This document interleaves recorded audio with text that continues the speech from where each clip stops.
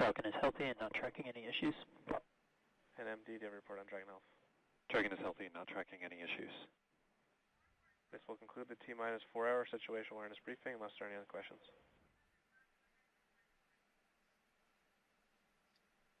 Okay, and we were just briefed by the launch director for SpaceX, and it was a good brief as we now find ourselves inside the suit-up room as the 4 members of Crew-10 are getting ready.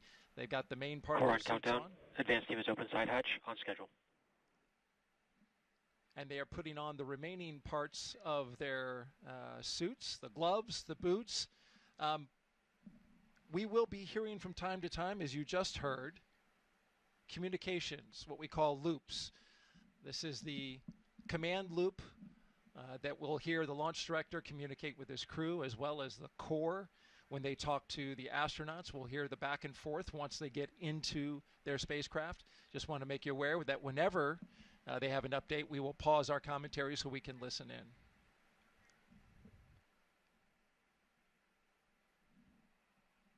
Over the next 4.5 hours, we will walk you through this detailed pre-launch operation and show you all the action live as it's happening from the suit-up room to liftoff.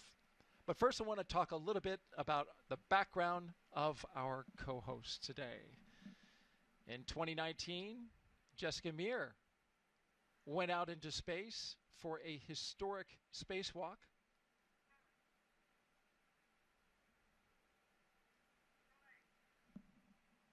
This was back, you launched on a Soyuz, went up to the International Space Station. You and your fellow astronaut, Christina Cook.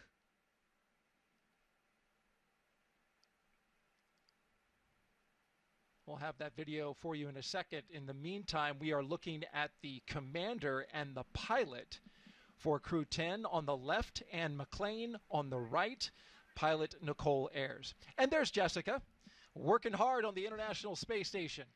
Jessica Meir was doing this spacewalk conducted entirely by women. She partnered with fellow astronaut Christina Cook to replace a battery charge-discharge unit. 2 years later, here she is in the role of astronaut support person. This is a taped replay. There she is snapping photos in jumpsuit number 38. Went all the way out to the launch tower. There she is again, saying goodbye to the Crew-2 at the time, helping them with everything they needed. And then Meir served as the assistant to the chief astronaut for Commercial Crew, and then helped out with the Artemis 2 astronauts. This was most recently. And there you are, right in the left part of the screen, helping out the Artemis 2 crew as they got ready for a dress rehearsal for the Artemis 2 mission, which is planned in February of next year. You also, at the time, were serving as the chief astronaut for the Human Landing System. Yeah, I think, this is one of the most exciting things about being an astronaut to me is that we serve many different roles depending on what time it is. So we really gain this incredibly diverse skill set and exposure to all of these different space vehicles, all of these different technologies, and all of the different branches really that we have at the Johnson Space Center. We have ground support astronauts that serve in all of those capacities to help all the different programs and pieces of hardware, technical programs, all the way through, give that crew perspective and be able to provide some information for that. Here you can see in the suit-up room, there's Takuya Onishi and there's Christina Birch. She is the astronaut support person today for Crew-10. She's one of Nicole Ayers' Vapors classmates, so they're the newest class of astronauts that flies, and she's helping out with everything for getting the crew ready for launch. That must be comforting for Nicole, who sees a fellow classmate who, becomes quite close with your astronaut classmates. She's also the first to fly from that class, so she's taking some stuff on board, some mementos for some of her classmates, which is a nice touch. But speaking of classmates, you too have a classmate, and it's the woman who is serving as commander for this mission, Anne McClain. Yeah, there she is in the screen right now. It looks like she is conducting the pressure check of her spacesuit right now. That's why they're positioned there comfortably in the same chairs that they'll have on the launch vehicle with all the same interfaces, going through that last check to make sure that their suits are indeed pressure tight. We do that on all the vehicles we fly on to make sure things are in good shape. But as you said, incredibly special for me since Anne is one of my closest people here on Earth, whether outside or inside NASA. So it's so exciting to be here with her today. Over the last 11 and a half years that we've been here now, we've really become like family. So I know all of my classmates are so excited and paying attention, watching along to send back up to space again. I imagine it's going to be quite special when we go outside to watch that rocket lift off. Absolutely. And we know the 8 Balls, that's our class name. We have another classmate up there right now, too. Nick Hague is also one of our classmates. So Anne and Nick will have a wonderful high-five moment as they have their handover of a couple days on the space station. And then Nick Hague and his crew, and the fellow crew members of Crew-9, will be coming home. Talk a little bit about the suit-up room. It's one of many rooms on the 3rd floor of the Neil A. Armstrong Operations and Checkout Building that make up crew quarters. The crew has been living and working in the crew quarters for more than a week now.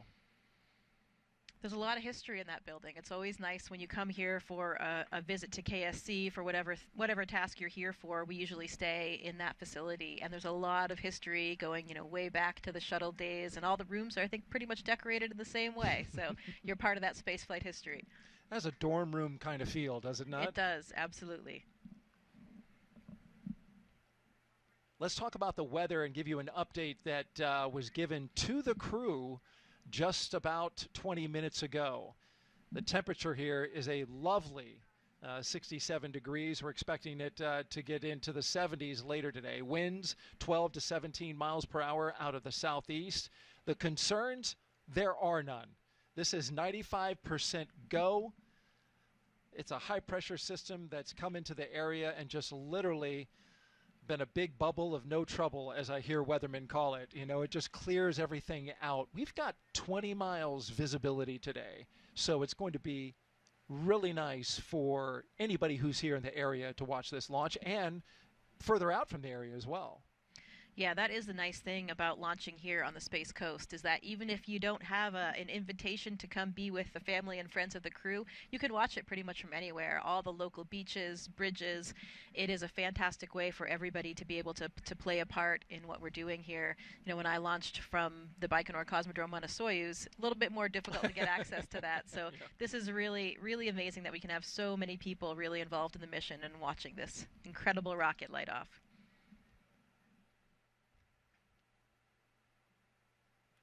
Before the crew came in here, they had their meals. Of course, the crew members get to dial up their ultimate meal and have the chefs here at the Kennedy Space Center cook up their favorite dish before they fly. You know what they had? What's that? Do you know what they had this time? So Anne McClain, I sent the questions earlier, and she hadn't exactly decided, but she did want to give a big shout out to the staff at the Astronaut Quarantine Facility, who she says has been providing them with some amazing meals in the days leading up to launch. She says the food is as close to home cooked as we can get. Takuya said he's going to have a Japanese dish. He hadn't decided exactly which one. I think that they actually had fajitas. Anne told me last night that it ended up being fajitas. Nice. They were excited about it. And I know that one of the things that Tak has planned for them on station is that he has a whole bunch of Japanese food that he's going to share with the crew. Core on countdown. Lyo seals removed and installation complete. On schedule.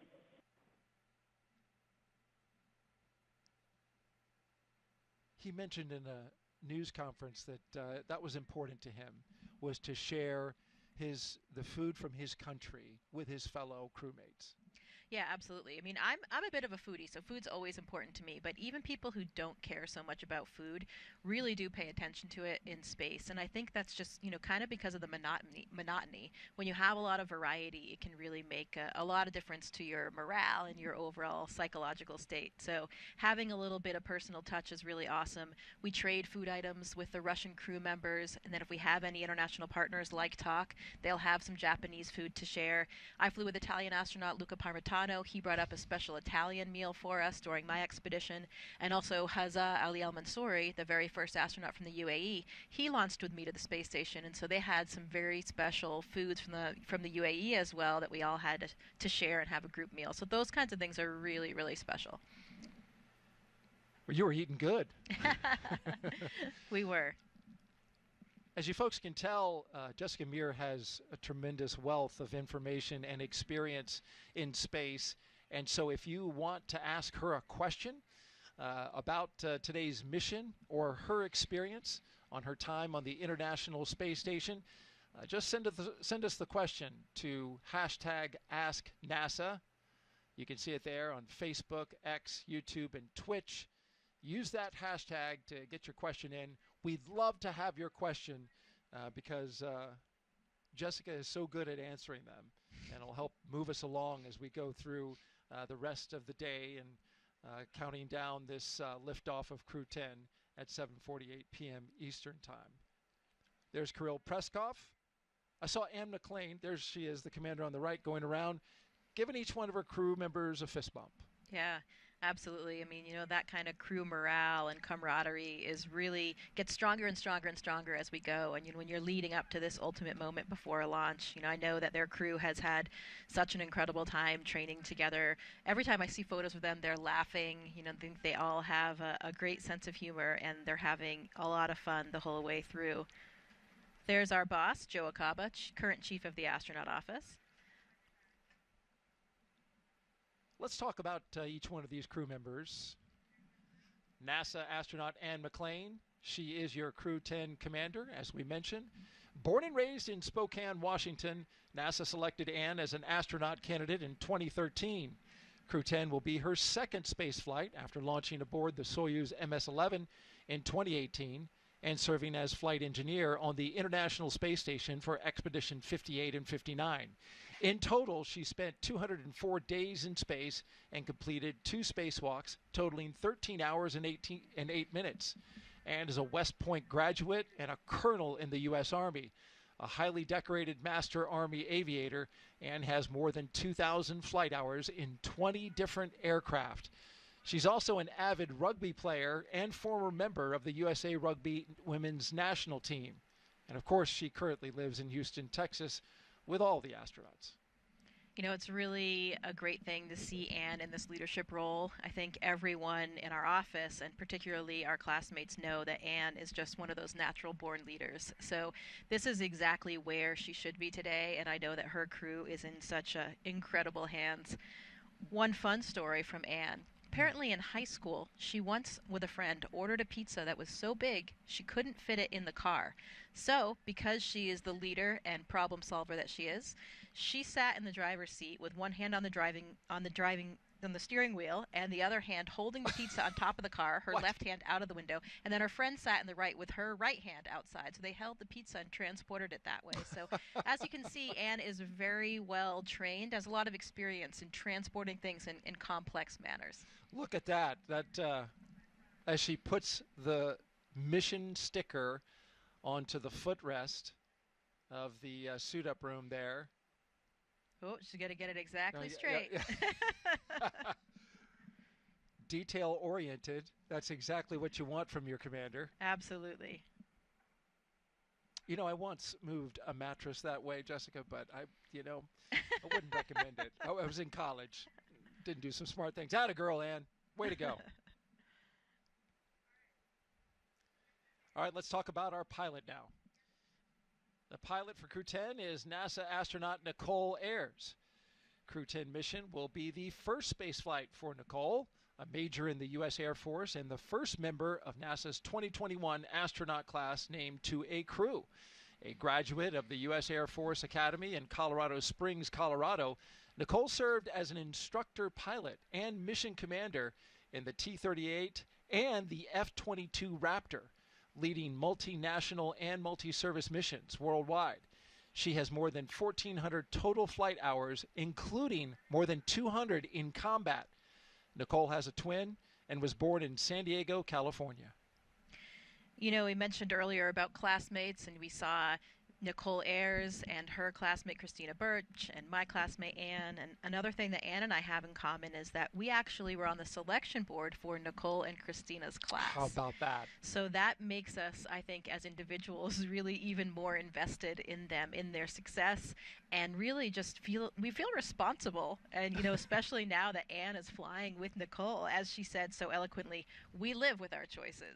So, we know that we definitely got it right with this class, but just that level level of personal investment is so incredibly satisfying for us to be, working with these astronauts now that, we kind of trying to mentor them and help shape them into these fine young astronauts on their first mission. So it's really, I would say, one of the most gratifying parts now after being here for 11 and a half years is having that mentorship role. And I know that's so important to Anne, and it's made for a wonderful relationship with her and Nicole. Wow. Truly invested in this mission, both of you, on multiple different levels.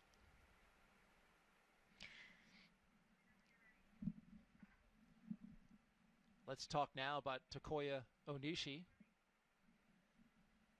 This will be the second mission for Takuya, going to the space station. He's a JAXA astronaut. He launched aboard the Soyuz MS-01 mission in 2016 and spent 113 days in space as a flight engineer for expeditions 48 and 49. Onishi received a Bachelor of Engineering degree in Aeronautical and Space Engineering from the University of Tokyo, and soon embarked on a career in aviation with All Nippon Airways in Tokyo. He was selected as an astronaut candidate by JAXA in 2009, and during his stay on the space station, he became the first Japanese astronaut to capture the Cygnus spacecraft in space. When he's not training, Onishi enjoys flying, playing the saxophone, movies, and hiking. Well, another fun fact for you, Daryl. Did you know that Tak actually has an asteroid named after him as well? I did not know that. Are you serious? Absolutely, yeah. So another thing to add How did to that his come incredibly, about? I'm actually not sure of the whole story, so we'll have to dig into that one a little bit more. And also, I think there are a lot of things that show what a dedicated person he is.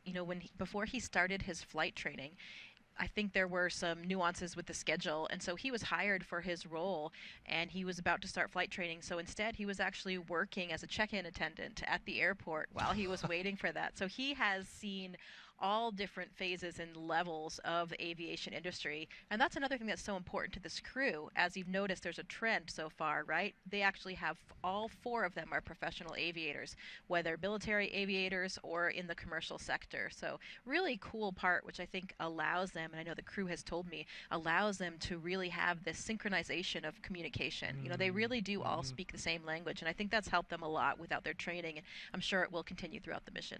The first time Core we've had... countdown, suit donning, and checkouts complete, on schedule.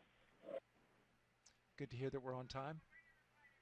First time that we've had 4 pilots on a crewed mission, all 4 of them able to fly, which is impressive. Lastly, this is mission specialist and Roscosmos cosmonaut Kirill Peskov. His first flight, the CREW-10 mission, will also take him to the International Space Station for the first time. Before his selection as a cosmonaut in 2018, he was a co-pilot on the Boeing 757 and 767 aircraft for airlines Nordwind and ICAR. Assigned as a test cosmonaut in 2020, he has additional experience in skydiving, zero-gravity training, scuba diving, and wilderness survival. I haven't had the opportunity to work with Kirill since he's one of the newer cosmonauts, but I've heard such wonderful things. Everybody really comments on his sense of humor and adventure. Apparently, he is always setting off in his SUV and driving all around various parts of Russia, and continued that tradition here in the U.S. when he was here for training as well. And he actually his father was a pilot, and his mother was a meteorologist on the airfield. So it seems like his fate really was lying there in aviation. But a funny story, apparently when he was young, he was asked if he wanted to be a pilot like his father. And he said, "No, it's too dangerous. I want to be a train conductor because a train goes onto the tracks and is safe." Boy, something changed in a big way. Absolutely. Clearly, he has become an incredible explorer and adventurer, and I would say he's no longer afraid of flying. No doubt. Well, he's getting the flight of a lifetime today. Everyone you see in the room wearing the black ninja suits, they are SpaceX employees, with the exception of this fine astronaut right here. That is Chris Birch. Her call sign is Vapor. And Stretch. Stretch. I'm sorry, Stretch. Yeah, Vapor is Nicole Ayers. You're right. But she's in the role of astronaut support person today. Yeah, that's right. So she has been in quarantine with them, helping, complete any of the tasks that she can along the way, and really being that main contact point with our office to assist them with whatever they need during this week. It's a really great opportunity, learning opportunity for her as well, since she hasn't been to space just yet, to see it all from this side. And I think, that will make her even more successful on her eventual mission.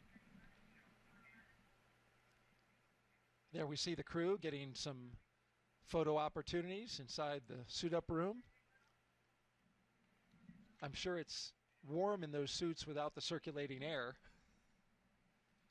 Yeah, they're probably getting a bit warm about now. How long do these crews train before a mission like this when we get to this day?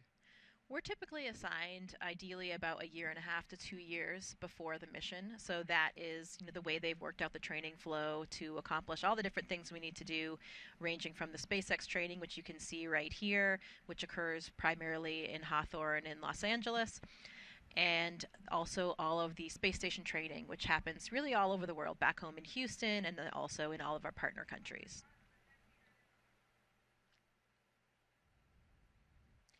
And now they are gathering around the table, as you can see there, for a tradition that goes way back, the playing of the card game.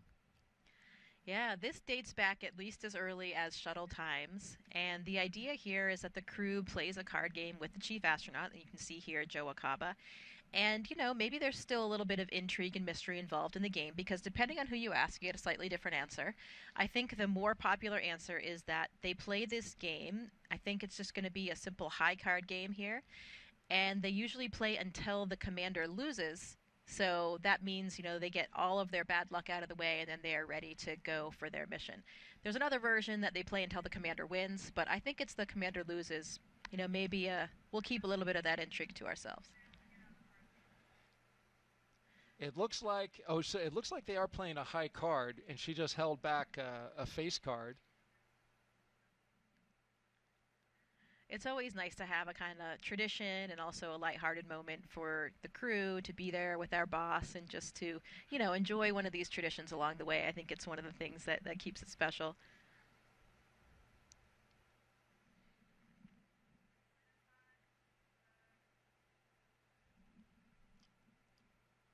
Did you play a game when you went up?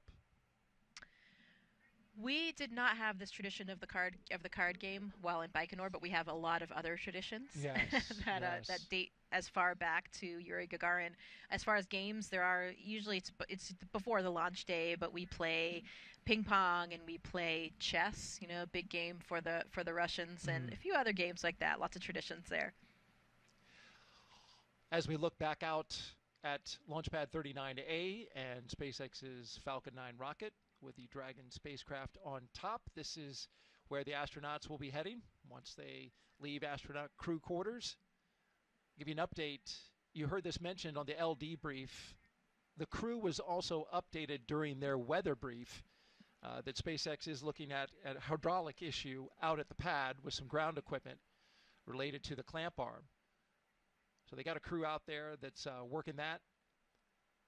They made the crew aware. And so we'll wait an update on the progress of that work. Otherwise, everything else is good. The spacecraft is good. The launch vehicle is good.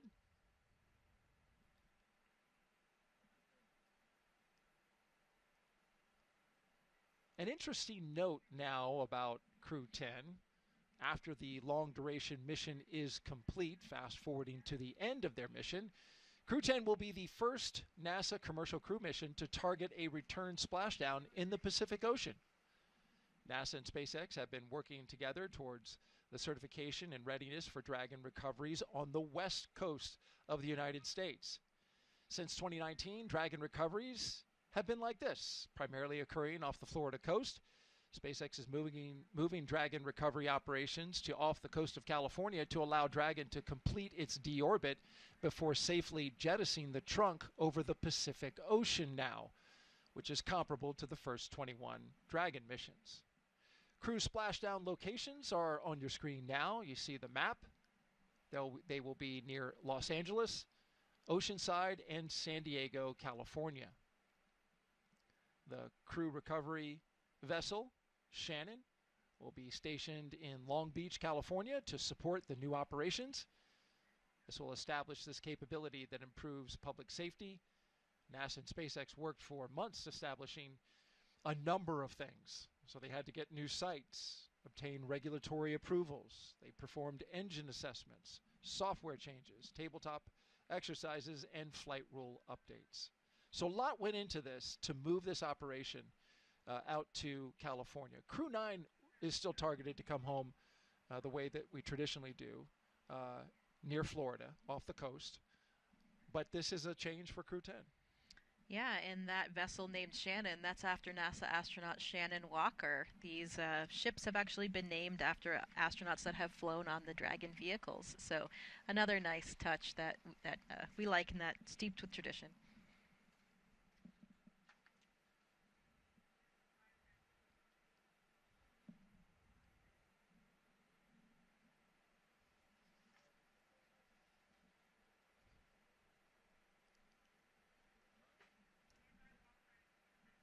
And since we are talking about pre-launch traditions, let's talk about another one. The signing of the patch. Yeah, so here they are. You can see Anne McClain signing just underneath her patch, and there's Vapor doing the same thing. This is signing the mission patch across from the suit room that we were talking about earlier. So one of the traditions that we've started as we're gearing up for our flight. I think they'll also likely, or they actually did already place a sticker at the exit, and may or may not do another one. I think as they're heading out, I think that one is not necessarily done anymore. I like the other tradition of the license plates. We'll probably get a view of that one. Maybe we can save that commentary for when they see them come out. Yes, indeed. Now, were you able to go out there and see the signing of the patch? No, I'm not sure exactly when that signing occurred. This was a different one. Okay.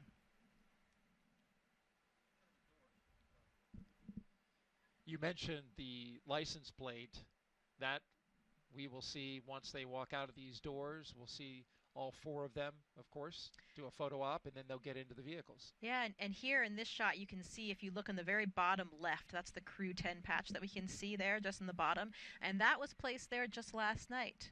May or may not have actually seen that happen. I was about to say that is one sharp eye that you have, but you were there, so you know where it was placed. Well, that's nice, right there on the bottom left of the screen and the row of patches that go down, right? Yeah, it's humbling, you know, standing there when you're getting ready to do that and just thinking about all the history and all the flights before, all the different shuttle astronauts that had also stuck their patch stickers there, and, you know, just thinking about all of the shoulders of giants, really, that have walked through these doors before you. And as we take a wider view of the outside of astronaut crew quarters, where Crew-10, we had just previously shown you, they were on the inside getting ready with their flight suits. This is the outside now, where media have gathered, as well as family and friends of the astronauts. Yeah, and you can see the cars lined up there ready to accept the astronauts. And that's another cool tradition. They actually changed the license plates for each of the different crew launches. And this one today, they all have the same license plate, and it actually says Lift 10 off. So it's LIF, the number 1, number 0, and then OFF. So it's like a lift off with a 10 in the middle for Crew-10. Clever one. I like that. There it is. There it is. As you speak. That's well done. Who came up with that? Do you know? I'm not sure whose idea it was. I remember for Crew-2, there were 3 different ones. There was reduce, reuse, and recycle. Okay. Certainly a nod to the recyclability of the SpaceX booster and spacecraft. And now we take you back inside astronaut crew quarters and the hallway that connects the suit-up room with the elevator that will take them down from the 3rd floor and onto the ground floor. Get a fist pump from the chief of the astronaut office, Joe Acaba, there off in the distance. It'll take them down to the ground floor, and then they'll come out those doors and into the vehicles that you see there. when I was the astronaut support person, they asked for Crew 2. That was a super exciting moment for me too, because you actually get to ride in the vehicles with the crew. And that ride out to the pad, this one was at night, so I feel like it was even a little bit more dramatic. You know, the lights are off, and it's all dark outside, and you just have a few things lit up. And the crew, I'm sure, I don't know what the selections were, but the crew selects their playlist, so they have some, you know, motivating pump-up type music that they'll play as they make that final ride out to the launch pad.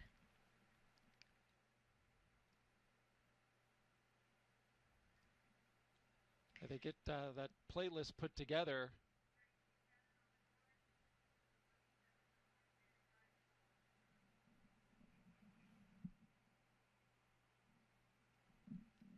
I asked Anne about that, and she said that each person picks 3 songs, and she's guessing that the playlist will be quite diverse. They have, you know, the international crew. She said she's going to contribute some Christian music of some sort, maybe some King and Country, mix it up with some Pink, Brandy Carlisle, or Callum Scott. Sounds like Anne. is that pretty classic Anne McClain right there.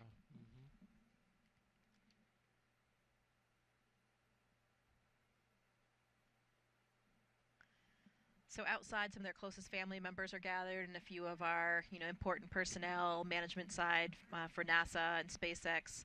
So it's another cool last moment to have that final interaction, and, you know, exchange some words, see your loved ones before you head off to the launch pad. Very special moment. A lot of emotions running strong for sure. I'm certain.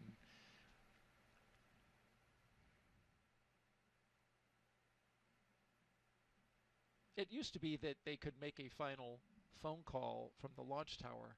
I'm not sure if they're still doing that. Yeah, we're not doing those phone calls anymore. That was what, in that previous ASP footage, that was one of the things that I was doing as a support person, is there's that old school phone there up in the tower, and you dial the numbers for the crew members, and they make that kind of final call. But it wasn't really something that was as pertinent as it was back in the day, now that, you know, you're kind of in comms with your cell phone up until the very last minute. So, yeah, something that we're not doing any longer. And there's a grand view from up high here at the Kennedy Space Center, the operations and checkout building, where we will document the journey from the ONC to Launch Pad 39A. It's about a 20-minute drive, give or take, depending on how fast they go. But the good news is they get a security escort, so there's no need to stop at any stoplights. Right, you got to make it a little bit more dramatic, you know, with the sirens blaring and the different colors. It adds to the whole atmosphere.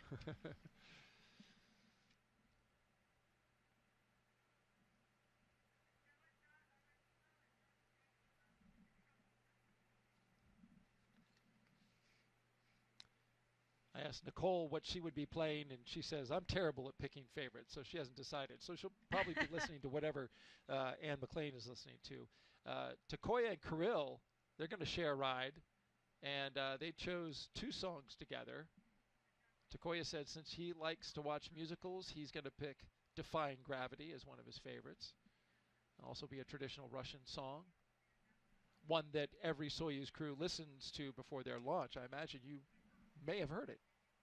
Oh, yes, I know exactly the song. I will be excited to hear that one. That brings back a lot of nostalgic memories for really everybody that's flown on the Soyuz. So that's great. I'm glad that they're including that. It's great to have those shared international traditions.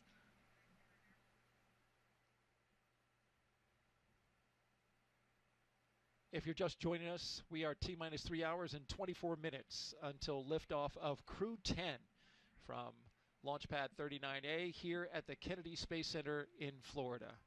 There is your crew. On the right, countdown stepping into crew walkout and ONC departure on schedule. Big waves, humble hands, and a round of applause from all the support staff there. I always think it's neat that they walk into an elevator with a giant poster of themselves on the back. How long do we wave before the doors close? You know, there they go. Well, it's about 5 minutes. Yeah. which I imagine they get down to the first floor quicker than that, but you know how it is.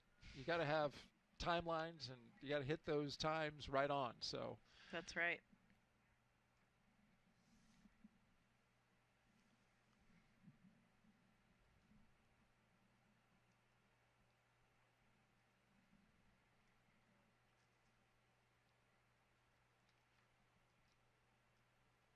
So we await as one astronaut and one cosmonaut will soon walk out of the Neil A. Armstrong Operations and Checkout building. So you see us now focusing on the doors.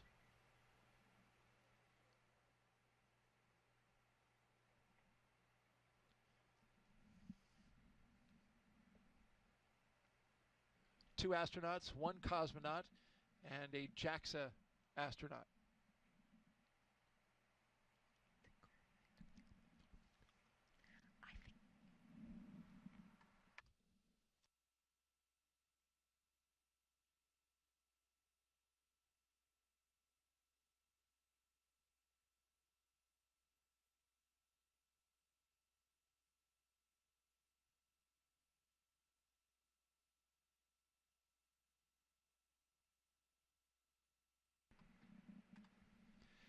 One thing I thought was interesting, talking about Takuya Onishi, I thought it was really interesting, he said this in the press conference, that after his first space flight, he trained to become a flight controller because he wanted to see the entire operation from the other side. So for years, he did ground operations, talking to the crews up at the International Space Station, giving them direction.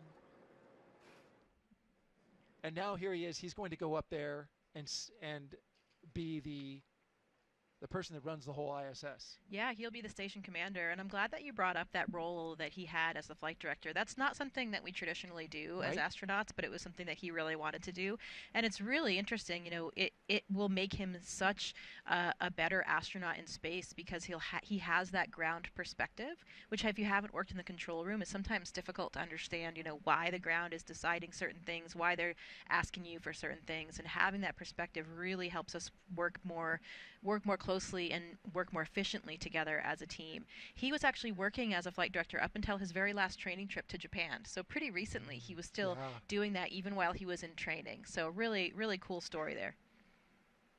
Imagine his confidence is soaring. And I think just in that last shot, we saw Haley Esparza and Katie O'Neill come out. They are really our prime points of contact for all astronaut operations with SpaceX. And here they come.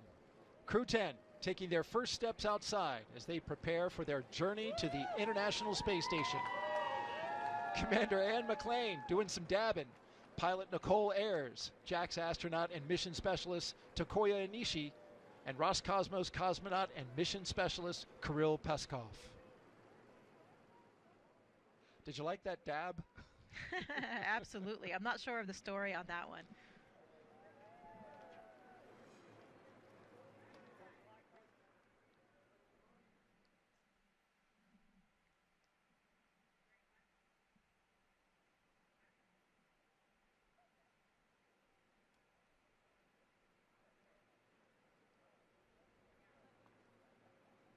See the astronauts throwing up some heart signs.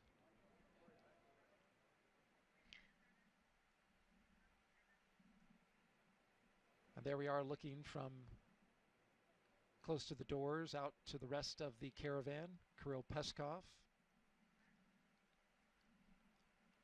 Looks like he's having some lighthearted conversation. Anne McClain with a pink hat that I know says Crew-10 on it only because you have one as well. Yeah, the crew have made a lot of gear for their loved ones and their guests, and also, just for everyone to be sporting before and during the mission. And those are some pretty cool Crew-10 hats that Anne and her crew designed. It says Crew-10 on the front, and on the side there is the Crew-10 patch.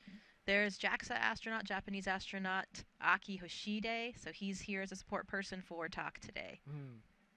Very experienced astronaut, of course, indeed. as well. I see Chell Lindgren off behind the Tesla there as well. Chell is there standing with Joe, and he is currently serving a role as the director of the Flight Operations Directorate. So kind of the boss, he's really the boss above the astronaut office right now. Okay.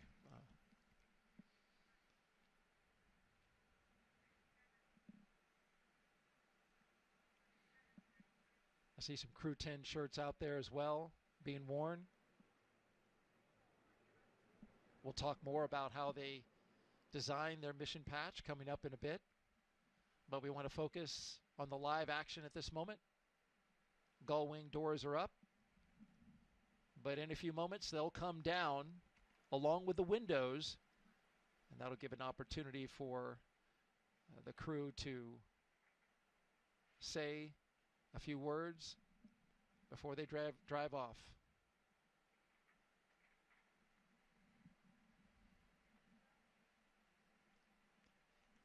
That Go Crew-10 t-shirt that you saw in that shot just previously, the woman with the pink hat, looks similar to, I think, an unofficial team shirt that this crew made, which is kind of funny.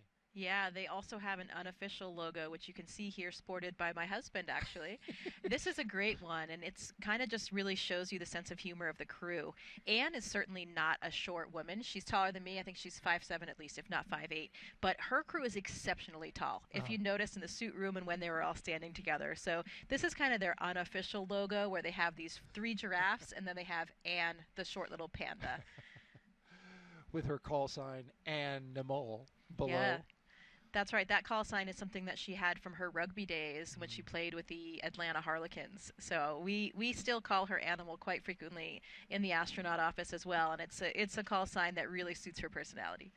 You don't earn a nickname like that unless you can really lay down a hit, I'm guessing, in rugby. You know what I mean? Absolutely.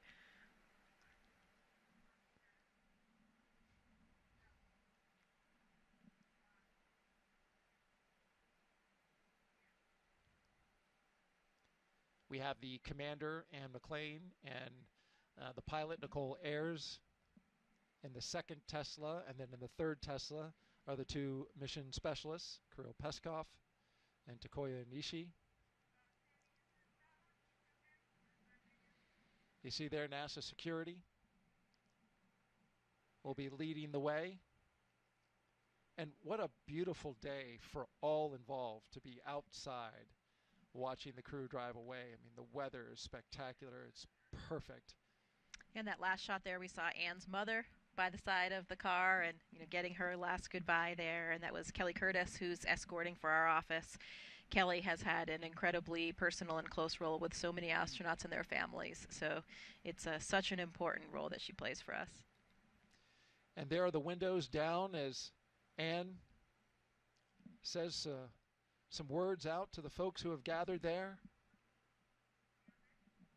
They're clearing the way and will be departing momentarily.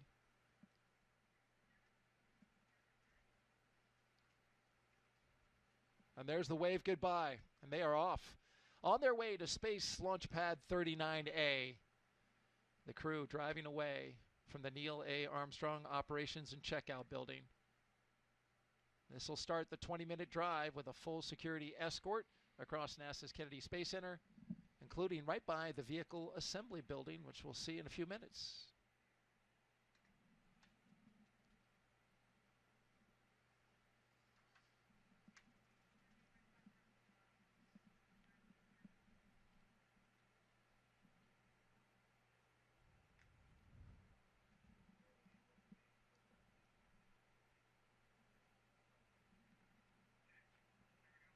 As we watch the crew make their way to their launch pad and waiting rocket and spacecraft, let's hear from the crew. And we begin with Commander Anne McClain. When I get asked why we explore, oftentimes I think, what would our society look like if we didn't explore? What would our society look like if we didn't ask what was over the next hill, what was across that ocean, and for us now, what's beyond our planet? My name is Colonel Anne McClain, and I'm the commander of NASA's SpaceX Crew-10 mission to the International Space Station. I was 3 years old when I first told my family that I wanted to become an astronaut, and I'm fortunate that no one of my family told me that it was impossible to do. They all said, that's going to be a lot of work. And they were right. But they were ready to support me every step of the way. They reminded me of my dreams if I started to get discouraged, because it is a long and challenging road. One thing I knew about becoming an astronaut is that not a lot of people get to do it. It was important to me to choose a career that I was going to love and be fulfilled in, regardless of my selection to becoming an astronaut. So I chose to serve my country as a helicopter pilot and an officer in the United States Army. I still am an active duty officer in the Army. It's something that brings me a lot of meaning to be able to serve the American people in that manner. And it's something that I would be doing still every day if I was not fortunate enough to wear this blue suit. This is my second flight to the International Space Station. I think on your first flight, there's a lot of unknowns, right? You don't know how it's going to feel to go to space. You're very focused on making sure that you know your stuff. On this flight, as the commander, I'm really focused on building a cohesive crew. So over the last year and a half, I've had the pleasure of working with my crewmates on Crew-10, Tak, Nicole, and Kirill. We've shared a lot of meals together, we've traveled together, we've done some tough sims together, and they are three very special people to me. And now we get to go launch to space and do this incredible mission with our good friends. The International Space Station is a proving ground for a lot of technologies for deep space exploration, but it is also a national orbiting laboratory where the U.S. can work with universities, research labs, other countries to develop things that benefit us on Earth, everywhere from cancer research, Parkinson's research, materials research, and at the same time, we're looking at the things that we're going to use on Mars and future moon missions.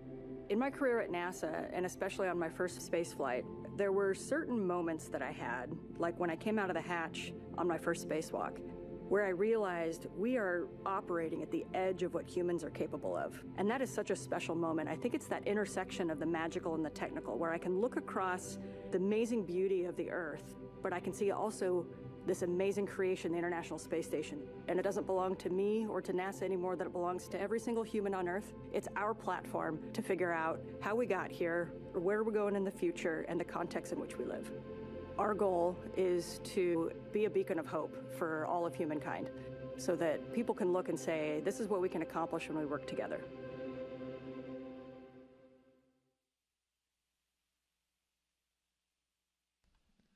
The next member of Crew-10 we'd like to hear from is pilot Nichole Ayers. Space exploration is so important for humanity. You know, we learn so much as we get further away from Earth. Every time that we make a further step, we learn something and we learn how to adapt, and that is so important to humanity. We are explorers, each and every single one of us. My name is Major Nicole Vapor Ayers, and I am the pilot on NASA's SpaceX Crew-10 mission to the International Space Station. As a little kid, I always wanted to be an astronaut from the time that I was about knee-high. Growing up in Colorado really inspired me to go explore. I loved exploring in the mountains and learning how to camp and hike and live in a weird and exciting environment. Growing up as a twin is probably my favorite part of growing up. You have this built-in best friend to get in trouble with, to go exploring with. We grew up right there in Colorado Springs. We got to see the Thunderbirds fly over the Air Force Academy every year, which really inspired me to become a pilot in the Air Force. I always had an affinity for the sky and for space. Being next to the Air Force Academy kind of was the natural path for me. So I was a very serious little kid who set my goals really high and worked really hard and never got bumped off that path. I got my wings in August of 2014, and then I flew F-22s in Alaska, got to do some great flying up there in the mountains. I had a no-notice 6.5-month deployment. From there is when I moved down to Houston to start my job as a NASA astronaut. Crew-10 is a group of pilots who are going to space together to execute science and maintenance. We are about to launch to the International Space Station for a 6-month rotation aboard the orbiting laboratory. We've got a great group of humans who are funny and caring and kind and also wicked smart and capable and efficient. Our major goal is to get to the space station, execute the mission as well as we possibly can, and then come home still funny, kind, and caring about each other. Doing science in space is so important because here on Earth, there's gravity and it's a force that holds things down, and in space we can remove that force. And so we get a glimpse into processes and forces and structures that are too small or too weak and they can't actually flourish here on Earth. Long duration spaceflight is so important for human research to figure out how humans adapt and what happens to your body in microgravity. We get to learn how hardware and plants react in space, and we get to put them in this environment that's pretty harsh. You know, we're outside of the atmosphere, and now we don't have the protection of the atmosphere. What happens to those things, and how do we fix them, and how do we better prepare our people, our hardware, our food, our water systems for that deep space exploration? Throughout all of our training, it's been apparent to me that there is a massive humanity that gets us to space. It takes a village to get us there. The International Space Station wouldn't be where it is today without the international cooperation, and it's just blown me away with how many people it takes to get to space. From Crew-10, we just want to say thank you. And we are enjoying learning about this crew that is passing the Vehicle Assembly Building, an iconic building here at the Kennedy Space Center in Florida. There they go, right by it. This is where NASA is stacking its Space Launch System rocket and Orion spacecraft inside there, as you well know, Jessica. And doing that for Artemis 2, which will send 4 astronauts around the moon. It will be the first crewed mission of NASA's Artemis campaign to establish a long-term presence on the lunar surface for science and the future exploration of Mars. Not much more iconic in the way of buildings around here than the VAB. It really is true.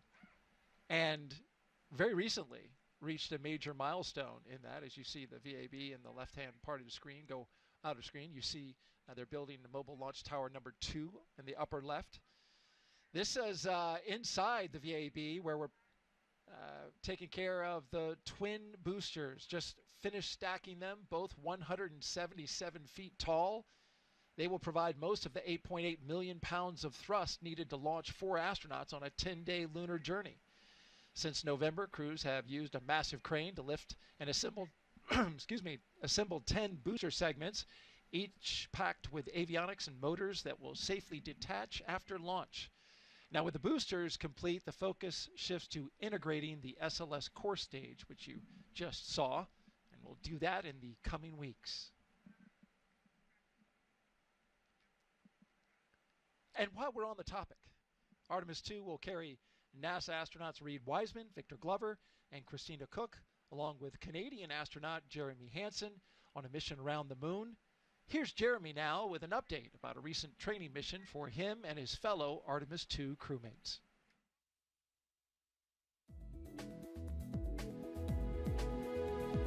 Hey everyone, I'm Canadian Space Agency astronaut Colonel Jeremy Hansen, mission specialist for the Artemis 2 mission. I'm here at the Johnson Space Center here in Houston, Texas, where we normally do most of our training. But every once in a while, we like to change it up a bit.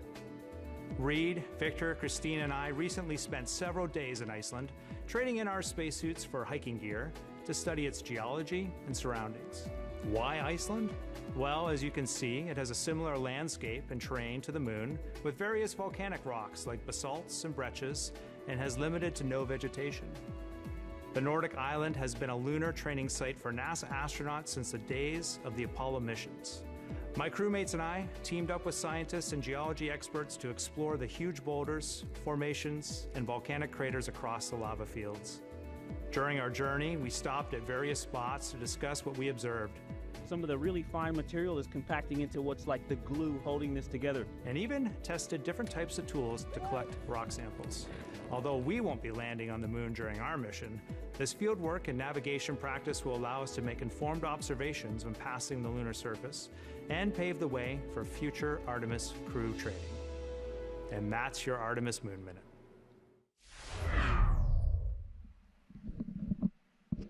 For more Artemis updates, scan the QR code on your screen or visit nasa.gov/Artemis-Roman numeral 2 or 2 capital I's.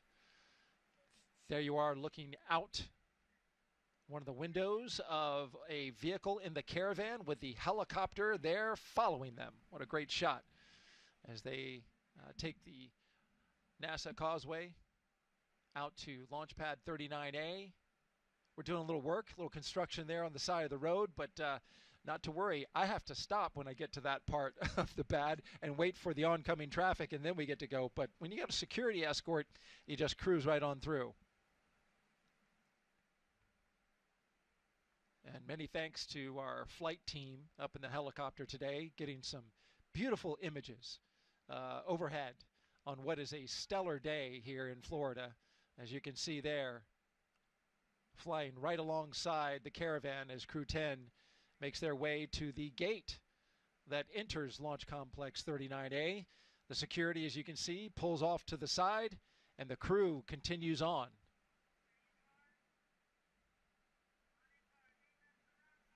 I always love this shot where they drive past the hangar and go up the gradual grade to see their rocket in the front of the windshield. That's pretty cool. Yeah, it's always pretty dramatic when you're coming up to the launch pad for anything that's up there or any event that's going on. You know, to think about what's happening there and what has happened there, it's really humbling. Crew-10, your ride awaits.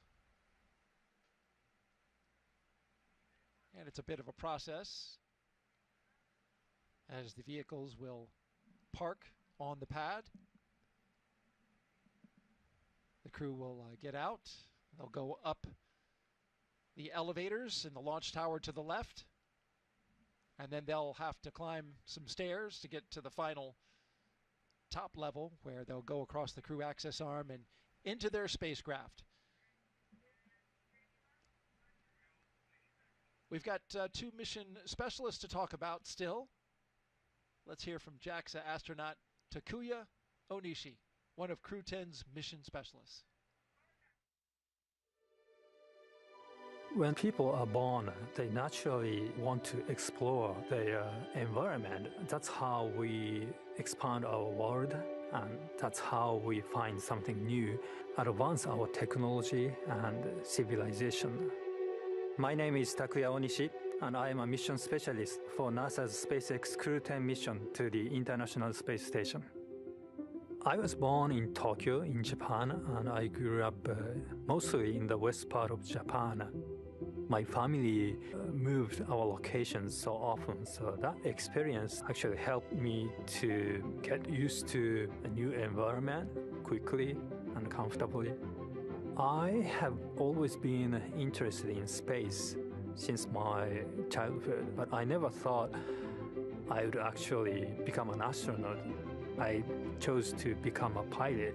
I think I was very lucky because the experiences as a pilot of a commercial airplane really helped me to go through astronaut selection process. Space is hard, very challenging, sometimes unpredictable, and there is no 100% guarantee of success. And that's why I think cooperation is the key to success. Each country, each crew member, each agency, each company brings its own expertise and its strength in order to be able to cooperate as a team. And I hope our Crew-10 mission becomes one of the best models of that cooperation.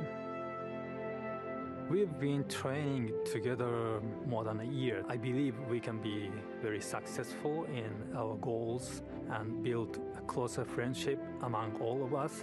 And of course, most importantly, have a lot of fun together. While we are on board the ISS, we are going to perform a lot of scientific experiments, including some medical experiments to better understand our bodies and for future space exploration. Our ultimate goal is to go to Mars, but it's not an easy journey, and when we face a new challenge, we must solve it step by step. Continue pushing the boundary of possibility makes us gain new skills and also enhance our experiences. What I like about the International Station program is each country brings its own strengths. It's like a patchwork quilt. Each country is just one patch. Putting all the patches together creates one beautiful quilt that is ISS. The other mission specialist is Roscosmos cosmonaut Kirill Peskov. Let's hear from him now.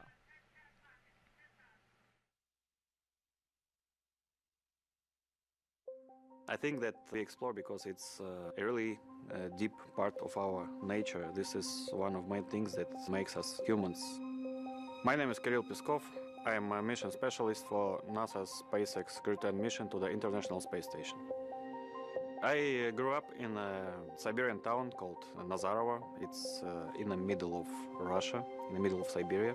I decided to be a pilot. Actually, this was my dream during my childhood. And after becoming a pilot, I realized that it's not a limit and we can go higher and further. So I started to work towards becoming a cosmonaut, and now I'm standing here. Our crew is great. I love the fact about our crew that all four of us are pilots. I think that it helps us to understand each other really well, sometimes even without saying a word. Every day we learn something new about each other. The training itself, this is the thing which brings us closer. We do science in space because it's an environment that cannot be created on the ground, and it helps us to develop all kinds of materials, medicines. It helps us to push our knowledge forward. I think doing research is not only on station, but everywhere is somewhere deep inside in human nature. And this hunger for exploration, this is one of the main things which drives us forward and helps us to survive as a species. I think it's hard to overestimate the value of international cooperation in space exploration because it takes much time and effort represented by how much money spent to space exploration. So like more people and more ideas we have, faster the exploration goes and safer and better our life on Earth becomes. I love the space exploration because it's the endless process. When I became a cosmonaut, I was surprised how big this team is. The team who makes these flights possible. It is like thousands and millions of people, and what I would say is to say thank you, not only for aerospace industry agencies, but also for all the people who are involved in creating something and in different kinds of research. You are making the world better.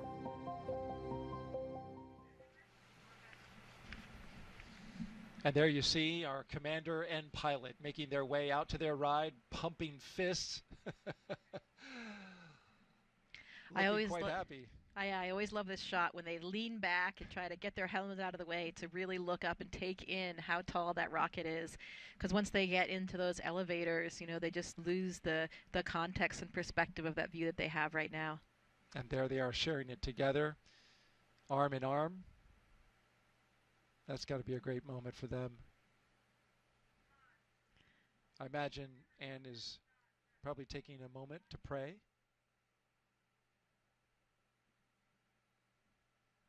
Yeah, there is a lot going on right now in terms of, you know, thinking about all of the preparation that's gone into this and these final moments as you're looking up at the rocket and getting ready to board that elevator. And I can no doubt be sure that Anne is providing some inspirational leadership words as well, because those are the things that she is just natural at. The other thing I love about that elevator is that button that they're going to push to bring them up to the top to get onto the rocket is actually labeled space. There's no floor number, it just says space. So hit that space button and you're ready to go. It's a nice touch once you get in the elevator. But I think it's also kind of funny that when you get out of the elevator, because of the way that Pad 39A was designed initially for not only Apollo missions, but also space shuttle missions, they have to climb one more set of stairs to get up to the level that takes them to space. Space almost. There you go. They'll pop out right there when those doors open up.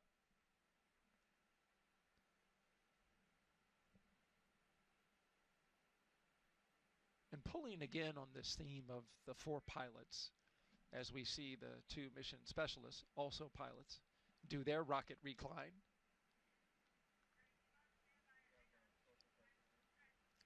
I was struck by what Anne McClain said in a press conference when she said, you know, as pilots, as she ascends the stairs along with Nicole Ayers that we were just talking about, they like to do the pre-flight check, right? Check out the aircraft, look at all the compartments, check the logbooks, maintenance books. But they rely on a very large team to do that when you go to space, because as pilots, they can't do that in this situation. They have to rely on the men and women of NASA and SpaceX to get this equipment ready to go. Yeah, and that's one of the things that for us as astronauts is so important, and it makes these roles that we have on the ground even more meaningful. You know, we talked about Talk's experience as a flight director, we talked about all the various different ground positions that we serve as astronauts, and all of those things are so valuable, mostly because you get to know the people that are working on every system and every aspect of your mission. And we develop this camaraderie and this trust in those people. And that is, I think, you know, the number one thing that puts your mind at ease. You know, people always ask us as astronauts, are you afraid? You know, what are you thinking in those moments? And really the answer is we're not afraid, because we rely on this incredible training that we have and all of these people on the ground. We know that safety is their number one priority, and we trust them implicitly. Because as you mentioned, we don't have the knowledge. Crew's at the right room, on schedule. We don't really have, you know, the time or the know-how to inspect all these things ourselves. And so we do 100% rely on the NASA and the SpaceX teams. And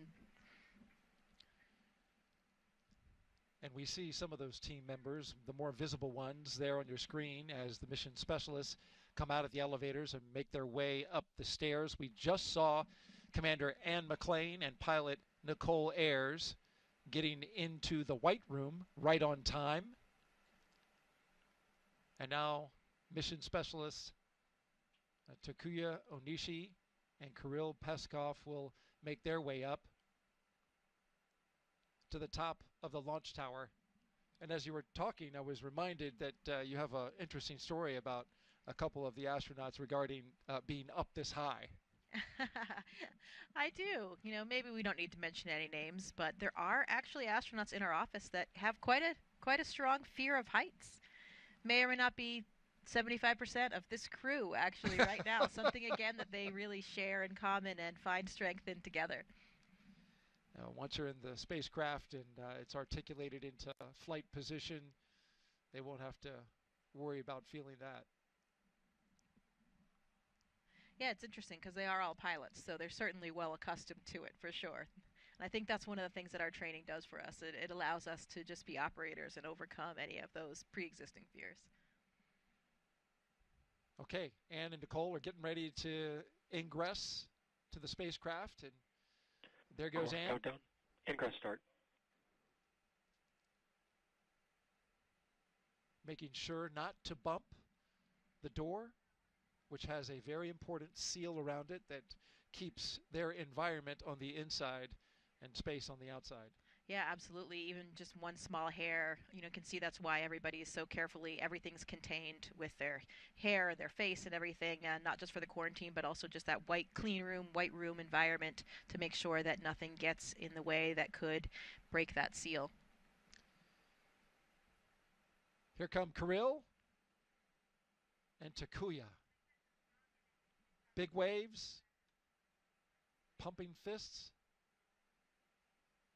They're ready to go.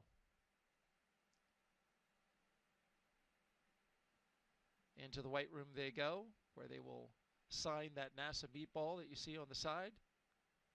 Yeah, there it is, another one of the traditions. While we're in this moment, we want to take a social question now. If you have a question, please jump on to our social platforms. Use the hashtag AskNASA. Send us a question. Jessica will be doing the answering. She's the expert. And we have our first question now. JVO 9000 asks, how do astronauts deal with stress or anxiety prior, during, and possibly post-launch? Well, that's a pertinent question. I think it really goes to what we were just talking about. Because we have this incredible training and this network of personnel that we rely on, we don't really feel that kind of fear or stress so much, because we have so much of this real like muscle memory just kind of baked in there. And I think that helps you operate above any latent stress or anxiety. I mean, of course we're humans. Of course we have all the same emotions as everybody else. But when you have that really extensive training and this trust in the hardware and trust in the ground teams, it allows you to be an effective operator and operate beyond that.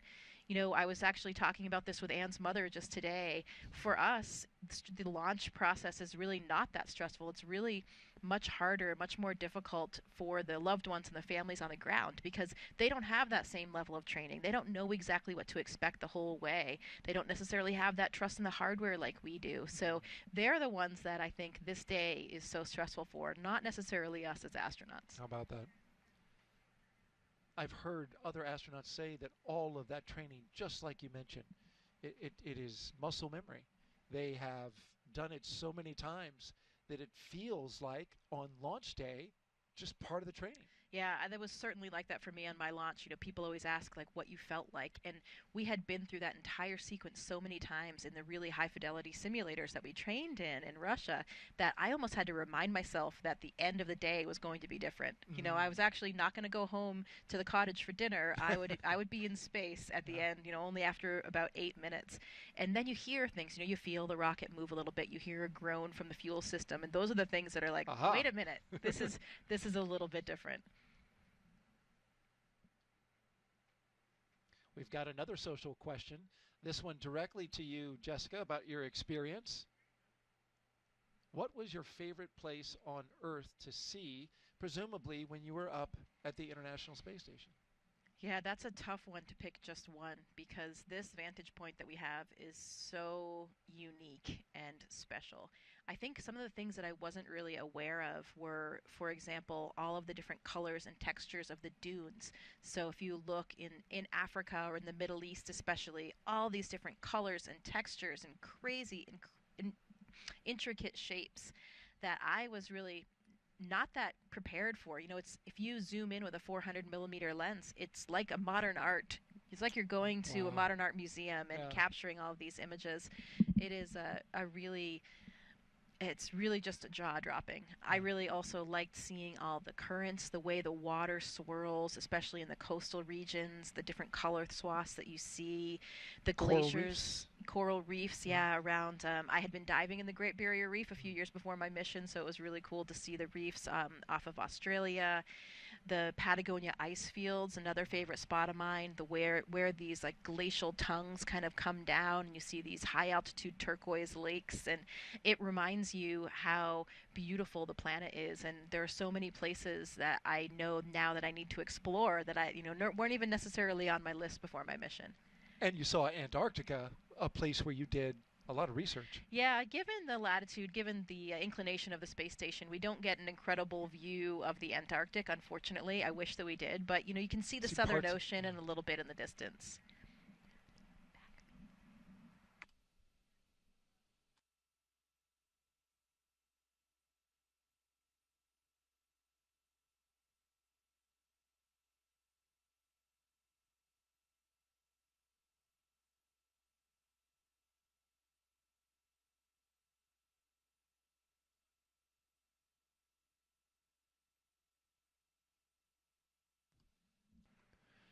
Now we've got the crew all in their seats inside Dragon Endurance. Yeah, they're clipping into those 5-port harnesses, making sure that everything is secure, and you can see they're getting some help from the SpaceX team just to make sure that everything is lined up correctly. They're going to be comfortable. They're going to be safe in that environment as they're waiting for launch.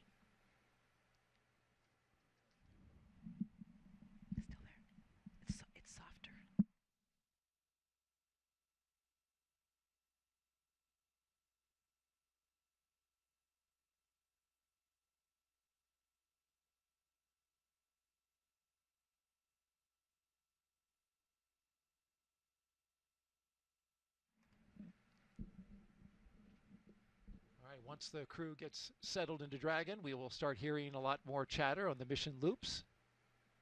That's because the crew will have to participate in different communication checks. We'll also see a test of their suits again, a second test. We saw this in the suit-up room, but they will repressurize the suits.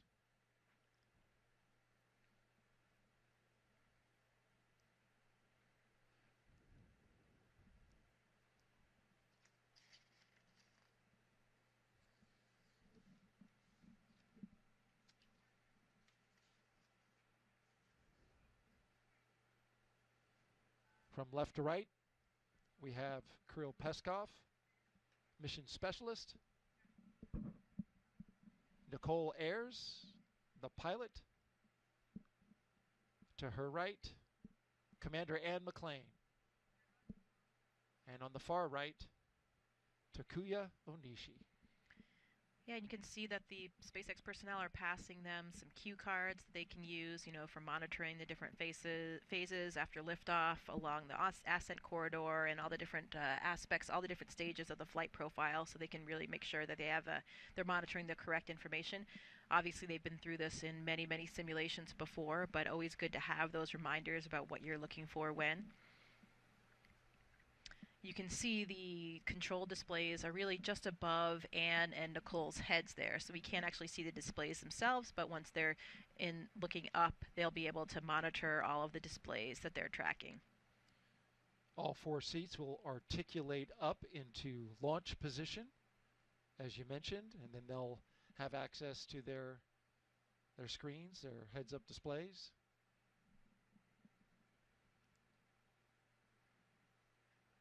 But it's time to suit up right now. They held off putting those gloves on until this moment.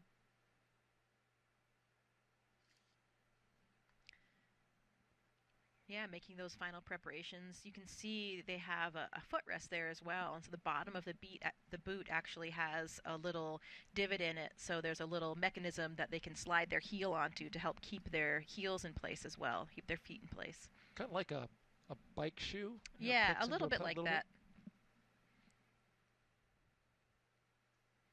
Lots of zippers. You need to make sure that you have good integrity in all of those closures to make sure that you can maintain your pressure in any possible emergency when we need to pressurize those suits. Of course, that's the reason why we wear these pressure suits. If for any reason you had a depressurization of the vehicle, then that suit would be able to maintain pressure to keep you alive, delivering all of the necessary life function. So they're getting oxygen through that suit. They have their communication lines into that suit.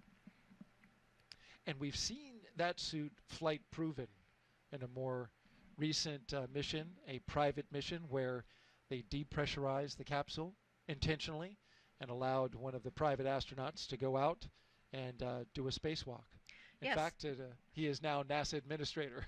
Yeah, that's right. There were 2 other crew members in the Polaris Dawn mission that did that spacewalk. That was the first private spacewalk, and it was a slightly different version of this suit. It's not exactly the same suit, so they did actually develop a new suit, new version, so that we had a suit that was capable of doing a spacewalk. In space vehicles, we wear these launch and entry suits, and that's mostly a pressurization suit, as we mentioned, for maintaining the pressure if you had a vehicle depressurization. Not necessarily the same thing that you would use to do an entire spacewalk, because you need different levels of protection and different functions for that.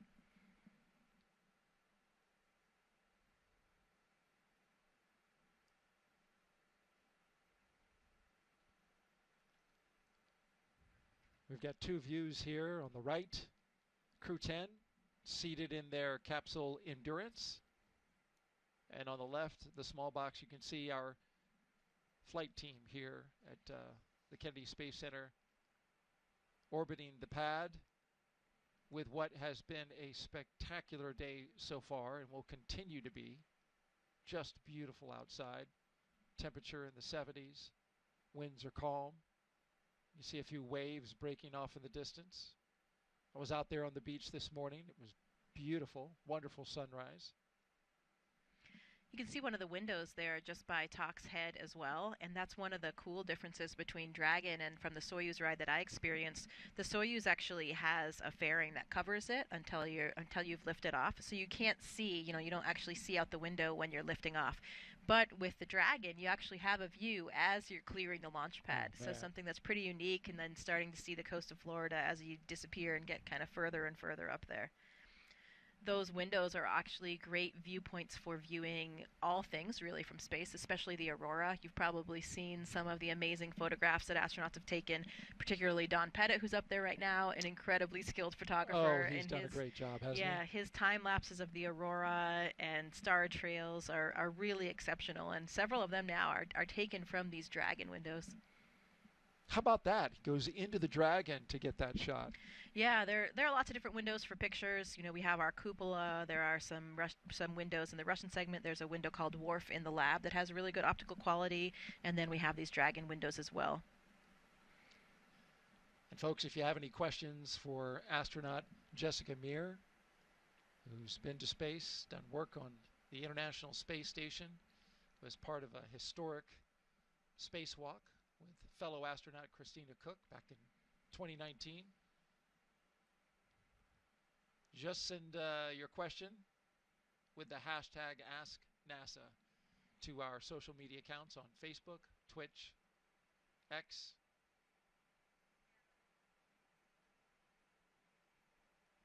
She's taken a few questions already and done a fantastic job with it. I've also heard that because of those windows and the lack of a fairing cover like the Soyuz has, it's actually quite a bit louder in terms of the sounds that you experience as you're lifting off the launch pad. Not as insulated. Yeah. So that'll be a comparison for Anne and for Tak as well, since they've both ridden on the Soyuz. Right. But for our pilot, Nicole Ayers, and our mission specialist, Kirill Peskov, it will be all brand new. Yeah. And I hear the NASA astronauts and the veterans of spaceflight enjoy watching a first-time astronaut, get their first flight. Oh, yeah, absolutely. I mean, it's like doing anything in life, right? No matter what it is, over time, you might get a little bit jaded by it or kind of forget how special it is. I think about that a lot when I give tours to people at NASA. You walk into these buildings, which you're in pretty much every day, and then you bring someone in who sees it for the first time of their eyes, and then you remember how special and cool it is what you're actually doing.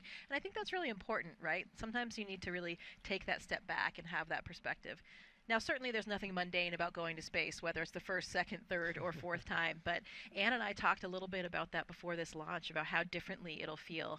And I think for me and from other people that I've talked to, my first memories of the first few days in space are really pretty hazy. And I think that's because your brain is just simply overwhelmed. You're navigating now in this three-dimensional volume, which is entirely different. You're physically having these new neural networks in your brain that are forming. And you see the experienced flyers, they come in and they're a little bit more graceful from the beginning, and I think that's just biology. Those neural networks in their brain are already formed, and even if it's been 5, 10, 15 years since they've been in space, they're suddenly reactivated and they're just able to deal with it from the beginning. So I was wondering, I asked Anne to pay attention to that. Your memory of those early moments will probably be more clear than it was the first time, just because it's not as new and not perhaps quite as overwhelming. That's fascinating. And she mentioned, she was asked by the press what she would do different on station. And her response was to really enjoy the in-between moments more, really savor it. Because, as you just mentioned, when you first go up, and the biology behind it, it all races by. So she said she wants to be intentional about taking these moments to really savor being up in space. Never know if you're going to be able to go up again. Yeah, that's incredible advice, and something I think about a lot as well. I remember having that conversation with my commander, Luca Parmitano, and it was his second flight. And I remember him telling me that there were so many things from his first flight that he didn't really remember because, again, your brain is so overwhelmed. You're so, you're thinking, please don't mess up, please don't make a mistake, and you're thinking about the next thing or the intensity of what it is that you're about to do, and so you're kind of forgetting to just enjoy that moment and appreciate that moment. And in doing so, he thought that really affected the way that he remembered the mission, because if your brain is just spending so much time thinking about those other things, you're not really fully comprehending and appreciating the moment that you're in, and so the memory is not really seared in there in the way that you might want to remember that. So that's definitely some advice that I'll be taking when I go back to space, because you just need to really, as they say, stop and smell the roses, make those moments, because those are the things you want to remember. And the space flight, when you're up there, I was up there for almost 7 months. Seemed like a long time, but relative to the amount of time I've been here on Earth, it was very, very short. And now, I've been back for 5 years, and it feels almost like it was a dream. It's hard to believe that it actually happened, because it's just so different and extraordinary compared to everything else you've done your whole life.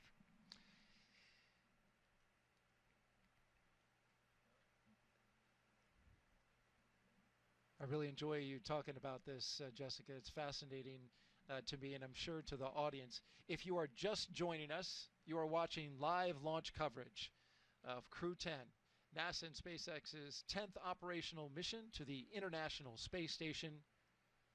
We are T-minus 2 hours and 34 minutes until liftoff. The crew woke up, had their medical checks, got their breakfast in, their favorite meal. They were transported out to the launch pad after suiting up at astronaut crew quarters. They ascended the launch tower and into their spacecraft, and now you see them there live. The view on the right, the Crew-10 astronauts, cosmonaut, and the JAXA astronaut. And on the left, you see the closeout crew doing their work, getting ready to close the hatch on the Endurance spacecraft. This is a very careful process because any small amount of debris, even as small as a human hair, if it gets in that hatch, the seal, it could cause a leak. So the crew is methodical as they go through their steps to make sure that that seal is in pristine condition. Yeah, luckily we will do that pressure check one more time, and we'll do that pressure check of the capsule itself as well, so we'll know, before we lift off, we'll make sure that we verify we have that integrity. And that has actually delayed launches a little bit in the past, where, we've found something in the seal, and they've had to find it and still been able to move on and lift off as planned. We talk about what the crew's been doing. We, as astronauts, actually sleep shift before these missions, depending on what time our launch is, depending on how long the phasing will be to get to the space station, because, of course, we want to make sure that we can arrive and be pretty well rested. It makes for a really long day. The crew actually, their official wake-up time was at noon today, so they've been kind of adjusted to this sleeping in, staying up late schedule, which is perfect for people like Anne and myself. We were made for that, so banker's hours here for them. I love it. I get up early. I enjoy getting up early, but this is a perfect mission timeline for folks like yourself and Anne. I mean, it is fantastic. And we're going to have a beautiful view tonight. I am really looking forward to this because we will be launching at 7:48 and 57 seconds p.m. Eastern Time, and that is right after sunset. It will be twilight out. And when the spacecraft and the rocket get up a certain distance and altitude, the light really plays with the exhaust from the rocket. Some people call it the jellyfish effect, but you get this tremendous visual of the rocket going into space, and it sometimes creates light patterns that are unforgettable. Yeah, it was about the same time of day when I took off on my mission, and everybody described it as being such an incredibly gorgeous time. Spectacular, really, to be there viewing it, given that changing light, as you were mentioning, for twilight. So this should be quite a show here for everybody that's gathered in Florida today to see it. And as we look at the crew inside their spacecraft Endurance, another question coming to us on social. Jack Frost asks, not sure if it's the real Jack Frost, because it's not that cold here. Why are they getting in the rocket so early before launch, 2.5 hours?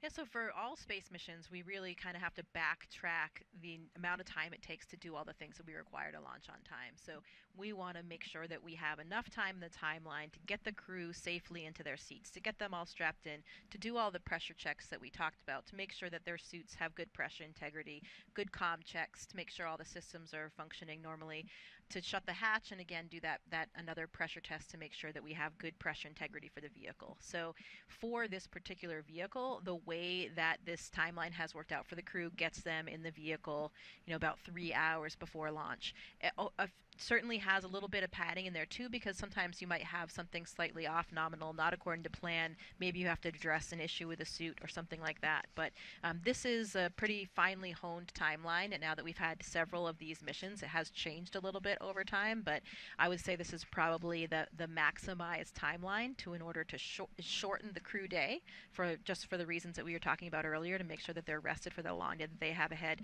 but to make sure that we have enough time to accomplish everything safely and successfully. And on that timeline, this is an area, as you mentioned, where they do have a little extra margin. Oftentimes, if everything goes according to plan, they'll have a little extra time there in the capsule. The upcoming milestones we are looking for as we zoom out from inside the spacecraft and right back in, with a big thumbs up from the crew. Those seats will be articulating upwards, and they are doing so now, putting them in launch position.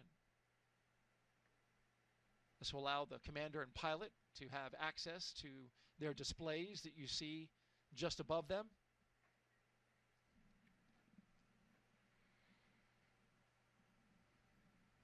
This is also helpful to the astronauts who can't spend forever on your back. It's a comfortable position, I'm sure, but there are seats are in the launch position. There are concerns that, and I know this from the Artemis missions, that you can only spend so much time on your back. So with SpaceX and the late load, it's very convenient. It's a very short amount of time that they spend on their back before going up into space. And now we're getting some of those comm checks.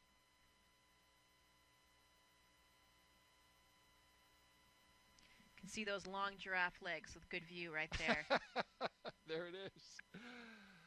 Jessica mentioning something that we saw at the beginning of the launch broadcast. If you want to scroll back and take a look at that, they have unofficial logo on their shirts. I believe they were wearing them in a press conference. They had their flight suits on, so I couldn't see underneath, but it was the same peach color that you showed, but it was basically a graphic of 3 giraffes and 1 panda. And each one of those animals was assigned one of the crew members, and Anne McClain got the panda.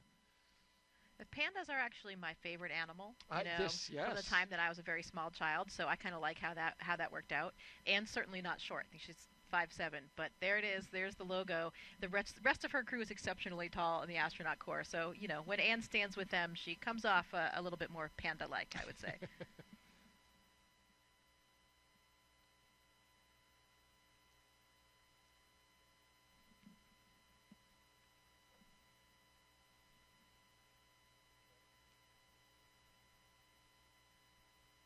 So the next few milestones we should see.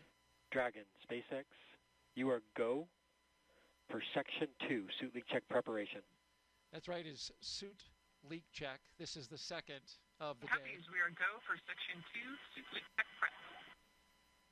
So you will, after that brief initial comm check, they will suit leak check. And so you will see the suits inflate. They'll put their visors down. And then when that is complete, they'll do a full complement of communication checks with each one of the crew members. But right now it's suit leak check. So they are about to inflate.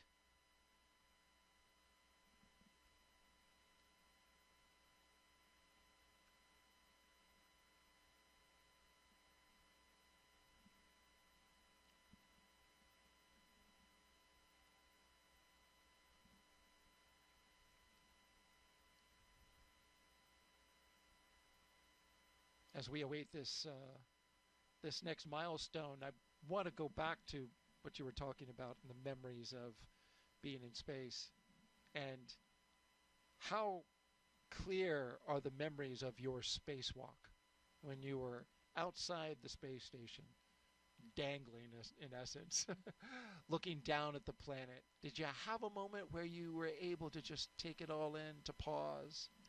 Yeah, again, as we were talking about earlier, you have to be intentional about stealing a few of those moments for yourselves, especially when it comes to spacewalks. Spacewalks are the riskiest thing that we do.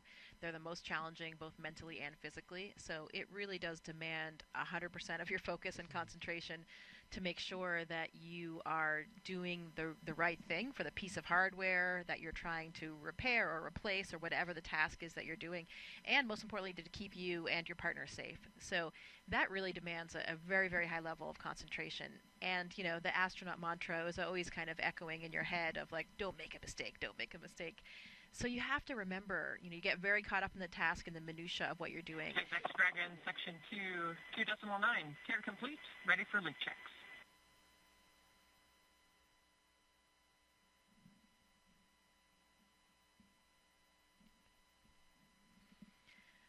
So there were a few moments that I did. I thought, okay, I need to look down. I need to appreciate SpaceX this. copies. You are go for Section 3, suit leak check. Please go for Section 3, suit leak check.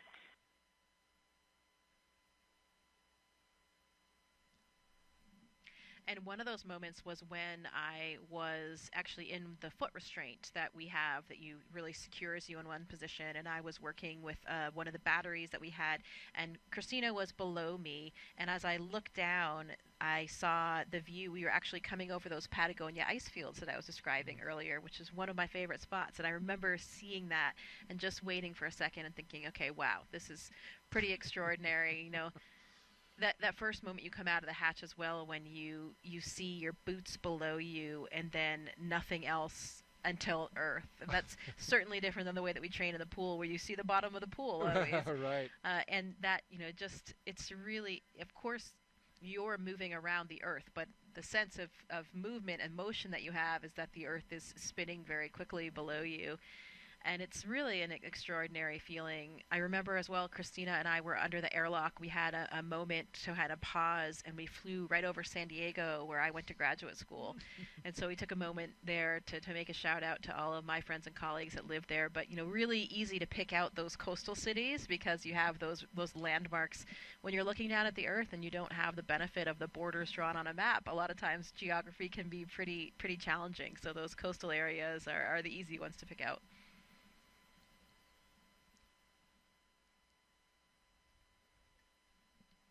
Depending on what you're doing on a spacewalk, though, there can actually be pretty long opportunities that you have to appreciate the moment, and I was really jealous. I remember when I was inside flying the robotic arm, Luca Parmitano and Drew Morgan were doing a spacewalk to fix the AMS, the alpha magnetic spectrometer, and there was this one period of time where Luca was just riding the end of the Canadarm, the robotic arm on the space station built by the Canadian Space Agency, and he was just riding it for a very long time. He wasn't holding anything, he was just riding it and really looking off into the solar system and the universe. And if you know Luca, he's a talker, and he started getting quite philosophical as well and talking about what he saw and how he felt. And I was always very envious of that opportunity because I didn't have one of those natural lengths of downtime where you had really the opportunity to do that. But you never know. On my next flight, hopefully I'll have one of those as well.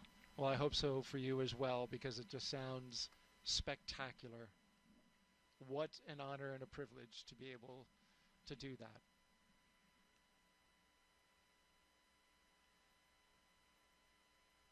Well, it looks like we're getting some inflation, right? Whenever the helmet starts to ride up the face, means we got some pressure in there. Yep.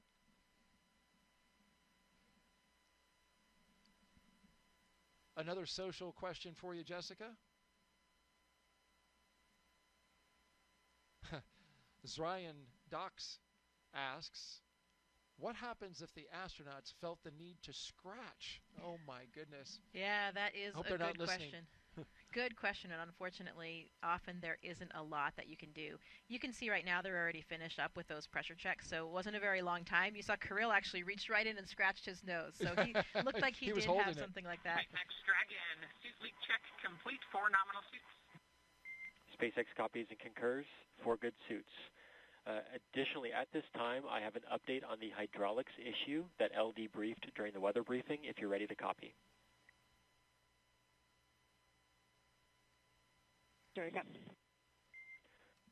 All right. The hardware is healthy, but we are currently still evaluating system performance. We want to provide an update no later than T-1 hour. If additional time is needed, the final call just needs to be made prior to LES arm, but still expect an update from us no later than T-1 hour. How copy? Did we copy the update? We'll expect an update prior to 1 hour and understand the constraint with the LAS Army. Thank you.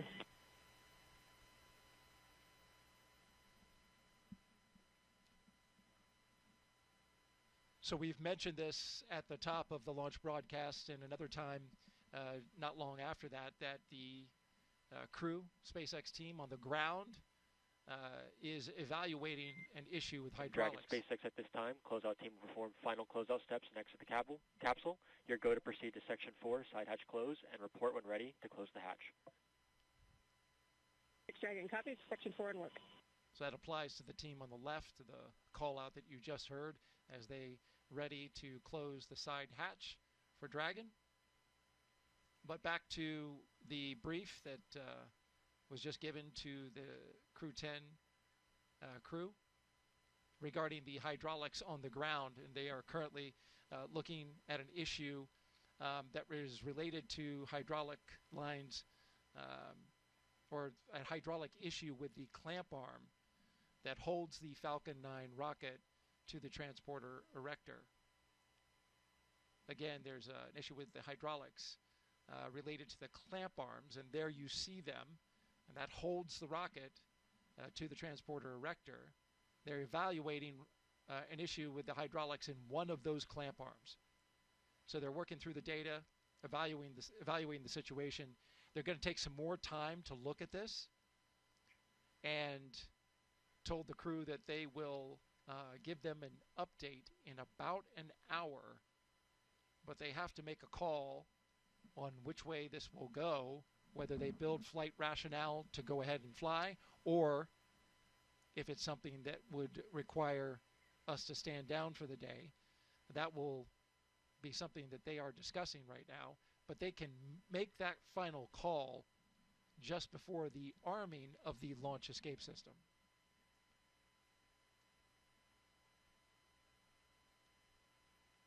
We just completed suit leak checks. Crew-10 is in their seats. Moving forward.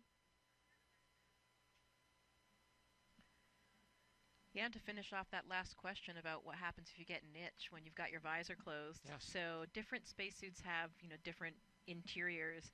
If you think about the EMU, the Extravehicular Mobility Unit, that's the spacesuit that we use for our spacewalks on the International Space Station. There are a couple things that you can maybe use to itch a little bit if you have something on your nose or somewhere on your face. There's a Valsalva device that's actually mounted on the visor, and that helps you clear your ears when you're changing pressure. So sometimes if you have an itch, especially on your chin or nose, you can kind of wiggle your face down to clear it that way, to scratch it a little bit with that Valsalva device. You also have a little, the nipple for a camelback water reservoir. It's kind of like that, but it's mounted on the inside of our spacesuit, and you can use that to try to get at us, to scratch that itch if you have one.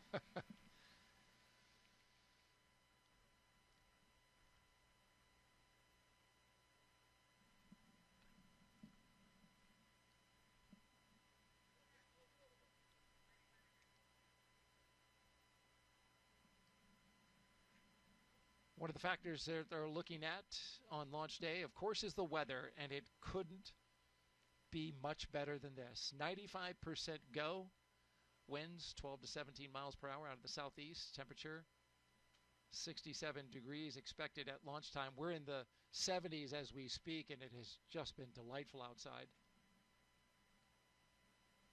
SpaceX and NASA not only look at weather at the launch site, though, but also around the world, making sure conditions are acceptable if Dragon has to splash down in the Atlantic in case of an emergency. So, of course, teams are monitoring contingency splashdown locations if the crew had to come back to Earth before docking with the space station.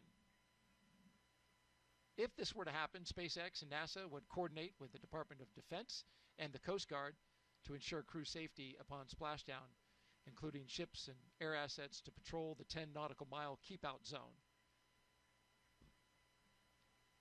This is, of course, to mitigate safety concerns for any boaters approaching the area.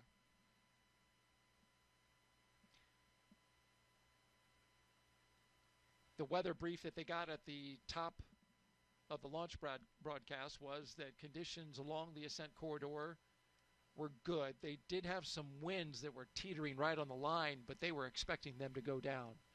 And how about that? What a beautiful view. A nice sailboat off in the distance, though I'm wondering if that is okay.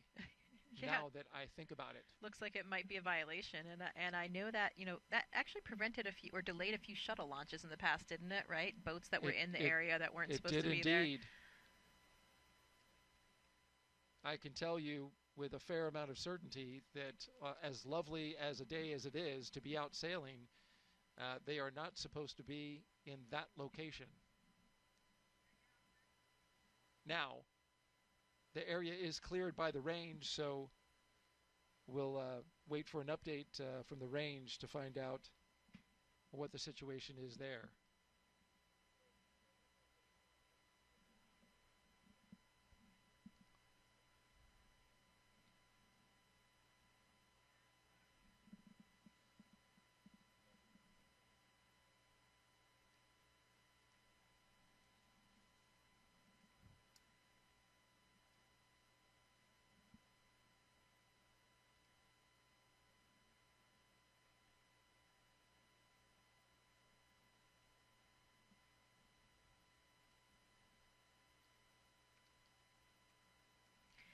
See, there's not a cloud in the sky, so that's another nice feature for the viewing today. Sometimes if there are a few clouds interspersed, you lose your view for a minute or two once it gets above that cloud later, but that should not be a concern for today. Yeah. The high pressure system that's in the area literally swept out all the moisture and storms that we had earlier in the week. We had a cold front pass through on Tuesday, or Monday rather. Dragon SpaceX for hydraulic checks.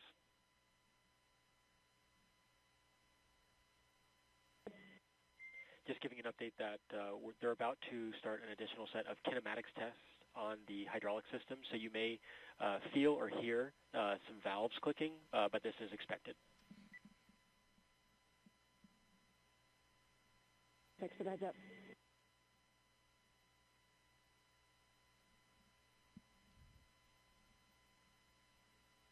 So SpaceX informing the crew that they will be hearing some noise as SpaceX cycles hydraulic valves.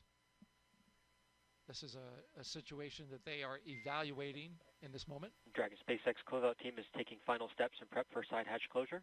Stand by for transition to pad hatch closed. Ensure all items remain secure from now through launch. Copy. And there you see the crew closing the hatch.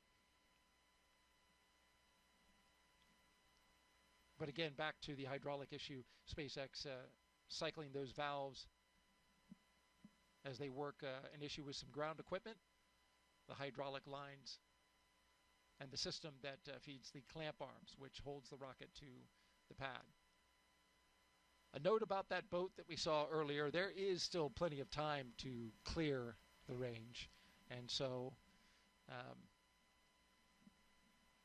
I don't know this for sure, but it's possible that the boat may be getting a visit, but certainly could get out of there. There are notices that are put out called NOTAMs. They are notices to mariners and aviators in the area that lets them know that a launch will be going off this evening. And the Cape Canaveral Space Force Station, the 45th Space Wing, has the responsibility for the range. And of course, again, plenty of time to clear the range before liftoff. Currently sitting at T-minus 2 hours and 10 minutes and counting. You're watching live launch coverage of NASA and SpaceX's Crew-10 mission to the International Space Station. 2 hours ago, the crew made their way out of astronaut crew quarters. After they suited up, they got into their rides, drove out to the launch pad, ascended the launch tower, walked across the crew access arm and into the Dragon Endurance capsule that you see there. The Endurance spacecraft currently on its 4th flight. The flight leader in the fleet currently. The crew is now inside the capsule, and the team there at SpaceX performing some leak checks to make sure the capsule is airtight.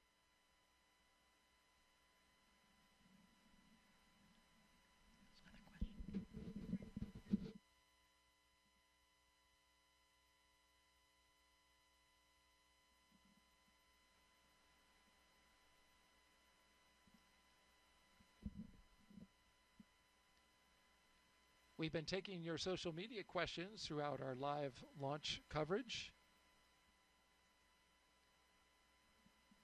Keep them coming. Hashtag AskNASA on Facebook, X, YouTube, and Twitch. Our next question comes from Spooky Sniper asking, Jessica, what's one challenge of spaceflight that most people don't really think about? Well, one thing that comes to mind is the challenge that we face when we come back home, because you've been operating in this really intense, novel, exciting environment for 6 months, 7 months in my case, even longer for some of the recent missions. And every day you're intertwined with all of the systems of the space station, all the experiments, everything that's going on. And it's, your participation, all the work that you're doing is critical and crucial to the success of those experiments, to keeping the space station alive and healthy. And there's a lot of meaning in your work. You have these very busy days that are all laid out and planned by the ground teams. And then you leave the space station and the transition is quite sudden. You come back, you have to contend with gravity again, which doesn't feel great for your body. And you think about it, you're thinking, well, wait a minute, I left, and somehow the space station's up there still doing just fine with another crew that's taking care of it, but you're personally no longer connected to it and responsible for those everyday operations. And it's quite a difference from when you come back. And I think especially for astronauts on their first missions, I've talked to quite a few astronauts Dragon about SpaceX, it. are you ready for comm checks with MD, LD, and DC? SpaceX Dragon, ready for comm check. Copy. I'll initiate the teacher's comm check. Dragon, SpaceX, comm check. SpaceX Dragon, loud and clear. Core, loud and clear. Teacher's comm check complete. Stand by for comm checks with DC, MD, and LD in the launch configuration. Dragon, DC on countdown 1, comm check. DC Dragon, loud and clear. DC, loud and clear. Stand by for comm checks with MD. Dragon, MD on countdown 1, comm check. MD Dragon, loud and clear. MD, loud and clear. Stand by for comm check over Dragon to ground. Dragon, MD on Dragon to ground, comm check. MD Dragon, loud and clear. MD, loud and clear. Stand by for comm checks with LD. Dragon, LD on countdown 1, comm check. LD Dragon, loud and clear. LD, loud and clear. Stand by for comm check over Dragon to ground. Dragon, LD on Dragon to ground, comm check. LD Dragon, also loud and clear. LD, loud and clear. Dragon, SpaceX, launch configuration comm checks complete. Dragon, SpaceX Dragon, copy.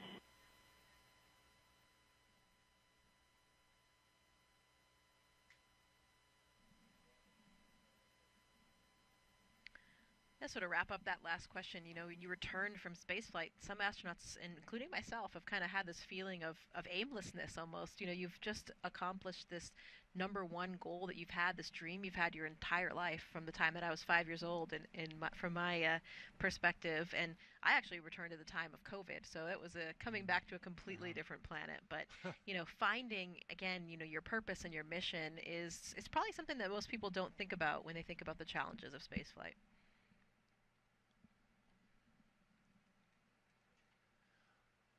All right, we are T-minus 2 hours and 5 minutes and counting until liftoff of NASA and SpaceX's Crew-10 mission to the International Space Station, an incredible orbiting lab, and of course, their final destination for Crew-10, Let's take a closer look now at how we're getting help here on Earth from all of that revolutionary science and research being done up in low Earth orbit. The International Space Station isn't just a symbol. It's a powerhouse of cutting-edge science, constantly revealing secrets that defy Earth's limitations and drive us farther into the cosmos. Our mission is research and science. We have experiments mounted on the outside of the station that are looking at Earth. We study our own bodies and how they react to space, to weightlessness, to radiation. And that helps not only us go on further in future missions, but also helps for medical research back home. And then we study lots of different things as well, like materials, combustion, all sorts of things that help us understand life back on Earth. Yeah! Microgravity doesn't play by the rules. It flips them upside down, transforming how liquids flow, how flames burn, and unraveling biological mysteries before our eyes. I saw some heart tissues beating in space, and it was incredible. Photon, we see that top one beating. Looks like happy heart cells. But we're not just along for the ride. We're explorers, diving headfirst into the challenge and harnessing the power of this unparalleled platform, just as we have been for decades. We're on a relentless quest for answers, seeking to understand the intricate workings of the human body in space and ensuring future crews stay safe on their daring journeys beyond Earth's orbit. The human aspect of human space exploration is always going to be very important for decades to come. And when it comes to technology, we're not waiting around. We're discovering new ways to grow crops in harsh environments and engineering innovations to tackle Earth's greatest challenges. We have amazing technology that allows us to recycle water and create water for us to drink. It's delicious. Microgravity isn't just a curiosity. It's a game changer in the fight against diseases back on Earth, paving the way for breakthroughs that benefit us all and enabling new economic opportunities in space.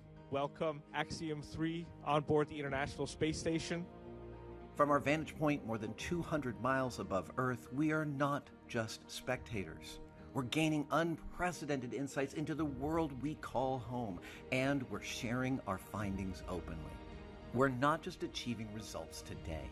We're sparking inspiration in future generations of explorers and embracing the power of global collaboration as we reach for the stars. What was your favorite experiment on the International Space Station? Toby, great question. My favorite experiment was the one that I got to eat. It was us growing hatch chili peppers in our plant habitat. Station Huntsville on 2, we have video in Node 1. Look at those chili peppers.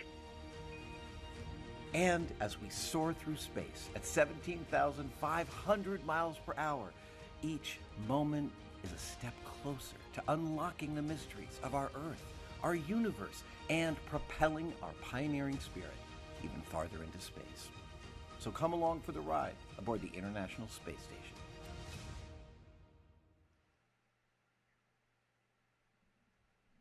Seeing all that footage from up at the ISS, I'm sure brings back a lot of fond memories. Absolutely, especially as a scientist for me, I get very excited about our role as astronauts in conducting these scientific experiments. It's so rewarding to know that you're really helping science progress, and you're the person up there as the operator and or subject to help gather all this valuable data for the teams. I know that for this mission we have a lot of different scientific experiments, just a few that we could mention. There are a few that will be actually performed in Dragon, so in that phase of flight before getting to space station, and a few others on the space station. Starting off with those in Dragon, there's an experiment called Space Health. It's a Canadian Space Agency experiment where the astronauts are wearing these biomonitors. So it's a wearable technology garment that's looking namely at cardiovascular variables, so what's going on with our heart, and a lot of important factors to see what happens in microgravity. We have such a big difference in our physiological systems if we don't necessarily have gravity, which is pulling our blood and body fluids down to our feet. That leads us to the second one, an experiment called Thigh Cuff. This is a relatively new experiment where the astronauts that are participating will be wearing this kind of restrictive band around their thighs, and that it will help reduce the blood flow, so help it'll change the way that fluid shift is happening, where once you get in microgravity, you have this upward fluid shift, less blood in your legs, more in your upper torso and in your face. You can kind of see that in some of the astronauts, especially in the beginning when they're up there before you have a kind of compensation for that. And these fluid shifts may be part of the reason why we're having problems with our eyes. Many astronauts are coming back with some deficits to their vision and even some anatomical changes to the back of the eye. It's a syndrome called SANS, Spaceflight Associated Neuroocular Syndrome. So this thigh cuff experiment will provide a lot of data to see if this could be used as a countermeasure to help counteract some of those effects. There's also an experiment called immunity assay, which is a new way to monitor health and immune function with a blood sample in space. So this is looking at a new assay that can be conducted in flight instead of what we usually do is obtain a blood sample and then we have to wait until that blood sample makes its way back to the ground before we can really get a good look to understand what's going on there. Once they're on ISS, some of the astronauts will be participating in the CIPHER study, and this is a very comprehensive physiological suite. It's a multidisciplinary study looking at physiological and psychological factors, and it's 14 different studies all wrapped into one big blanket. And it's really looking at comparing and contrasting long-duration missions in the future, missions of different durations, and getting a really comprehensive understanding of all of those different physiological systems, again, with some of the applications to SANS like we were talking about. Another experiment called Drain Brain 2.0. This one's looking at blood flow between the heart and the brain, uses a special neck collar to understand what's going on with those dynamics with blood flow between the heart and the brain in microgravity. There are some more combustion experiments. We saw that in the video, something that we do on almost every ISS mission these days because, of course, even flames burn differently in space. We don't have convection, air is moving differently, and that has led us to a lot of breakthroughs in understanding more about how fire burns, what makes up these different constituents of flames. This mission, they'll be doing experiments called SOFI, and that will be looking at the different models for flammability with applications toward future space missions and also some terrestrial applications for combustion models. So as you can see, you heard the astronauts talk about it in the video. We do all kinds of science from all different aspects. When you remove this elephant in the room that is gravity, this variable that's present in all experimental models forever from the beginning of time on Earth. If you remove that, who knows what results can happen. So it's a really, really exciting place to do science.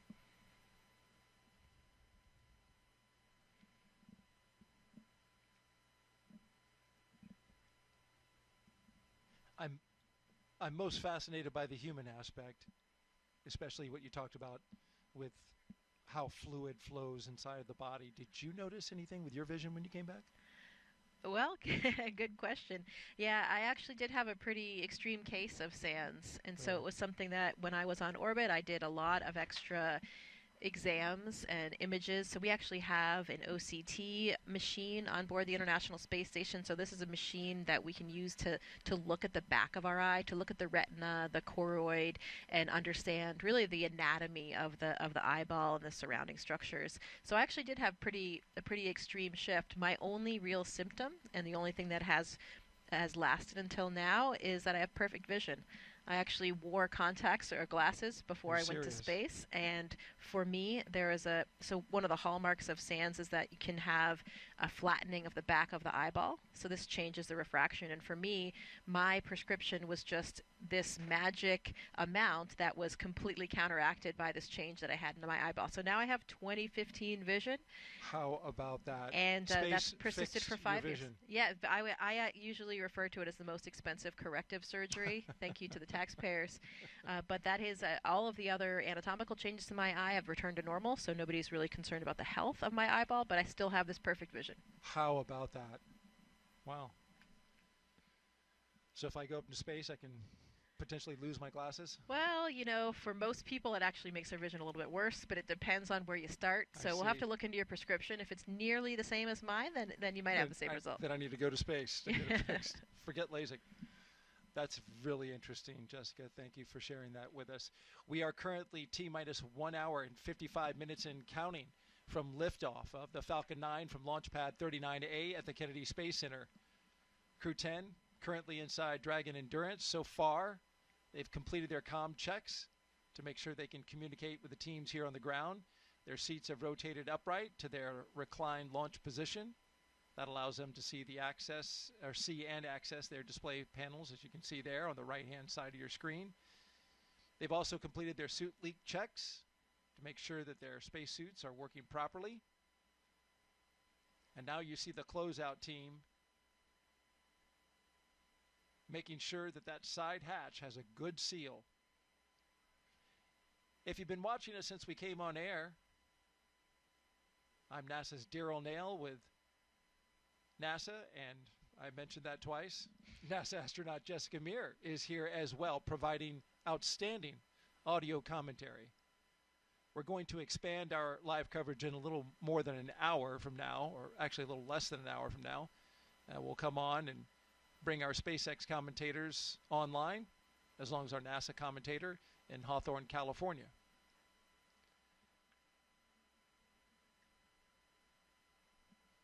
Here's another look at the crew going into space today. The Crew-10 commander is NASA astronaut Anne McClain. She's a West Point graduate and U.S. Army colonel who has spent 204 days in space and completed 2 spacewalks. She's a highly decorated Master Army aviator with over 2,000 flight hours, and she even played for the USA Rugby Women's National Team. Yeah, that's right, my classmate Anne. She's a natural leader, and she is exactly where she should be, leading this crew to space today. Your Crew-10 pilot is NASA astronaut Nichole Ayers, a U.S. Air Force major and graduate of the Air Force Academy. Nicole has flown the T-38 and the F-22 Raptor, logging over 1,400 flight hours, including 200 in combat. This will be her first space flight, making history as the first astronaut from NASA's 2021 class to fly. You know, to add another dimension, Nicole also minored in Russian while she was at the Air Force Academy. So lots of, we talked about shared language earlier, and in a literal sense as well here for these crew. Very helpful in this mission and this flight, and better communicating with her mission specialist, cosmonaut Kirill Peskov. Our mission specialist, JAXA astronaut Takuya Onishi. He's returning to space for his second mission, a former commercial pilot.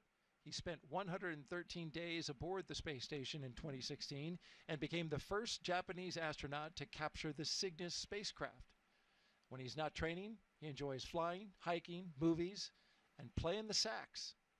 And when they reach the space station, Anne will hand over her commander duties to Tak. Tak will actually become the commander of the space station, and he'll be the third JAXA astronaut to serve in that role after Koichi Wakata and Aki Hoshide. Taking advantage of his experience as a flight controller on the ground that he did right after his first space flight. The second mission specialist is Roscosmos cosmonaut Kirill Peskov, a former airline co-pilot. This will be his first trip to the International Space Station. Trained in skydiving, zero gravity, scuba diving, and wilderness survival, he's ready for the challenges of space. Kirill is always finding adventure on this planet. He has that sort of adventurous spirit, so he's always exploring every environment he's in, and I'm sure that this will be even more special for him, having that natural sense of exploration and adventure in him when he sees the Earth for the first time from above. A fine crew, all 4 of them pilots. 2 military pilots, 2 commercial pilots. They all speak the common language of aviation. We are T-minus 1 hour and 50 minutes until liftoff of NASA's SpaceX Crew-10 mission.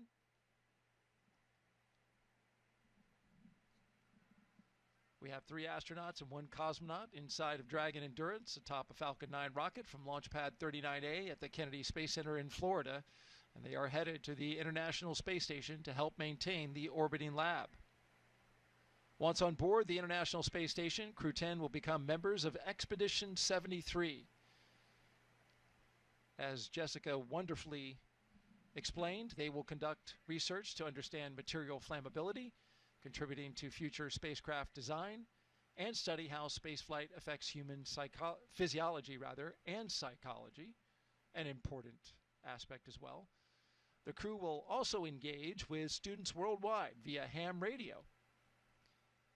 And they will use existing hardware with newly integrated software to test a backup lunar navigation solution, helpful for our Moon to Mars program.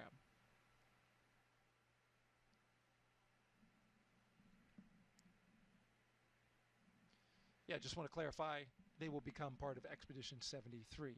72 is currently on the station, and there you see some of our crew members from Crew-9. Yeah, that's right. The expeditions actually change over with the Soyuz launches. So the next Soyuz launch will actually, Johnny Kim's launch on April 8th with Sergei Ryzhikov and Alexei Zubritsky, that will mark the beginning of Expedition 73. Right.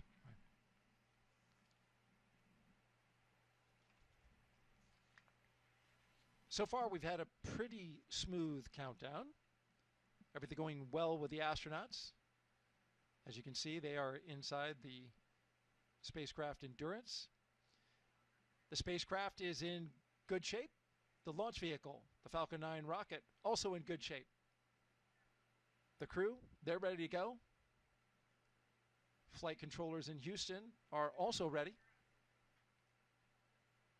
The only issue that they're currently working is regarding a hydraulic system that feeds one of the clamp arms on the transporter erector. That clamp arm helps hold down the Falcon 9 rocket before liftoff. The crew was updated about this, and SpaceX is currently working it with teams from NASA. They expect an update in about a half hour,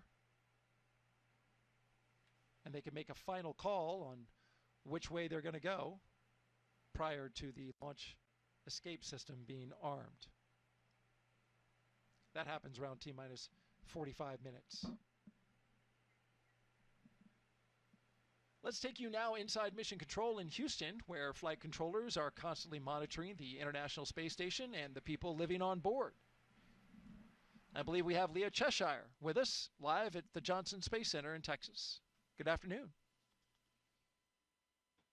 That's right, and thank you, Daryl. This is Mission Control Houston in the International Space Station's flight control room here at NASA's Johnson Space Center, where the team continues to prepare for launch, and they are led by Flight Director Ron Spencer.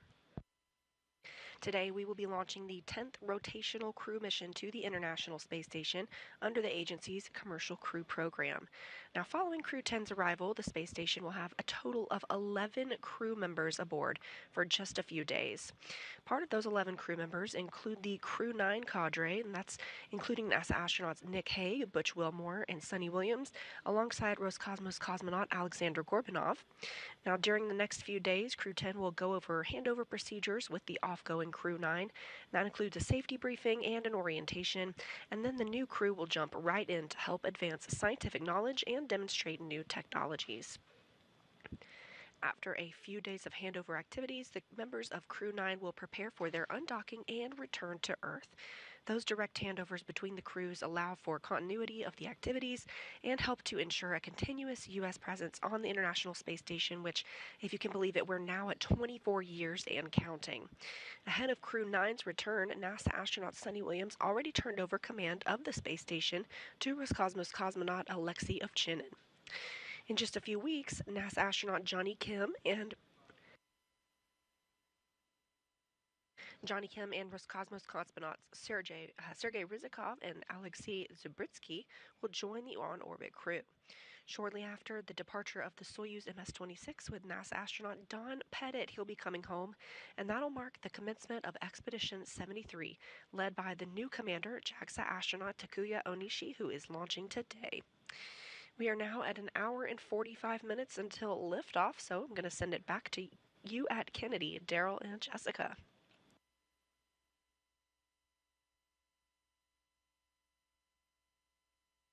Thank you very much, Leah. Appreciate the update there from Mission Control in Houston, Texas.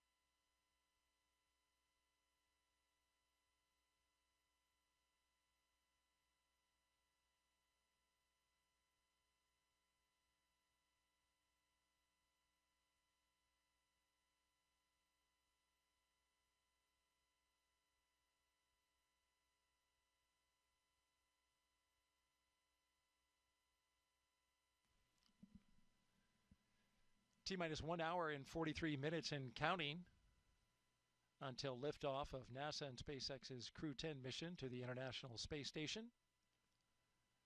You're looking at the members of Crew-10 on your screen.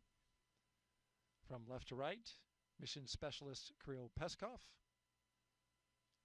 To his right, Pilot Nichole Ayers. To her right, Commander Anne McClain, just a bit out of screen. And all the way on the right side of Commander Anne McClain is Takuya Onishi, a JAXA astronaut returning to space for the second time.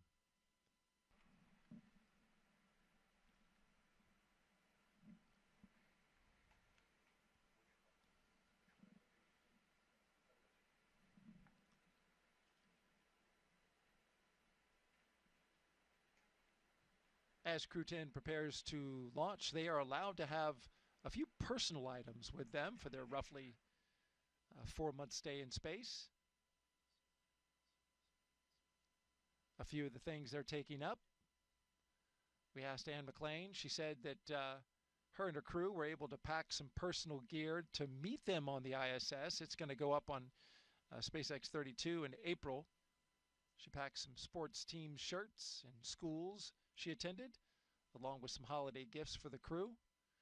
Commander McClain said, most importantly, she was able to pack a memento for multiple people who worked on this flight to support either her personally or the mission as a whole. And of course, she's going to bring those items back and return them to their owners after flight. And they include things like pins, necklaces, and rings. For Takuya, he's taken a lot of pictures of his family, friends, and colleagues up with him. Also some school banners, which is pretty common with the astronaut corps to take up various school and university paraphernalia. I think I remember your brown university team has sweatshirt. Departed the crew arm. SpaceX Dragon, copies.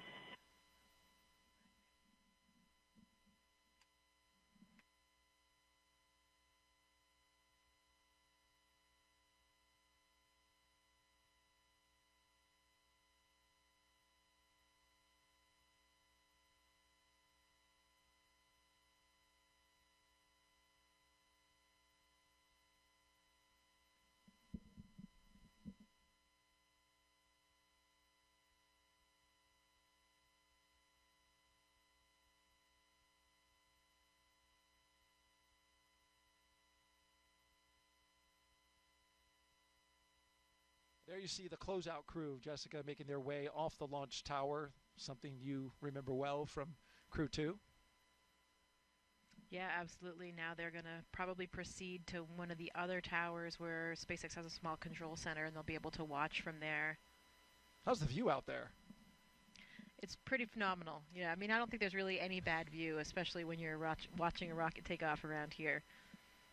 I think that is one of the closer viewing areas, though, I would think maybe so. a little bit closer than some of the other viewing sites. The closeout crew, if you missed it earlier, of course, is mostly SpaceX members, but it does include one member of the astronaut corps. In this case, it's Chris Birch, a NASA astronaut who was helping out.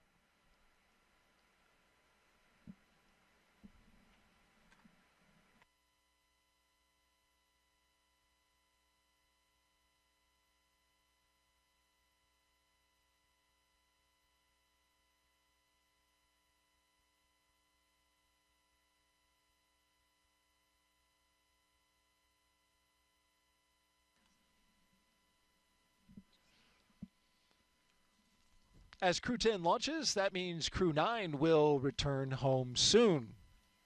Crew-9 launched from Pad 40 at the Cape Canaveral Space Force Station back on September 28th of 2024. That was a unique flight because it was only 2 crew members in order to make room for Butch Wilmore and Sonny Williams, who flew up on a Boeing Starliner test flight, but are going to be coming down in those 2 open seats with Crew-9. They've been part of Expedition 72, along with Crew 9. Wilmore and Williams have been living and working on the space station now for over 9 months. The other two for a little over 5 months. Once Crew 10 arrives, there will be what's called a direct handover for 4 days, or what they call 2+2, which is shorter than usual.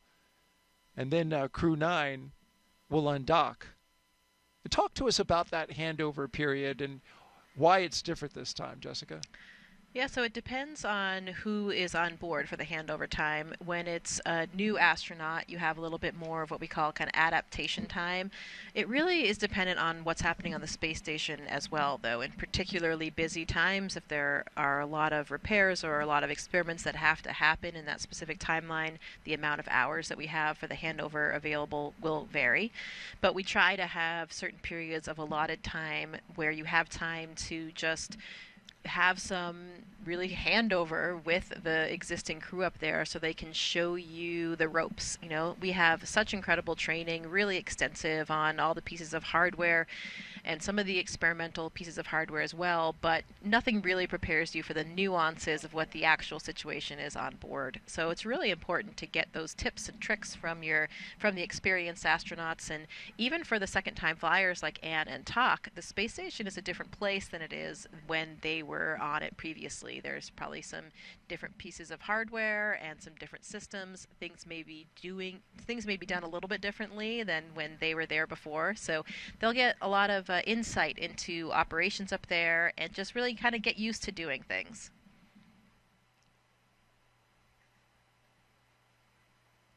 And that 2+2 is 2 travel days and 2 days of direct handover? Yeah, it's 2 days of real handover where the two crews are really overlapping and have that dedicated time to hand over activities, and then the other two is 1 arrival day and 1 departure day. So that's what makes up that 2+2. And these handover times can be really variable. We strive to have enough handover so that we, can instill enough confidence in that new crew before the previous experienced crew departs.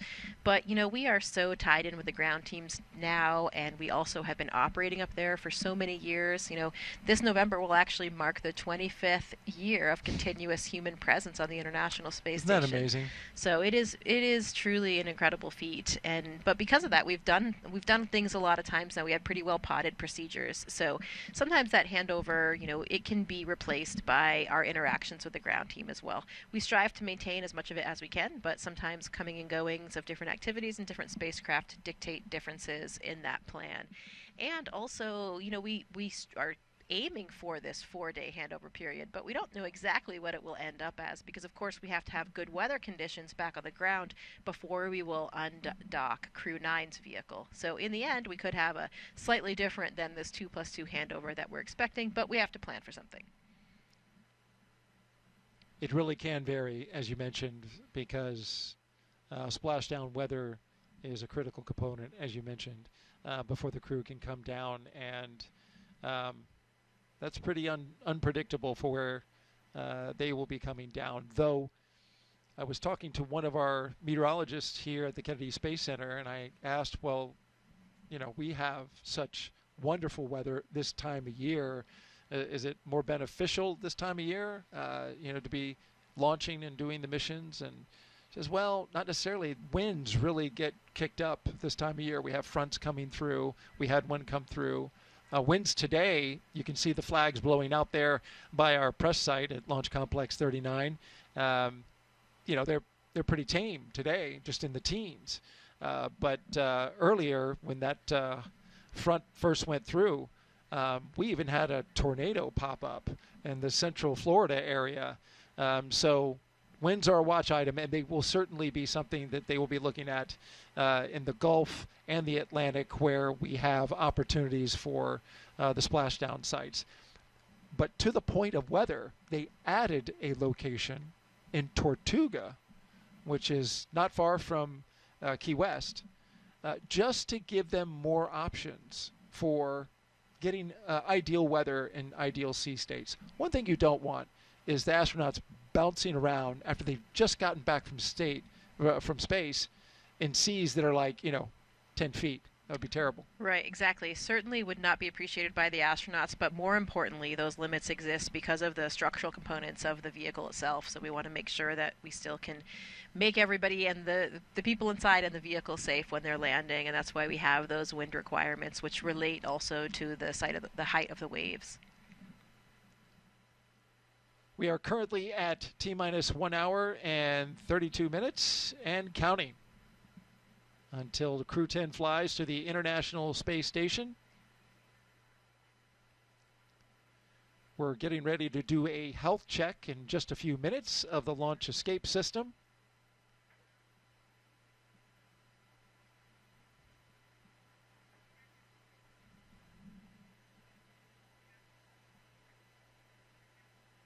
Of course, the launch escape system, a critical component of the Endurance spacecraft. You're looking at the crew right there. On the left, Roscosmos cosmonaut and mission specialist Kirill Peskov. Yeah, that launch escape system will be armed 2 minutes before they start loading the propellant, and of course that's for good reason, because we're sitting now on top of this incredibly combustive material, and that will stay armed. The escape system will stay armed through orbital insertion, and either the ground or the crew can send that command. It has 8 Super Draco thrusters that fire in order to bring the crew to safety, and those thrusters are specific to the abort system, so they're only used for that abort system. The crew can actually hear it arm with like very loud thump, and then they can hear the fueling of the valves, and they can hear the flow of the fuel as well. There's a T-handle on board that the crew can activate if they needed to jettison themselves to safety. And we'll hear those calls once we have liftoff and we're getting into those different phases of abort. We'll actually hear Anne McClain make those calls, and we will know exactly where they are in terms of those flight phases for which aspects, which areas of the flight profile they're on.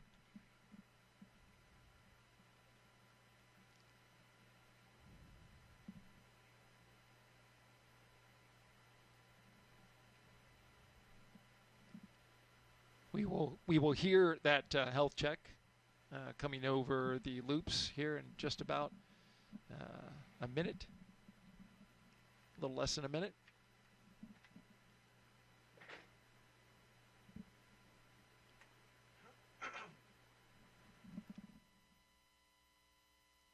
You know, we think about these abort systems, and certainly it's something that we never want to have to use, but when we do have the few occasions when we do use them, it's actually an incredible test and gives us a lot of faith in these systems. Yeah, that escape system I was reading can move Dragon half a mile in only 7.5 seconds, equivalent to a peak velocity of 436 miles per hour. I imagine in training, you've got to be ready for those kind of Gs. Yeah, absolutely. We have some centrifuge training.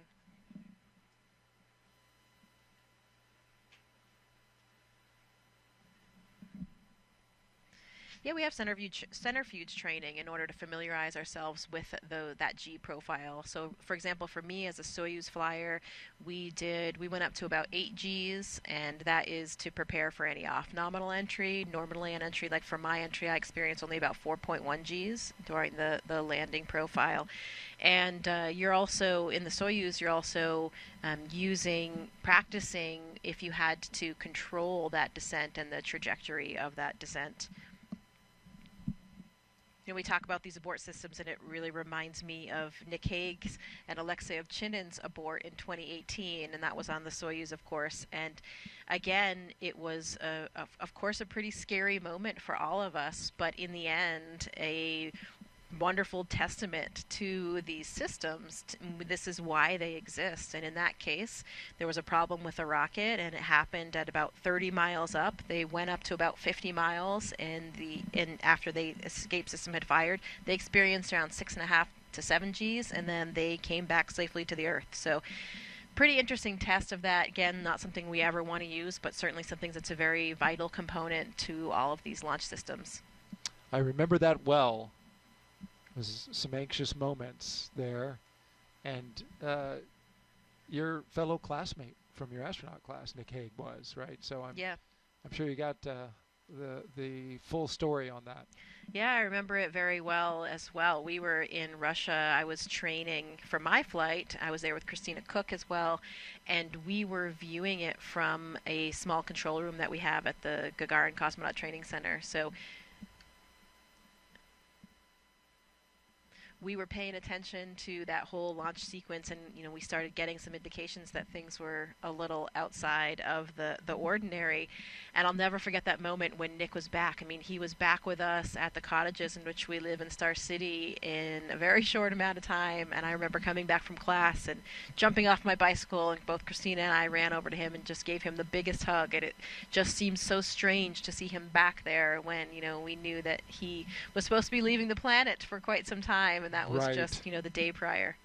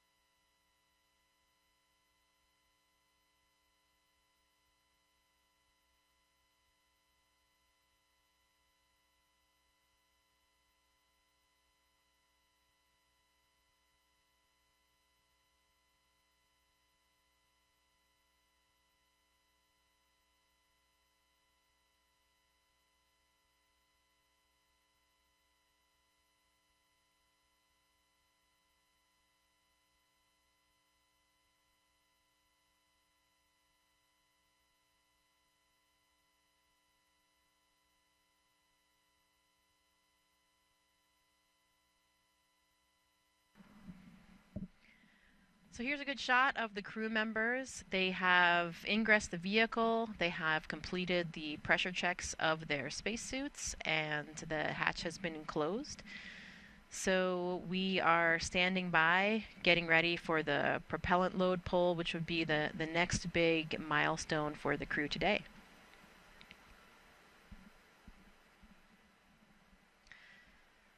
Dragon SpaceX for post-ingress briefing.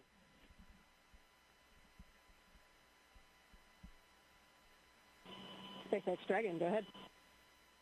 Just wanted to give you a quick update. We are still discussing the hydraulic system performance. They did finish those kinematics tests and they look nominal, but we are still in discussions and evaluating the system for flight readiness. But otherwise, F9 and Dragon are tracking no other issues for flight. SpaceX Dragon, crew copies all. Thank you. So you've just heard that update from the SpaceX teams. They are still monitoring the hydraulics for the clamp arm system that's holding the Falcon 9 in place. And so still making some evaluations there. The good news is they're not tracking any other technical issues. So hopefully we will get to a good place with this one and can continue on toward launch today. Speaking of launches, NASA and SpaceX joint launches, there was a very interesting launch just last night from the Vandenberg Air Force Base on a Falcon 9, and that was the Sphere X and Punch missions.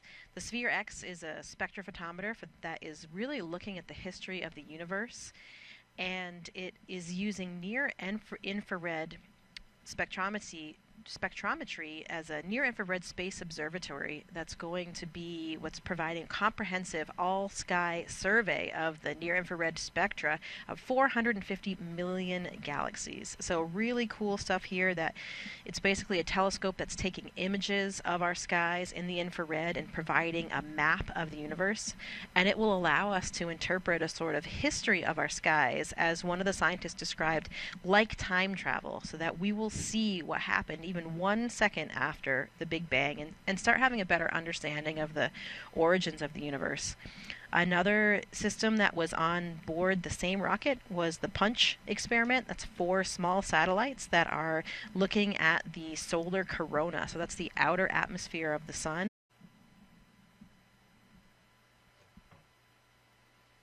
Another view of the crew here waiting patiently for their next update.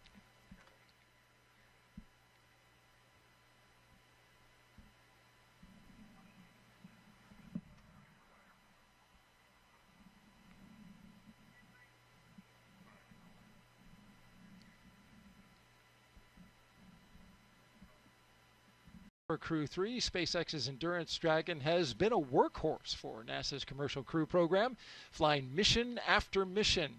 It has safely carried astronauts to the International Space Station. With Crew 7, Endurance proved its reliability yet again, marking its 3rd journey to orbit.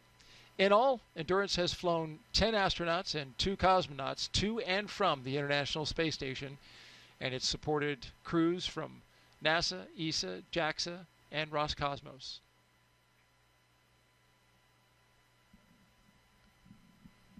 And we are currently at 1 hour and 19 minutes until liftoff of Crew 10 on a Falcon 9 rocket to the International Space Station.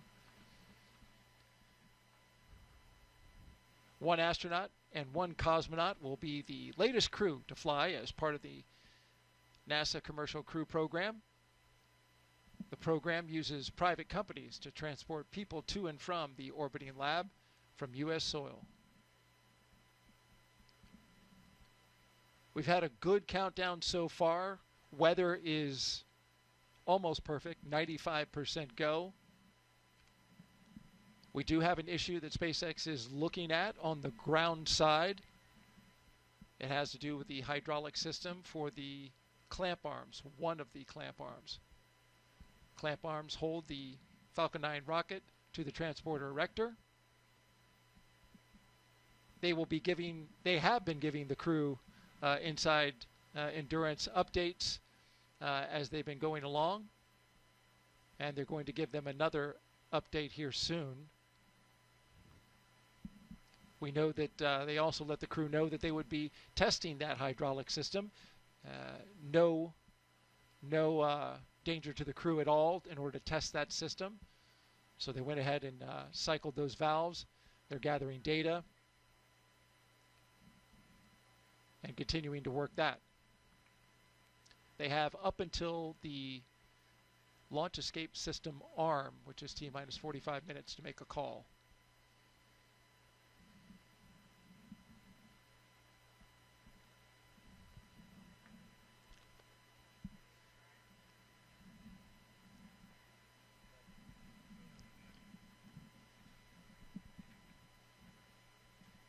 Jessica, inside the spacecraft,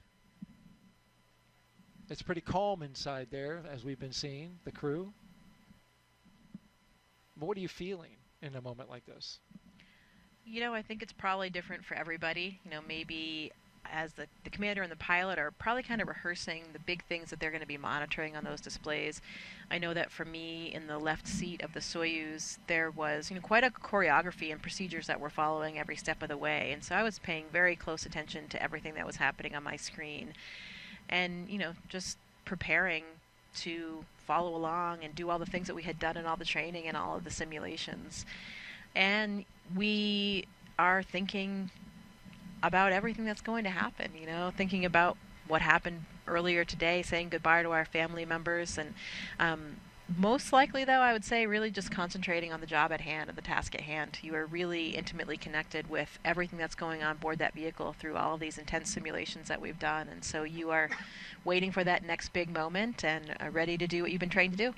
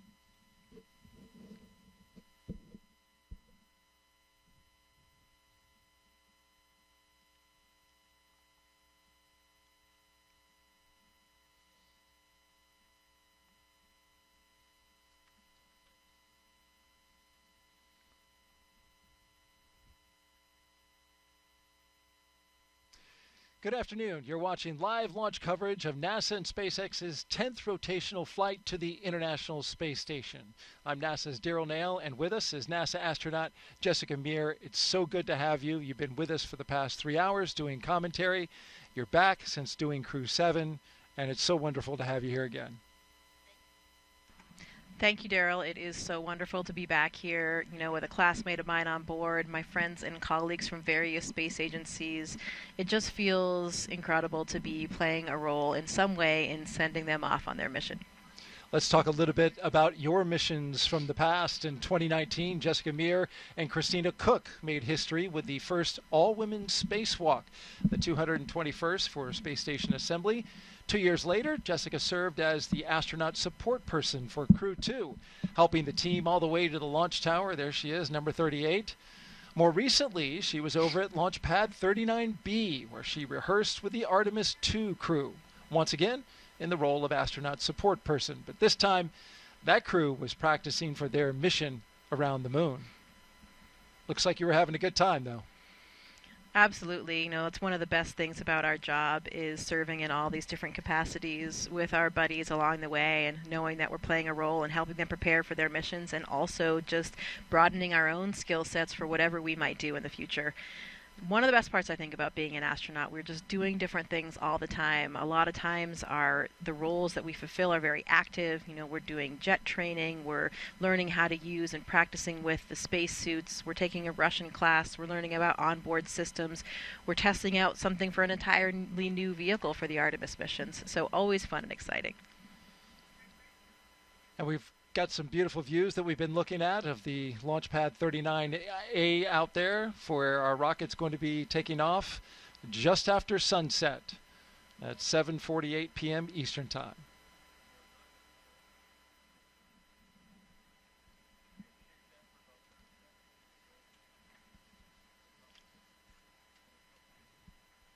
We're expecting a beautiful launch tonight, Jessica. It'll be in twilight, which, as we know around here, for people who watch rocket launches, once that thing gets off the pad, it'll be a little dark on the ground, but very light up high, where the rocket will be doing its separation from the first stage, and see all kinds of rocket exhaust being illuminated by the sun. It will definitely be a gorgeous view. Very special lighting in that twilight period. So it will be quite a show for everybody on the ground here in Florida. Looking forward to watching it with you. Jessica, of course, has been gracious enough to spend the last 3 hours providing her insight analysis about the pre-launch operations and milestones as we count down to launch of Crew-10. Liftoff time still holding for 7:48 p.m. Eastern Time and 57 seconds for those who like to know it right down to the dot. Crew-10, ready to go. All right, let's check in with our team at SpaceX, who will be providing us commentary, along with our NASA commentator. How are you guys doing this afternoon?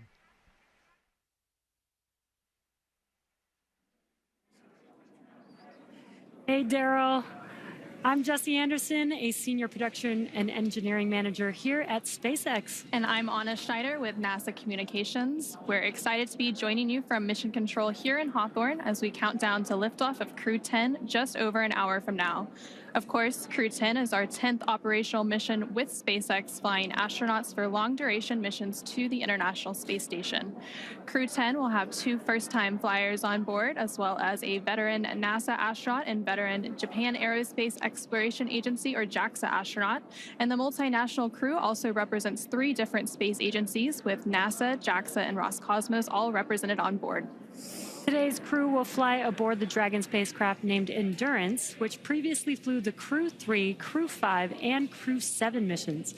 Overall, this will be Dragon's 46th visit to the space station and its 14th human space flight to the orbiting lab, which includes NASA's Commercial Crew Program missions and private astronaut missions with Axiom Space.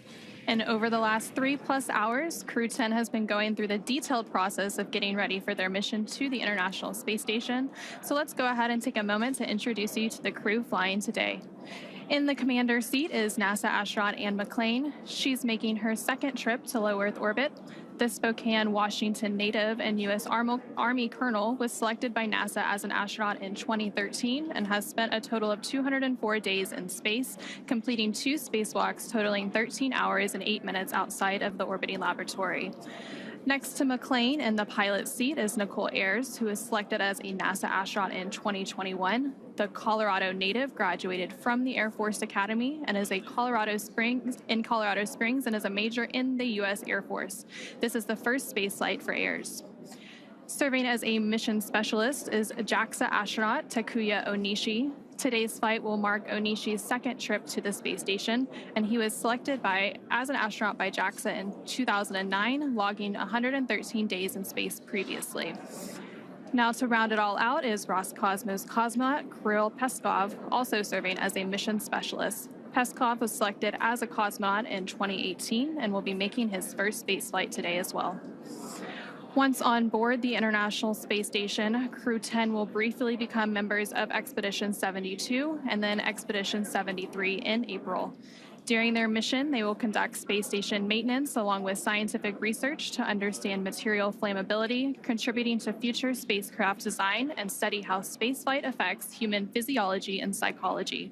The crew will also engage with students worldwide via ham radio and use its existing hardware with newly integrated software to test a backup lunar navigation solution.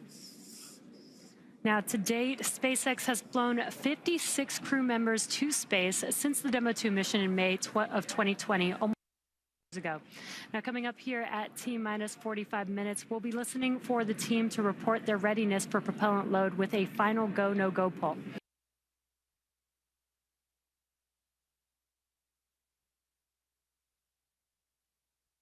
It continues to be a smooth countdown so far, and we're looking good for an on-time liftoff at 7:48 p.m. Eastern Time from Launch Complex 39A in Florida.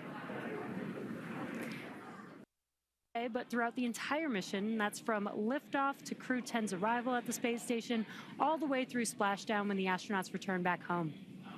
And on console or headset in mission control, which you can see see there on your screen. There are 6 key positions. The mission director is in charge in the room and tasked with making real-time decisions to ensure mission success. Now, the person that you may hear talking to the astronauts is the Crew Operations and Resources Engineer, which you'll hear us refer to as the core throughout the broadcast. And the 4 additional team members are focused on vehicle systems, including avionics, navigation and control, software, propulsion, life support, and communication with ground support teams. Now, apart from mission control, our Falcon 9 team is currently located in the Launch and Landing Control Center at Hangar X. And with less than a minute, with just over an hour until launch, they are settling in for final checkouts, propellant loading, and launch. And NASA has its very own team members as well at NASA's Mission Control Center in Houston, Texas, who have been preparing the International Space Station for Dragon's arrival. After launch today, Dragon is scheduled to dock to the International Space Station early tomorrow morning on March 13th. And the teams in Mission Control Houston recently gave their go for launch, confirming the space station is ready to receive Dragon and the new crew. Following liftoff, today's flight to the space station will take around 11 hours, with Dragon flying autonomously the entire way. Now, docking again is targeted for 3 a.m. Pacific, 6 a.m. Eastern tomorrow, March 13th. And just like autopilot on a commercial aircraft, the crew always has the ability to take manual control of the spacecraft if needed. And before all that happens, as the booster returns to the launch site and slows down from supersonic speeds, people in the immediate area may hear a brief double clap of a thunder-like sound known as a sonic boom. Similar sonic booms like this were heard during the return and landing of the space shuttle, and sonic booms like these are one of the hallmarks of reusable systems like Falcon. Here's what some of these booster returns have looked and sounded like on previous missions. I know a lot of people will be excited when they hear the sonic boom. And these are going to provide quite a show because you're going to hear the sonic booms.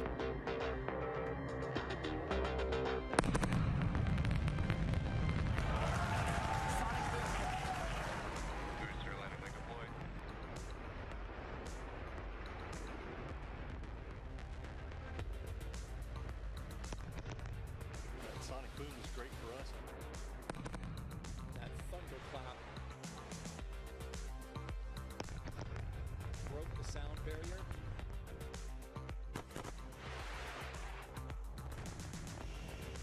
Side booster separation confirmed.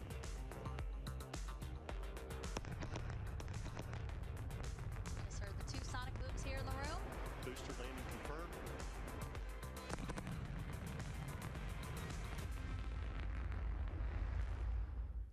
We're now at T-minus 1 hour, 4 minutes, and counting down to today's launch. While we wait, let's check in with NASA's Leah Cheshire at Johnson Space Center to see how things are shaping up at Mission Control in Houston. Leah? Thanks, Jesse and Anna. I would really love to hear one of those sonic booms in Florida, but today we are here at the Mission Control Center at Johnson Space Center in Houston, Texas. This is really NASA's hub of human spaceflight, and the team here is ready for launch. The International Space Station is ready for the crew to lift off as they begin their journey to the orbiting laboratory. Now, in the home stretch of the rendezvous, NASA and SpaceX flight controllers will enter into integrated operations. This means both flight control teams will conduct a series of go, no-go polls for Dragon Endurance's docking to the space station. Rotation missions like CREW-10 help NASA continue to maximize the important research and technology demonstrations made possible only in the International Space Station's unique microgravity environment. The space station is critical for NASA to prepare for future commercial low Earth orbit destinations and to understand and overcome the challenges of long-duration spaceflight necessary for a long-term presence on the Moon and crewed missions deeper into the solar system. Yes, I am talking about Mars. Now, here's a closer look at the mission and what CREW-10 will have to look forward to during their stay aboard the International Space Station. The CREW-10 mission is going to be a rotational mission to the International Space Station. So we will launch aboard the SpaceX Dragon capsule and the Falcon 9 rocket. I'm just enjoying the way towards the launch. Of course, I'm looking forward for the day of launch. And we are going to stay there about a half a year So the first goal of Crew-10 is to continue learning about the Dragon and the Falcon 9 rocket that we're going to be flying on to enable SpaceX to continue their development of rockets and even private astronaut missions in the future. The other mission is to get us safely to the International Space Station so that we can crew this incredible national orbiting laboratory that we have and continue the science experiments that we have ongoing there. One of the unique characteristics of the International Space Station is microgravity. We get to learn how humans and plants and other types of hardware react in the space environment and the microgravity environment. And it helps us to develop all kinds of new materials, medicines, and it helps us to push our knowledge forward. The discoveries that we make on board the International Space Station then inform what we do on Earth, and it allows us to further both humankind here on Earth and get to further places in the universe. So I've often been asked why we explore, and I think it's different for everybody. When people are born, they naturally want to explore their environment, first as babies, and then as kids, and finally as adults. That's how we expand our world, and that's how we find something new. Every time that we make a further step, we learn something and we learn how to adapt, and that is so important to humanity. This is probably the main things which drives us forward and helps us to survive as a species. There are so many unknowns in space, and as explorers and as humans, we want to find out what's in that unknown. For me, it's the fact that I get to be a small piece of figuring out what the unknown is and taking that next step to get to the moon and to Mars and the Artemis program. Our ultimate goal is to go to Mars, but it's not an easy journey, and when we face a new challenge, we must solve it step by step. I think that's one of the biggest benefits of the International Space Station. We're outside of the atmosphere, and now we don't have the protection of the atmosphere. What happens, and how do we better prepare our people, our hardware, our food, our water systems for that deep space exploration? It's really important on the space station that we learn those lessons now when we're in low Earth orbit. That way we know what we need to bring with us when we go onto the moon with the Artemis program. One of the things that we do on the International Space Station is work with our international partners all across the world. I think it's hard to overestimate the value of international cooperation in space exploration, because we all know that it takes much time and effort. Space is hard, it's very challenging, it's sometimes unpredictable, and that's why I think cooperation is the key to success. The International Space Station wouldn't be international without all of our partners. And our goal is to be a beacon of hope for all of humankind so that people can look and say, this is what we can accomplish when we work together. I asked Anne what she's most looking forward to, as well as Nicole, and she says it's really satisfying for her to work on hardware with her hands, then get it into the Japanese airlock, and then go see it working outside in space, which I thought was pretty cool. Yeah, that is one of the perks for sure. All the different things that we're doing every day, whether or not you're just being an operator or a subject for an experiment, loading up the Japanese airlock. That was one thing that we did several times during my mission, where we were deploying some small satellites via that airlock. So we did all the work of configuring them and putting them through, and then we watched them shoot out and be in orbit around Earth. So really That's cool. That's pretty cool. That's neat. And Nicole said that she's looking forward to anything that has to do with fluid dynamics, because that's what she got her master's in. So looking forward to that. We got some social questions for you. You've been doing a great job for the past 4 hours answering them. Let's take a listen at this question, or rather I will read it and you can listen as we get your expertise while looking at a beautiful shot outside at Launch Complex 39A. The question from Oxidized 93 is, how do you brush your teeth in space? Well, the short answer is just like you do on Earth, but a few nuances. You know, water behaves so differently when it's not falling down, so the surface tension is much more important. It keeps those water droplets together, so you can just get a small water droplet on your toothbrush, either before or after your toothpaste. Brush your teeth just like you do on Earth, and then no sink, unfortunately. So you got to figure out what to do with anything else that's in there. Some people might swallow it. I usually would spit mine out into a small wipe or a towel, and we have go through a few towels per week. I favor the latter, like you. We have another question. Let's pop it up real quick. Peter Stefronic asks, do astronauts get any music played in the capsule before launch? Hold music. Yeah, in the Soyuz we did for sure. While we had a long wait period, we had actually curated our own lists. We each contributed a few songs. So 4.100. SpaceX Dragon, go ahead. We are continuing to track the hydraulics issue and will provide an update as we get closer to LES arm.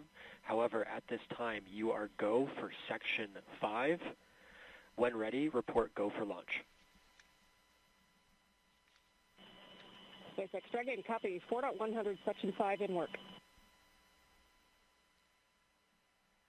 All right, you heard SpaceX update the crew there that they are still working on the hydraulic issue for the clamp arm, building their flight rationale. They'll have an update for them. We'll find out how they're going to proceed forward. But in the meantime, they're moving with the next milestone, getting ready to arm the launch escape system.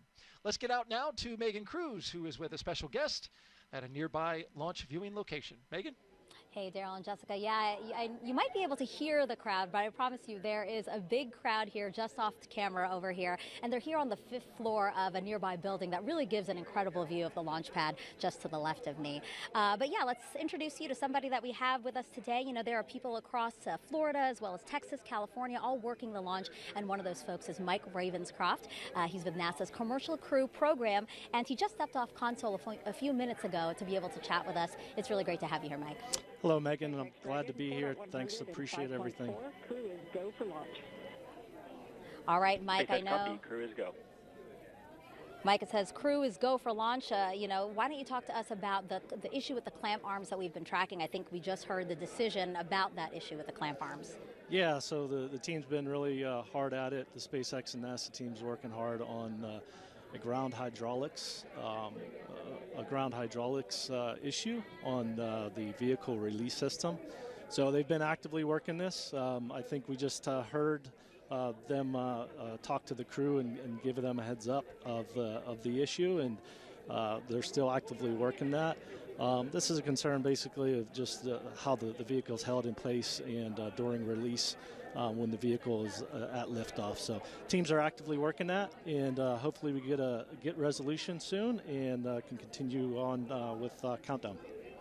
And Mike, you know, we just said that you stepped off console. What does that mean to be on console? And yeah, what is your team listening for, especially particularly with this issue that is currently being worked? Yeah, so the team's looking for any issues with respect of how the performance is. They compare it to previous history. Was there anything abnormal from when we had static fire to today? And so they're off actively looking at that data, and between SpaceX and NASA teams discussing if we have a path forward and if we can continue and get resolution. Okay. Well, Mike, why don't we let you get back on console? We know that, again, we are actively working an issue with your teammates there, so we really appreciate you being here. Thank you so much.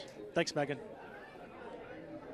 All right, guys, let us get another update with our SpaceX counterparts and our NASA counterparts over at Hawthorne.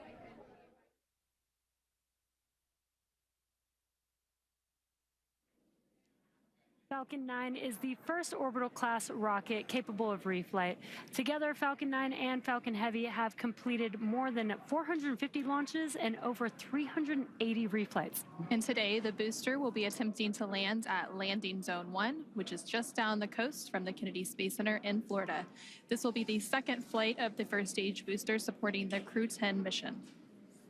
Rapid reusability drastically reduces launch costs, helps increase launch frequency, and enables a wide array of new government, commercial, and scientific opportunities in space. Lowering the cost of access to space is helping take humanity's steps into the solar system, whether in low Earth orbit, interplanetary, or even deep space. When costs are lower, government and commercial customers can launch more missions, which helps accelerate development. This also helps commercial satellite and private research customers afford to launch more projects to space, which helps stimulate innovation here on Earth. All of this to say, reusability is the key innovation that is making space more accessible for the industry as a whole. And just like the first stage of Falcon 9, Dragon is also reusable. The reusable Dragon spacecraft has flown people to the International Space Station 13 times. And as we mentioned earlier, today's crew will fly aboard the same Dragon that previously flew the Crew-3, Crew-5, and Crew-7 missions. For more than a decade, Falcon 9 has supported 45 missions to the International Space Station with our Dragon spacecraft, starting with our first cargo resupply mission, then returning human spaceflight capabilities to the U.S., and even helping launch 2 additional cargo missions with Northrop Grumman's Cygnus. All of these missions have enabled science and research to be conducted in low Earth orbit at the International Space Station. The space station also plays a key role in enabling a robust economy in low Earth orbit. In addition to supporting private astronaut missions, the station is open for commercial and marketing activities proposed by industry and is supporting commercial companies conducting research as well as in-space manufacturing initiatives and aiding the development of technologies for commercial space stations. As part of these initiatives, SpaceX has supported the next generation of commercial space exploration with the launch of 3 private astronaut missions to the station in partnership with Axiom Space, with a 4th mission slated for this spring. But SpaceX's drive to unlock space does not end there. In 2021, SpaceX launched Inspiration 4 on a 3-day journey around Earth, and there you could see some of the footage from that mission on your screen. It was the first all-civilian mission to space, and missions like Inspiration 4, Polaris Dawn, and the upcoming From 2 allow commercial astronauts to conduct research and other activities in microgravity and demonstrate new technologies while orbiting Earth. As some of you may recall, last year, the Polaris Dawn crew reached the highest Earth orbit ever flown since the Apollo program, participated in the first ever extravehicular activity, or EVA, from Dragon wearing SpaceX-developed EVA suits, and conducted 36 research studies and experiments designed to advance both human health on Earth and during long-duration spaceflight. All of these missions are helping set the stage for future missions to the Moon, Mars, and beyond. And for nearly 25 years, NASA has supported a continuous presence in low Earth orbit aboard the International Space Station, and just yesterday, the space station surpassed over 150,000 total orbits of the Earth. Now, NASA plans to transition to a new model featuring commercial space stations to ensure a sustained access to low Earth orbit for microgravity research. Our commercial low Earth orbit development program is using a 2-phase approach to first support the design and development of commercial space stations, and second, enable the agency to purchase services as one of many customers. Definitely exciting times ahead in the world of commercial space. Absolutely, very exciting. Now, back to today's mission. We are coming up on T-minus 50 minutes here to launch, and our teams are carefully moving through the pre-flight process. Now, a lot of preparations have brought us to this point, including a dry dress rehearsal and static fire on Sunday. A dry dress rehearsal is a practice run before launch where all of the steps are conducted except for the loading of propellants, which is why we call it dry. The integrated spacecraft and rocket are rolled out to the pad and raised vertically, and the crew and all of the support teams go through their steps exactly how they would on launch day to make sure that they're ready when we do go for launch. However, during a static fire test, which we also did earlier this week, the crew is not present. Now, propellants are loaded and the engines on the boosters are fired for a few seconds while the rocket is held down to the launch mount. The data from the static fire test is then reviewed and incorporated into NASA and SpaceX's decision to proceed with launch. And all of that hard work now brings us to today. And next up in our countdown, SpaceX's launch director will check in with the team for readiness, both for propellant load and for launch. As mentioned earlier, the Dragon launch team, as well as key NASA launch members, are in the Launch and Landing Control Center at SpaceX's Hangar X in Florida. The launch director will also check in with the Dragon mission director, referred to as MD, and NASA launch manager to make sure they're ready to move forward. Right now, the crew is on board Dragon, waiting to get the green light to stow the crew arm for launch and arm the launch escape system. Once the launch director gives the go-ahead, we should get a good view of the access arm moving away from the spacecraft. Now we're still tracking that one issue with the hydraulics, so we should hear the final decision on that before we get to that crew access arm stowage. And the range continues to be go for launch, currently monitoring the clearance area surrounding our launch pad, as well as the air and sea space along the flight corridor.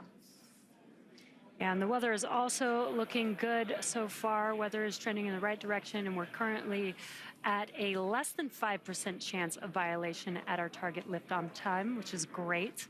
Our teams will continue to keep an eye on the weather, and we'll have our final pre-fueling weather briefing at about T-minus 45 minutes, which is just in about 3 minutes from now. And there on your screen, you can see a live view of Falcon 9 and Dragon at the launch pad, Launch Complex 39A in Florida, just under 48 minutes away from launch. We've conducted several weather briefings leading up to this moment, starting with one at T-minus 48 hours a couple of days ago, proceeding into the most recent weather briefing a couple of hours ago. All of the weather continuing to look good, as Jesse mentioned.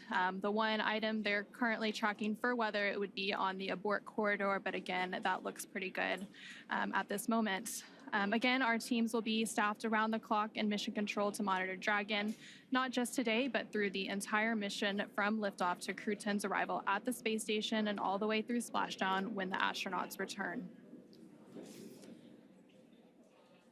Coming up in about 2 minutes, we should hear that launch director briefing around the T-minus 45-minute mark. And then after that, we should hopefully have a decision on the hydraulic system, whether we are go or not, and if that's been resolved. And then after that, we will see that crew access arm stow to begin around the T-minus 43-minute mark.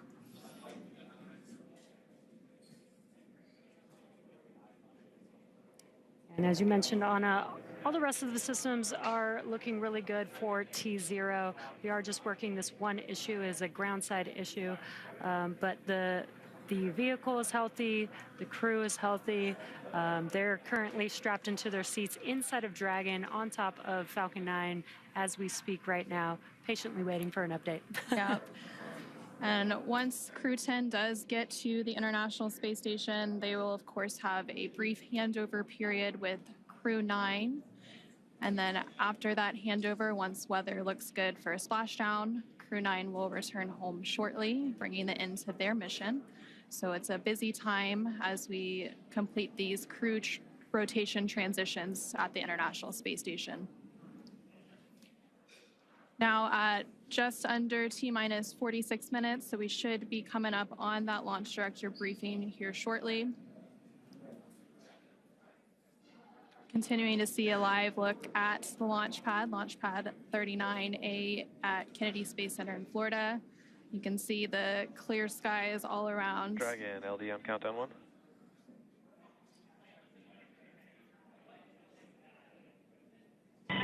LD Dragon, go ahead. Hey, for awareness, team needs a couple more minutes here, wrapping up this hydraulics issue. We'll get back to you in about another 4 minutes or so on the answer. Sudden copy, thanks. And a quick update there. Sounds like around the T-minus 41-minute mark, we'll get an update on that hydraulic issue that the teams have been working.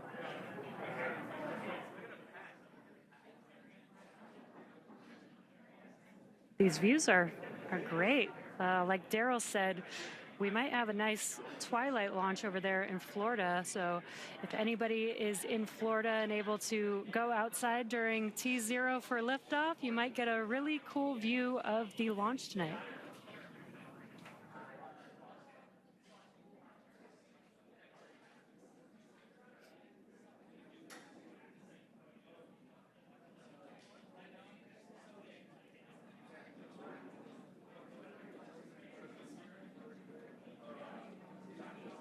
And again, that hydraulics issue that's been mentioned several times here now, the only issue being tracked, it's related to the hydraulics on a clamp arm.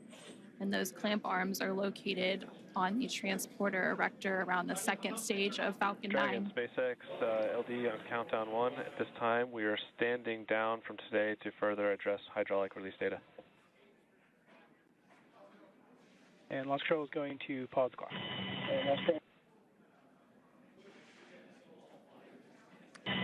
SpaceX Dragon, we copy all. Space flight is tough. Humans are tougher. We'll be ready when the equipment is. Yeah, sorry about the unfortunate result today, but we'll get you back up here in the air soon.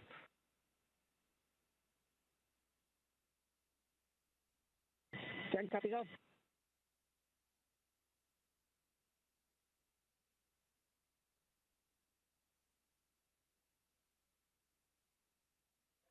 Dragon SpaceX, you are go to start 5.100 launch scrub. SpaceX Dragon. Dragon 5.100 launch scrub and work.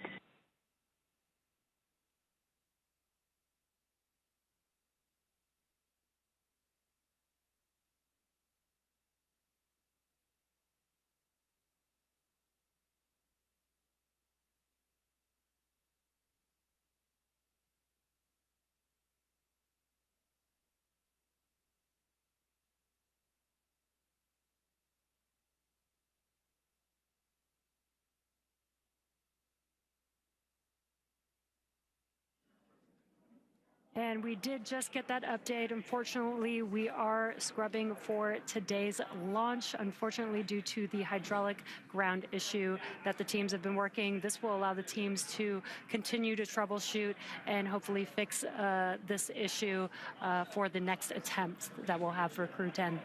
Yeah, and there's several other attempts this week. We'll see where we end up, but there's another opportunity about 24 hours from now that they could potentially take if that issue is addressed. So from here, the crew and the team will have to begin egress steps to get the crew out of Dragon and off the launch pad and back to their quarantine facility in Florida, where they'll just get a little bit more time with their families. Yeah, and the good part is we have not started loading propellants, so we don't need to offload any propellants. The vehicle is Dragon safe. SpaceX will be in section 3 of 5.100. We'll be there. I expect that you should be standing by in step 3.2. And SpaceX Dragon, copy. We are complete through 3.2, and we can give you 3.3 that we are ready for seat rotation. SpaceX copies. Crew report ready for seat rotation, and 3.3 we'll report when we step into those ops.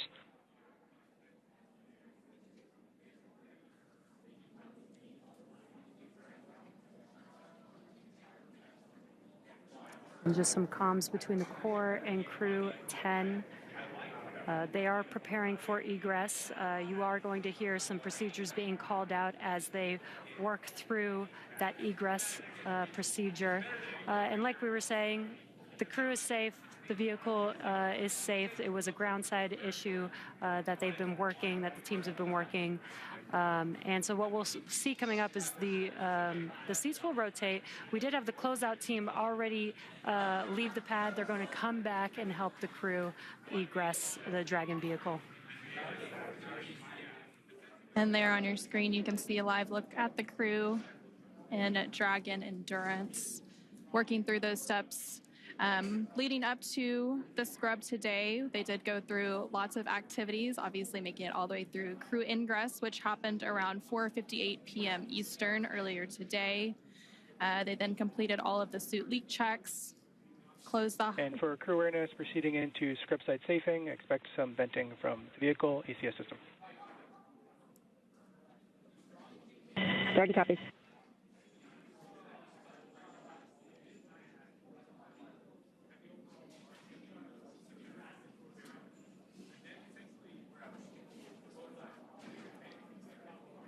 And continuing to hear that comm between the crew operations research engineer from SpaceX and Crew 10 aboard the Dragon Endurance.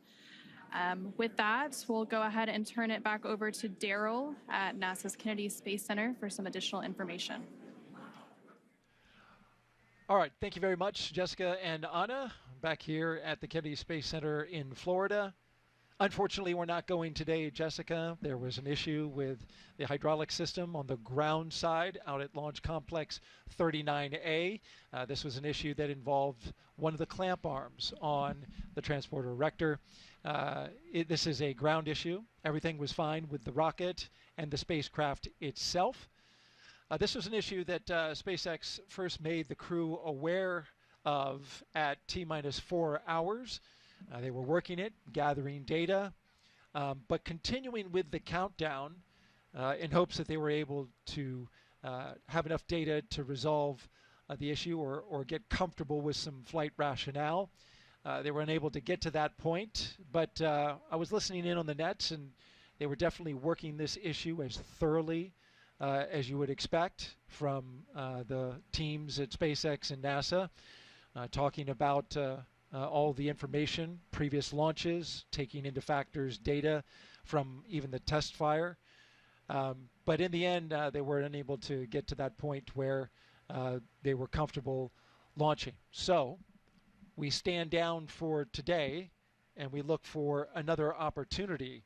Though at this point, we know that there are 2 opportunities coming up on Thursday and Friday, but it has yet to be seen whether or not the teams will take that opportunity. They first must resolve the issue or get enough data in order to understand it.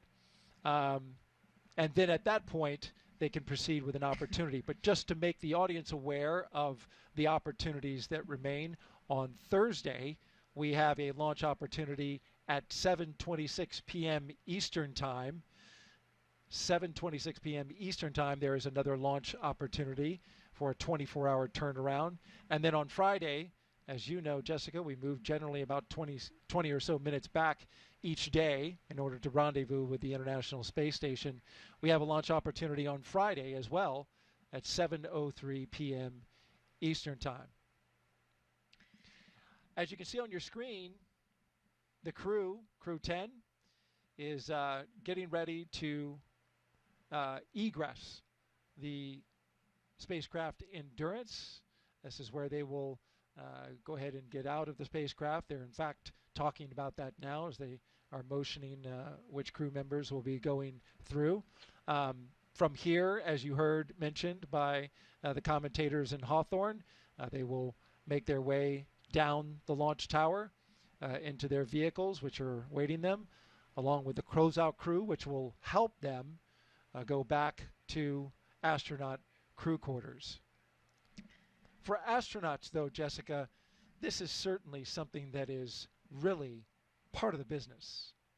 Yeah, absolutely. We talked about it earlier, and flexibility is really the key to everything that we do as astronauts. We know that the plan is always changing, and launch scrubs are definitely a reality that we have seen happen over and over again here on the Space Coast. Way back in the shuttle era, of course, happened frequently too, given maybe a technical issue, maybe a violation of the range, as we talked about with a random boat being in the area. Maybe it was a weather violation, or even any of the contingency sites along the corridor as well. So lots of different reasons to abort. It does, we're ready for this. This is what we trained for. We know that at the end of the day, you may be lifting off, you may not be. Definitely a bummer for everyone involved, but we will just, again, do as we're trained and get ready for that next opportunity. It reminds me a little bit of an interview that Anne gave fairly recently about the mission, and she was talking about the extensive experience that her crew has in regard to aviation. We talked about that several times in this broadcast. They have 4 professional pilots, 2 military pilots, 2 commercial pilots. And one of the things that Anne often talks about is how important it is as an operator, as a test pilot, to be humble, because your equipment will always fail in ways that you don't predict. And I think that's something that we saw here today. There were other issues, technical issues, that were being worked and tracked before this mission, as there are all before every mission. We're always wondering what's going to happen with the weather here, which can be pretty interesting and unpredictable here on the Florida coast. But this was something I don't think that anyone was tracking at all. And Anne and I even spoke last night. It just seems like everything's going too smoothly. I think we mentioned that this morning as well. Yeah. And maybe we shouldn't have said that out loud, because sure enough, there's always something that you don't expect. So I'm sure Anne's reminding her crew right now, hey, be humble. We know that today we weren't ready to launch. And the answer is that we will launch when we know we're ready and safe. And that's, of course, the only solution when you're launching humans into space. And a hint that the crew is taking it well, as you said, that we just saw moments ago. Kirill Peskov appeared to use his tablet to take a selfie with the crew. So you feel like they're doing okay and certainly understand what is happening right now. They were aware throughout the countdown that this could be a possibility, but they get yet another practice run in at getting out to the launch pad and getting into their seats and preparing to go. That's right. Another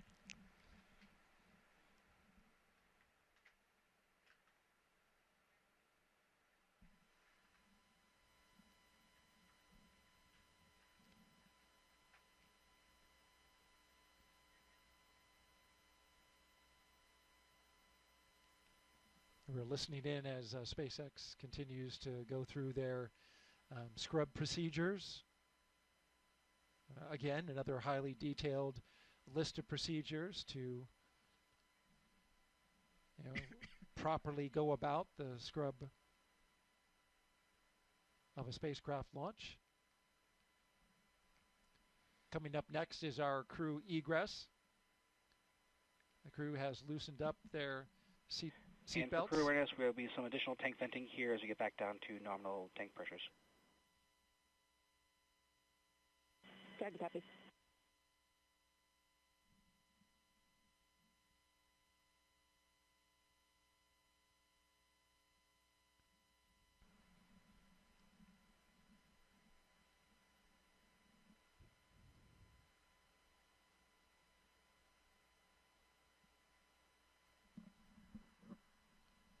From your time in the astronaut corps, what are some stories that you've heard from astronauts that have, spent time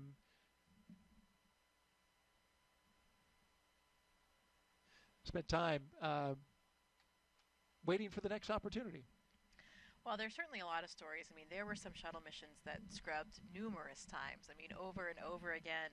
You have different launch windows for different vehicles, too. Sometimes it's an instantaneous window. Sometimes you have a prolonged period, so maybe you might be able to resolve a problem in time. But, in some ways, it could actually make the crew a little bit more relaxed because they've already done all of their final preparation things. All of those, all that last-minute work, the last-minute email, the last-minute message that you wanted to send a friend, they have all of that out of the way, and hopefully that will give them a chance tomorrow to really just be able to relax and appreciate it and maybe just think a little bit more, philosophize a little bit more, be ready for that next attempt without all of those little annoying must-do task list type things. So we'll try to put a positive light on it and think about how maybe for their psychological state and getting ready for the next opportunity, it would actually make things a little bit more relaxing and a little bit more routine. Like you said, they've gone through it all. Of course, they had gone through most of those, pretty much all of those steps except for the propellant loading in the dry dress previously, so they'd been through it at least once. But, when you're not training for the real deal, it always feels a little bit different. So I think they'll be even more psychologically, mentally prepared for the next opportunity that they'll have, whether that's tomorrow or subsequent day. If you're just joining us, you're watching launch coverage of NASA and SpaceX's Crew-10 mission that was scrubbed today at 7:06 p.m. Eastern Time, T-minus 43 minutes. A scrub was called by NASA and SpaceX due to an issue with the hydraulic system that controls a clamp arm that holds the rocket to the launch tower. And there you see Crew-10, our crew from left to right, Kirill Peskov, Nichole Ayers, Anne McClain, and Takuya Onishi. Just spending some time chatting and talking. Of course, they're disappointed that they didn't get to go today. The weather was perfect. It certainly did its part. I had just heard an update prior to the scrub being called where the launch weather officer came over the net and said, "We're clear, blue, and 22." A phrase that means, clear skies, blue skies, beautiful weather, and you can see for 22 miles. And you literally can. That is the visibility today. It was setting up to be a perfect, not only launch opportunity, but also a launch viewing opportunity. But as is often happens in the business, everything needs to be just right. And so the launch was scrubbed for today, and they will look for an opportunity in the future after they discuss the issue that they had with the hydraulics on the ground system. The rocket was good to go. The spacecraft was good to go, but something with the ground equipment and the hydraulic system is what's keeping us on the ground for today. As we look around, just having passed through sunset, I believe we had a sunset. Are we there yet? No, we're close. Almost sunset as we orbit the launch tower there. In the foreground, a future Starship launch tower that you can see there, marked by its chopstick arms at the bottom. In the background, you can see Launch Complex 39A in the tower, where the Falcon 9 rocket and spacecraft with our crew are still sitting inside, awaiting to be egressed from the capsule. And way off in the distance, the vehicle assembly building. You know, it's good food for thought here as I contemplate what I would do in this situation and think about a potential future space flight. I think it's probably a good idea to have some contingency plans, personal ones, right, about what's going to be different and what you're going to do over those next 24 hours or however long it will be. I didn't actually speak to Anne about that. I wonder if she and her crew had anything in mind, you know, anything planned, because the way things usually work, if you have a plan, then you won't need to use it. But if you don't have a plan, then we may be in the case that we're in today. So I'll have to talk to her and find out if they had anything planned and what they decided to do to make use of that interim.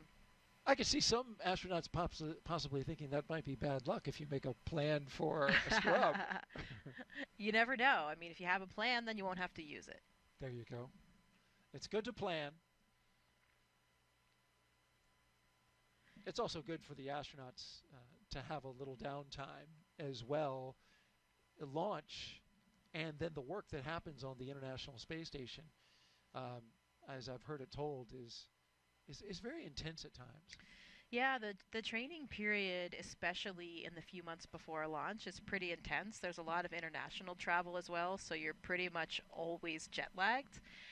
And it's pretty intense. You know, I think for a lot of the training that we do as astronauts, we talked about for these space station missions, we're typically training 1.5 to 2 years in advance.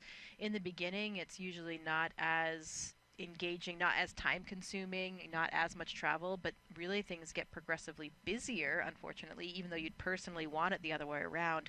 You know, if you think about it, everybody wants to have their training and their exposure as close to the flight as possible. So those final months do get quite busy. For Anne's crew, there was sort of an interesting lead up. You know, they had their very, very busy time period since, of course, originally they were supposed to launch in February, and they were really pretty exhausted. You know, they had a lot of travel, a lot of things going on, but then suddenly they had this delay and they were waiting, and then they had this kind of built-in rest period, kind of similar that we're talking about with a scrub, where I think it actually was good for their crew because they had enough downtime to really recover. I mean, we always, as astronauts, want to be launching a well-rested crew, a well-mentally prepared crew to get to the very busy lifestyle that we have on board the space station, and just all the psychology that's involved with leaving your family and friends back home, too. So I think it was nice Anne's crew had that. And again, maybe they'll have that now with the scrub, a little bit of extra time together to kind of contemplate and prepare for their mission. That delay that you mentioned from February to March, of course, brought about by the decision to switch capsules from a brand new SpaceX capsule to the Dragon Endurance, reliable one with 3 previous crew missions under its belt, Crew 3, Crew 5, and Crew 7. When they made that switch, though, they needed to do some more data analysis on that spacecraft in short order, and it takes time because of the amount of data that the commercial crew program has to go over in order to make sure that everything is right with the spacecraft before loading up the astronauts on it.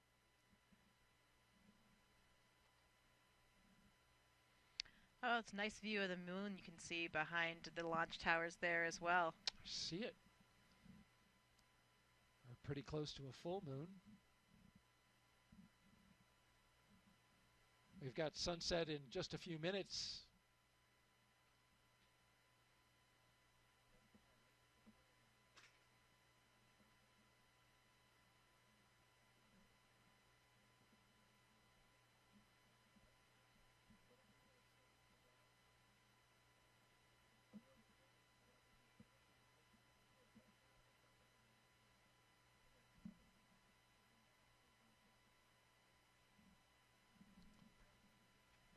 Dragon SpaceX, just an update. The closeout team is waiting. They have arrived at the pad, but is waiting for a go to enter the pad to come get you out of the vehicle. But I'll give you updates as they're proceeding to the base of the tower. SpaceX Dragon, copy. Thank you. You heard that update there from SpaceX to the crew inside the Endurance And spacecraft. for crew right now, there's going to be some loud venting from the base of the rocket.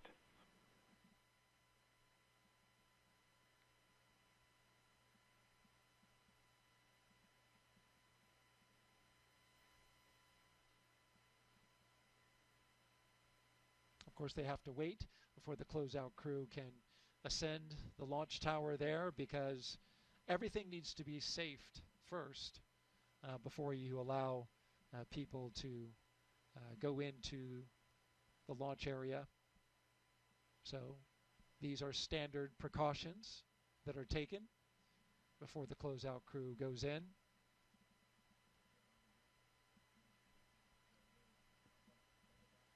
Props to our Kennedy Space Center Flight Operations team, though, for these beautiful images that they have been bringing us throughout today.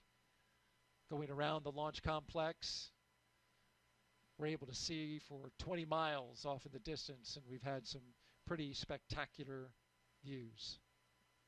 All right, we're going to send it out now to Hawthorne, California, and our commentators there, and with an update on the Scrub.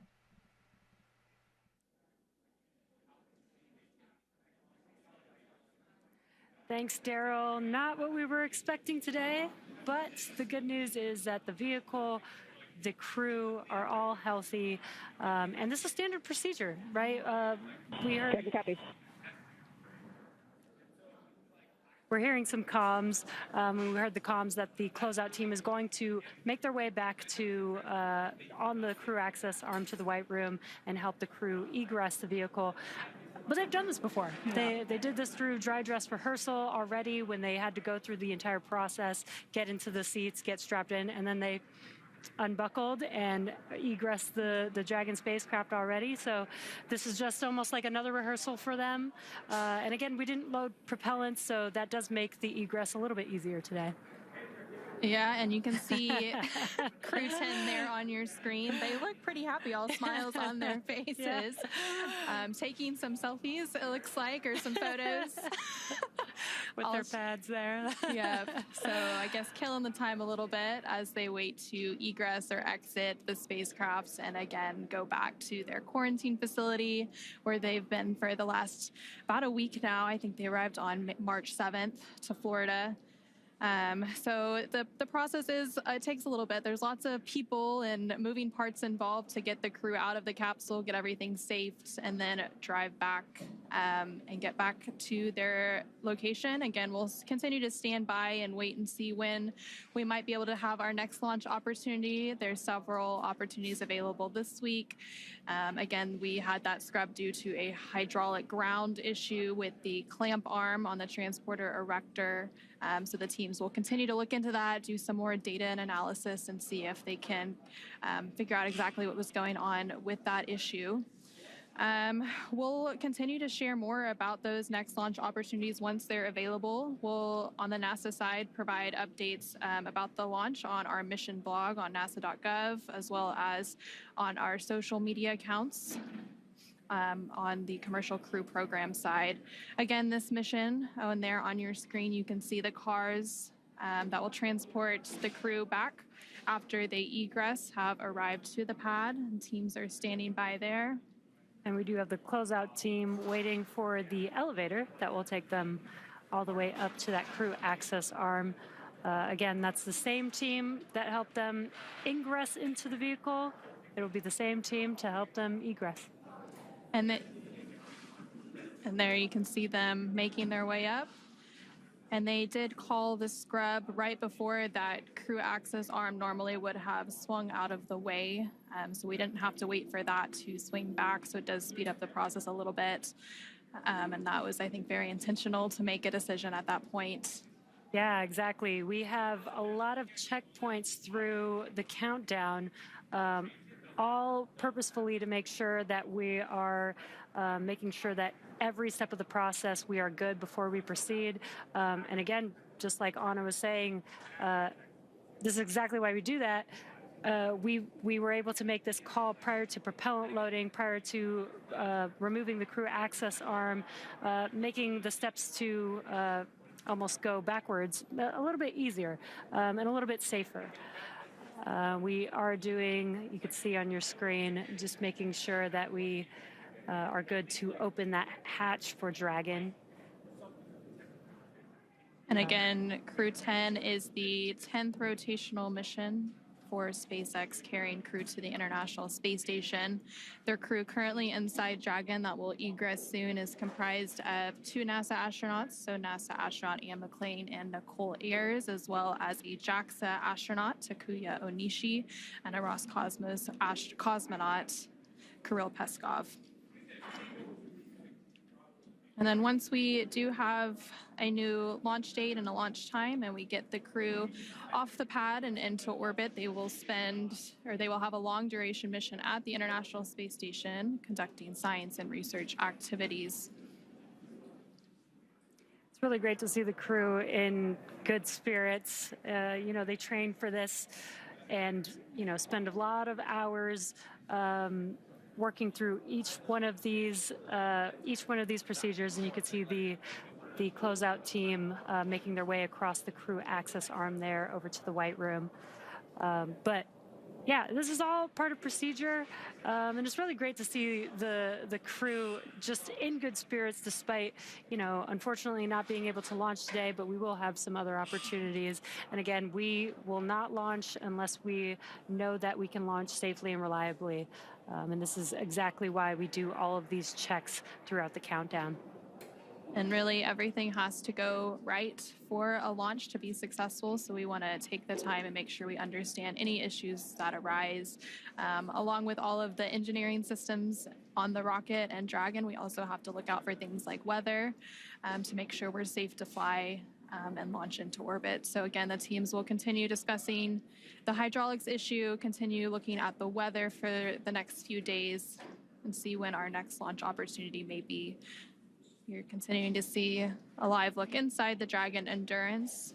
Again, this was going to be the 4th flight of that spacecraft. It previously flew on Crew-3, Crew-5, and Crew-7.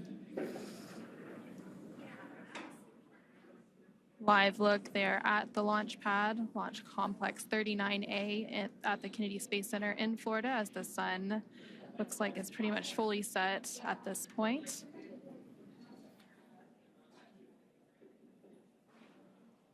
And there are teams continuing to go down the crew access arm, safing the hatch and getting ready to open it so that they can begin the egress or exit operations for the crew and get them out one by one.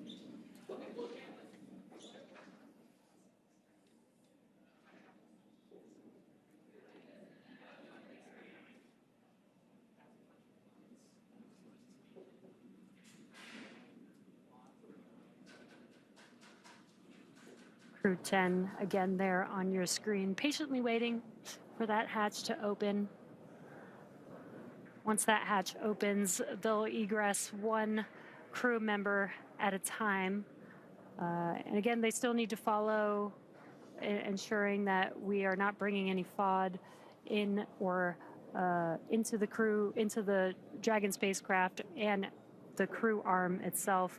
And so you saw the closeouts team in those closeout suits there. Dragon SpaceX, the closeout team is in the White Room. They're doing final preparations for hatch opening, expected in just a few minutes from now. SpaceX Dragon copies. That was the core speaking with the crew, just providing an update.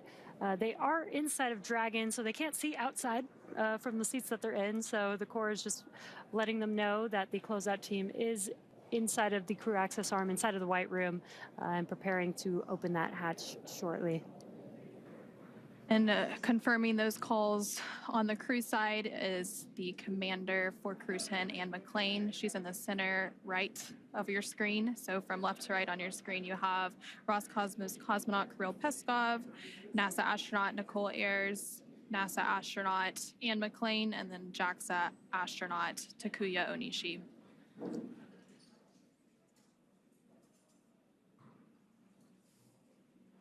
And that scrub was called about 45 minutes ago now, continuing to work through those procedures to get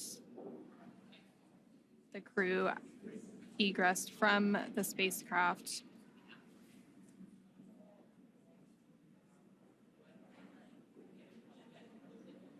The launch for today was planned for 7:48 p.m. Eastern, 4:48 p.m. Pacific, and they called that scrub about 45 minutes ahead of that instantaneous launch window.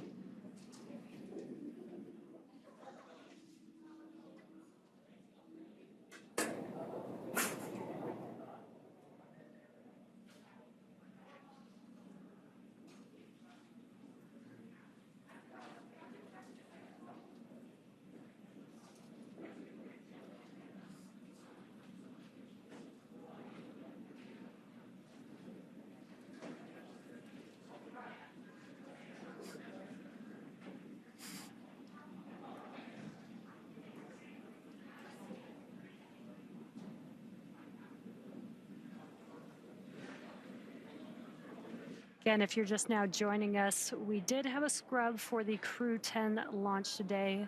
Once again, the vehicle and the crew are safe and healthy. The scrub was called for a ground side issue with the hydraulic system that opens the access arm around the vehicle which is attached to the, I'm sorry, not the access arm, the clamp arm on the transporter erector. And the countdown is exactly what we use. This is the framework that the launch team uses to make sure that all final checks are made in the right order to make sure that we have a safe flight and a safe launch. And what's happening during these countdowns is the rocket computers, the ground computers, the launch teams are all monitoring the checks along the way, making sure that every step of the way, all the way to T0, as well as all the way through launch, that everything is healthy and operating nominally. And so we were going through those procedures today. And as we were working through each one of those checks, we did notice that there was an issue with the hydraulic system on the clamp arm. And teams began to work through that, trying to see if we could resolve it in time for the expected T0 today. Unfortunately, around, I believe, T minus 45 minutes is when they made the official call. Again, that was about 8 minutes before, or 10 minutes before we load propellants onto the vehicle. And again, this is why all these checks are there. This is what terminal count is for, is to make sure that the vehicle is safe, and that we can make a call in time to prevent going through unnecessary procedures as well. So again, we didn't load propellants on the vehicle. That does make this egress a little bit easier, a little bit faster for the crew.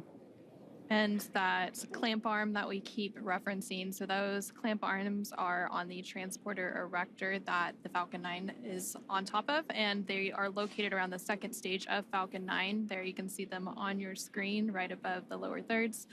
And they stay around the second stage of the Falcon 9 until we have the strong back retract, which takes place in the final minutes of the countdown around the T minus 4.5 minute mark.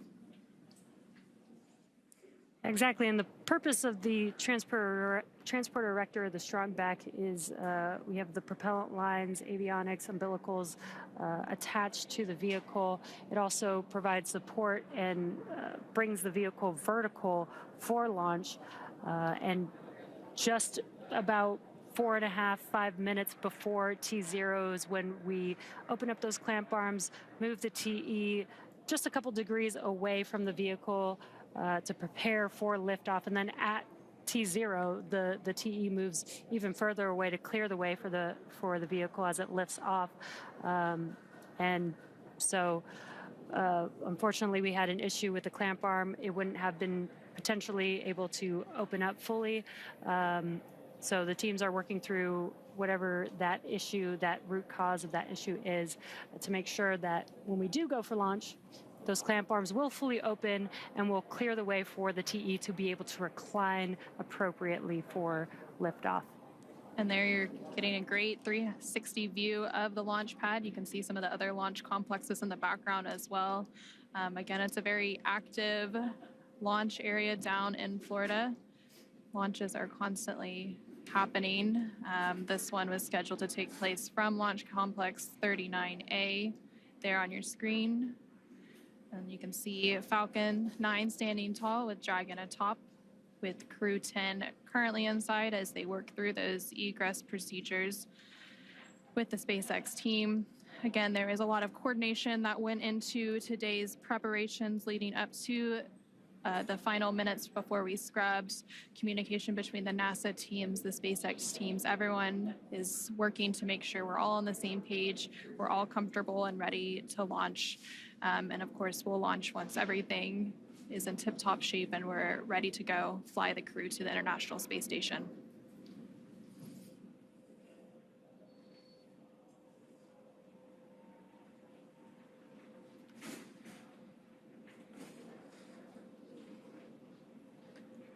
And again, the crew has gone through these procedures many, many times. There's a lot of rehearsals. There's a lot of review of all the vehicle systems prior to flight, testing, simulations that the crew works through in preparation for a launch to the International Space Station.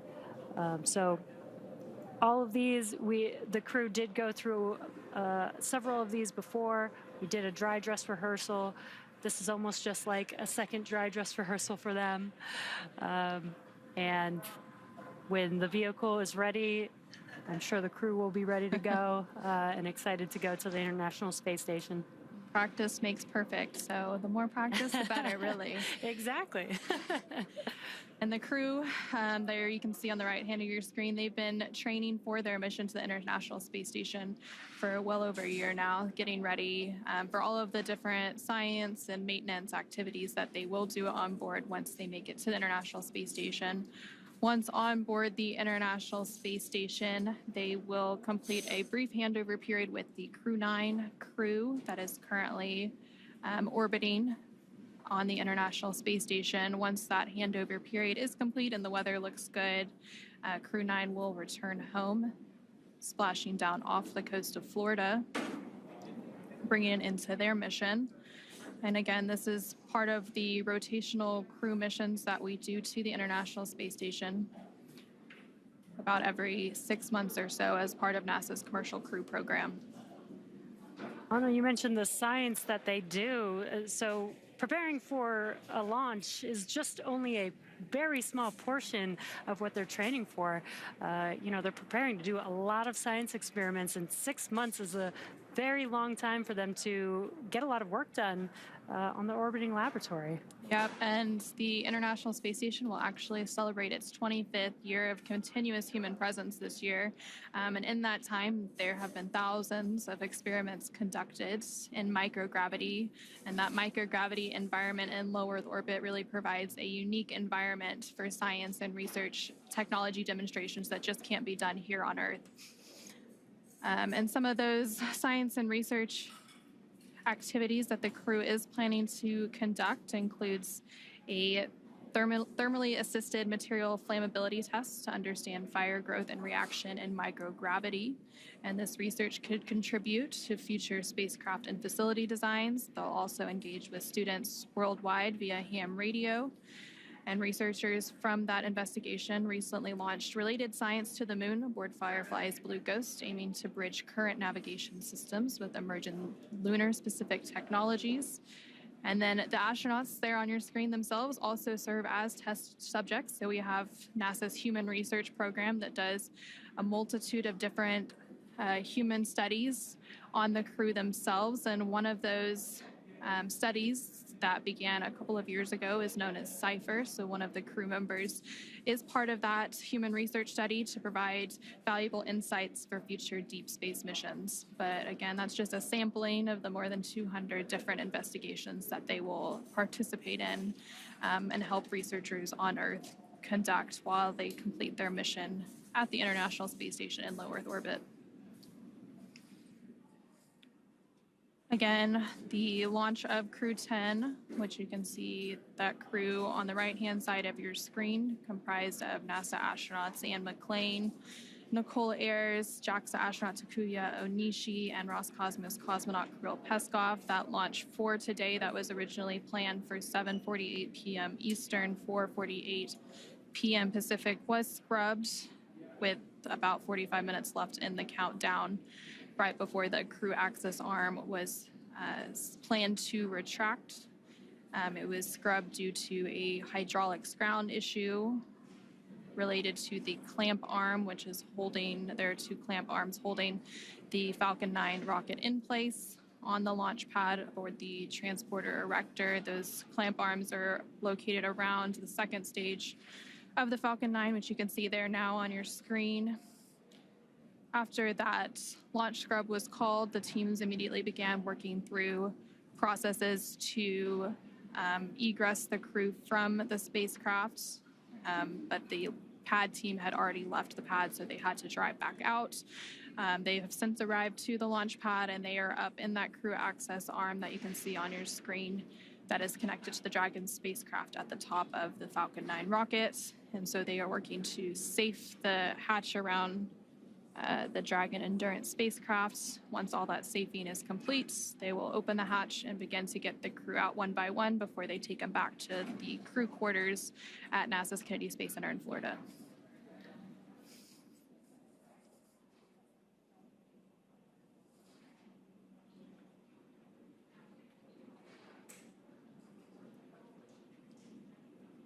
So leading up to today's launch attempt, the crew actually ingressed or entered the spacecraft around 4:58 p.m. Eastern, so several hours ago now. There you can see the ground crew team currently working on those hatch safing and opening operations. Dragon SpaceX closeout team is preparing for side hatch open in just about a minute or so. Dragon copy.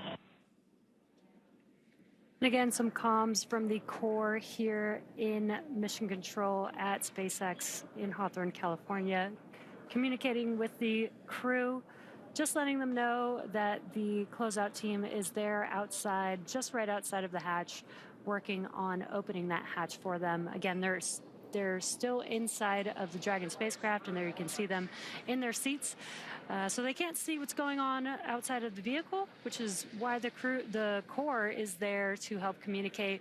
They might be hearing some noises from the closeout team working on opening that hatch. This allows them to just know and understand what to expect, that those noises that they're hearing is expected, and that they can anticipate that hatch opening here shortly.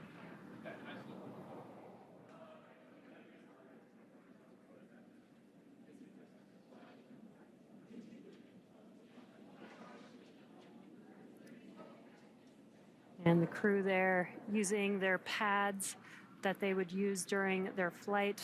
Those tablets hold their procedures, so they can, if they're wondering where, what they need to work through, what's coming up next in the procedure, they can look there on those tablets very easily. They were also taking some selfies earlier.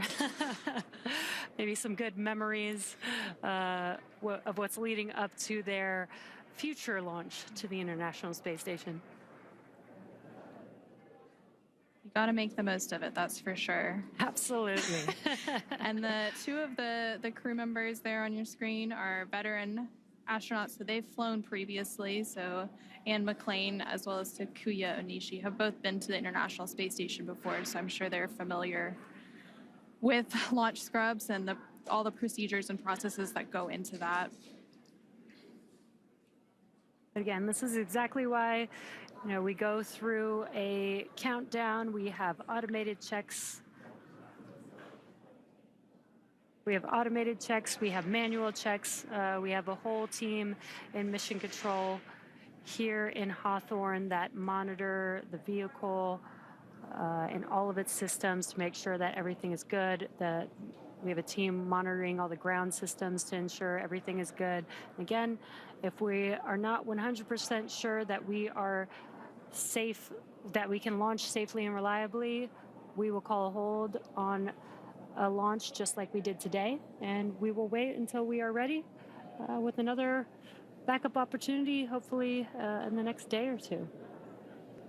And again, there are several other opportunities this week. The earliest is tomorrow, about 24 hours from now. But again, waiting for confirmation from the NASA and SpaceX teams on when they will schedule that next opportunity, whether it's tomorrow or sometime later this week or even next.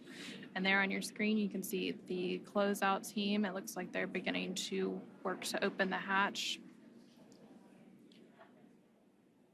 And then once the hatch is open, the crew will begin exiting one by one with some assistance from those ground teams. And just by the number of people you can see on your screen there, you can see just how big of an operation it is to launch people. Dragon SpaceX, stand by for side hatch open. SpaceX Dragon, copies.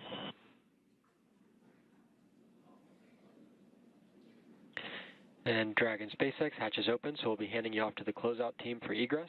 Sorry we couldn't get you off today, but we'll speak to you soon and look forward to trying it again. SpaceX Dragon, we copy. We see the closeout crew. Great working with you today.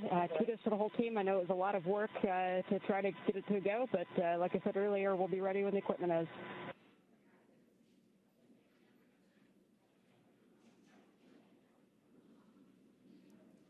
And there you heard some nice words from NASA astronaut, the commander of Crew-10, Anne McClain,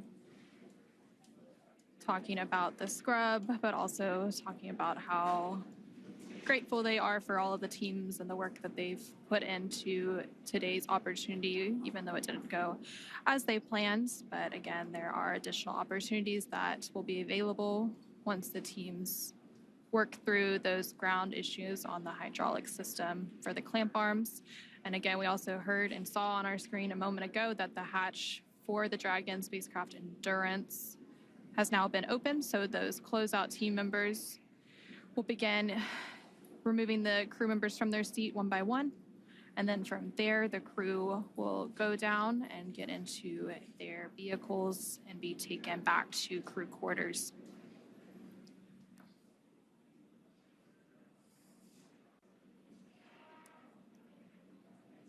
When that hatch opened, they waved to the closeout team. This is a team that they've been working with for many, many months, so they're very familiar with each other. And as Anna, you were mentioning, there's a lot of teams involved with a launch like this. Several teams helping to make a crew launch like this happen.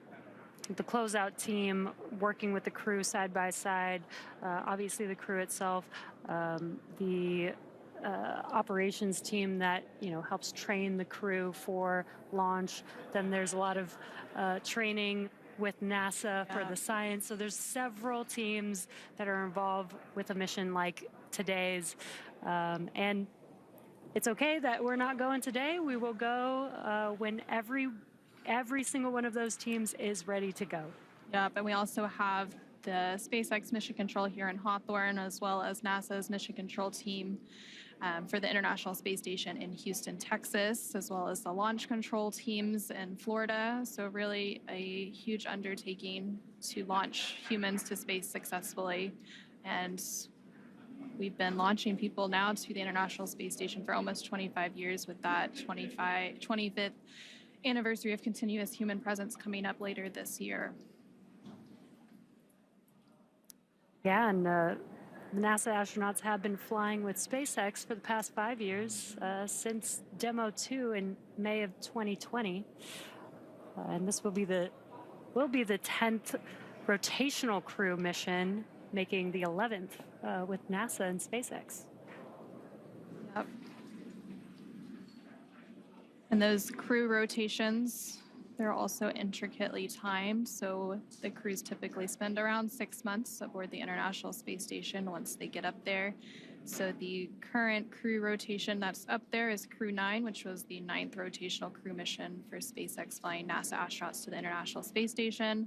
And once Crew-10 launches and gets to dock to the International Space Station, they'll complete that handover period with Crew-9 before Crew-9 makes their way back to Earth. And then there on your screen, you can see the CREW-10 crew members working to get their hands free out of their launch and entry suits. Yeah, these suits are intravehicular suits. They are designed for being inside of the spacecraft only.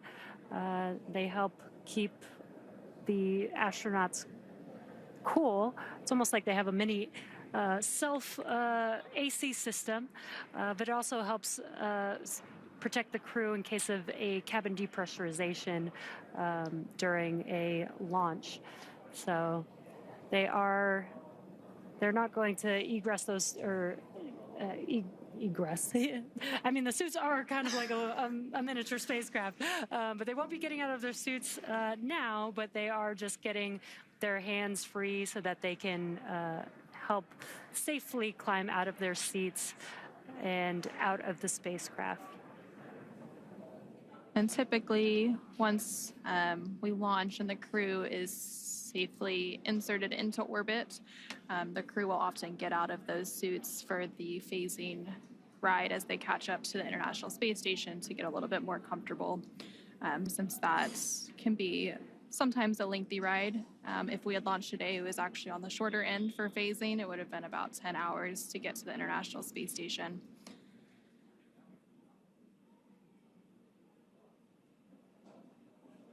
And there we see a live look of Launch Complex 39A in Florida. It looks like the sun has fully set.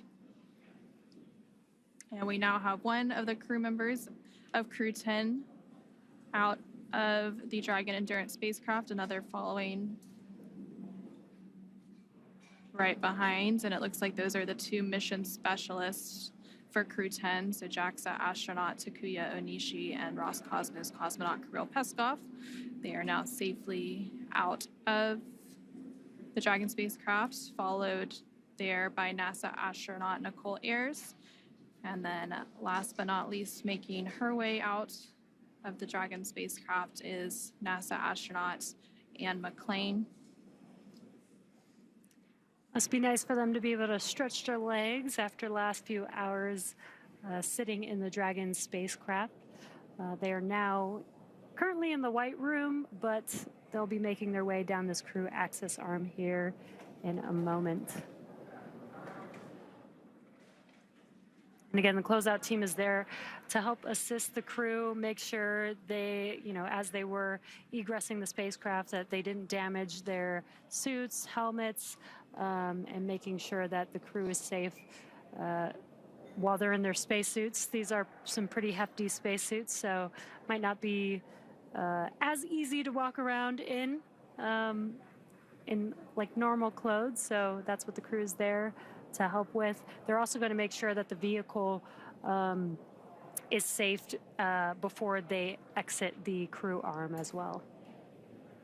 It looks like they're now making their way down the crew access arm, well away from the spacecraft that they just egressed or exited following that launch scrub. Again, the scrub was called with about 45 minutes left in the launch count when we were targeting a 7:48 p.m. Eastern liftoff.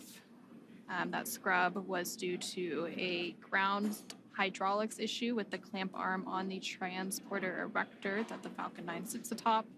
And those clamp arms hold the Falcon 9 in place and typically retract in terminal count.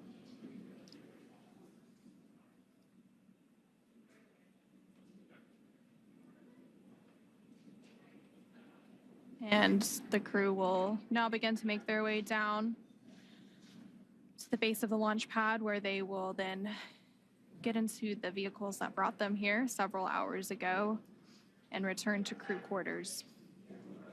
Once they're back at crew quarters, they'll likely have some meetings with some of the SpaceX and NASA teams to talk future opportunities for their launch.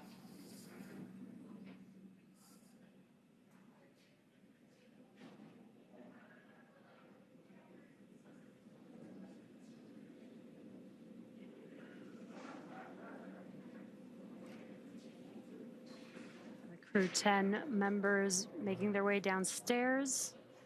This is where they will get access to the elevator that will take them down the tower, to the base of the tower, to their Teslas that will take them back to their crew quarters.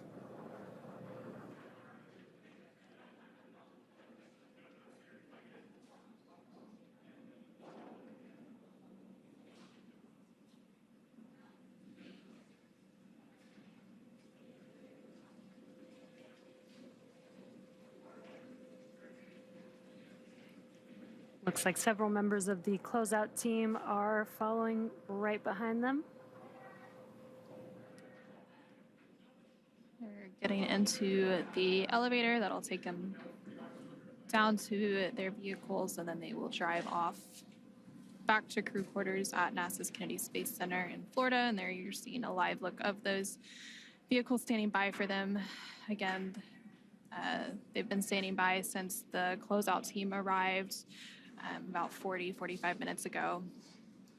After the launch scrub was called, there were a few minutes that we had to wait for the closeout team to make their way back, since they had already left the launch pad prior to that scrub being called. Once the closeout team made their way back, they then went up to the crew access arm and began safing the hatch to then egress the crew. The CREW-10 crew members comprised of NASA astronauts Anne McClain, Nicole Ayers, JAXA astronaut Takuya Onishi, and Roscosmos cosmonaut Kirill Peskov. And there you see them all on your screen as they are making their way down. They've made their way down and are going to enter into their vehicles and leave the launch pad and go back to crew quarters shortly.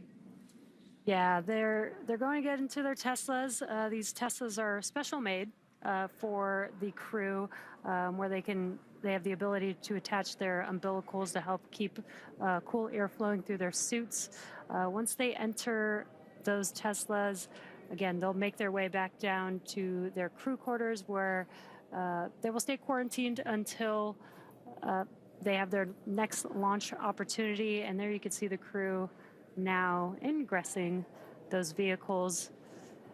And that's going to wrap it up for us here in Hawthorne, California at SpaceX here at, next to Mission Control. We're going to send it back over to Daryl at KSC to follow the crew the rest of the way. Again, it's unfortunate that we did not launch today, but again, always better to be safe and make sure that we launch when we're ready. Yep, and we'll continue to provide updates on NASA's blog for the Commercial Crew Program, as well as our social media accounts once we have that new launch time ready to share with the world. But for now, we'll go ahead and wrap it up here in Hawthorne, and we'll see you again soon once we have our next launch attempt for the CREW-10 mission. And with that, we'll hand it back over to Daryl at NASA's Kennedy Space Center in Florida. All right, thank you both, ladies, for walking us through the egress of the astronauts from their spacecraft down the launch tower and into their waiting vehicles. For those of you just now tuning in or happen to be catching up on what's happening, we are live at the Kennedy Space Center in Florida, watching CREW-10 make their way back from a launch attempt at Complex 39A. They were scheduled to launch with a T0 of 7:48 and 57 seconds p.m. Eastern Time. However, the launch was scrubbed less than an hour before that due to an apparent hydraulic problem with the Launch Pad 39A Falcon 9 hold-down clamp arm system, the system that holds the rocket to the strong back. And so NASA and SpaceX teams made the decision to call off the launch for today. And there you see the crew, along with the closeout crew, our crew of 3 astronauts and 1 cosmonaut, leaving their rocket for another day.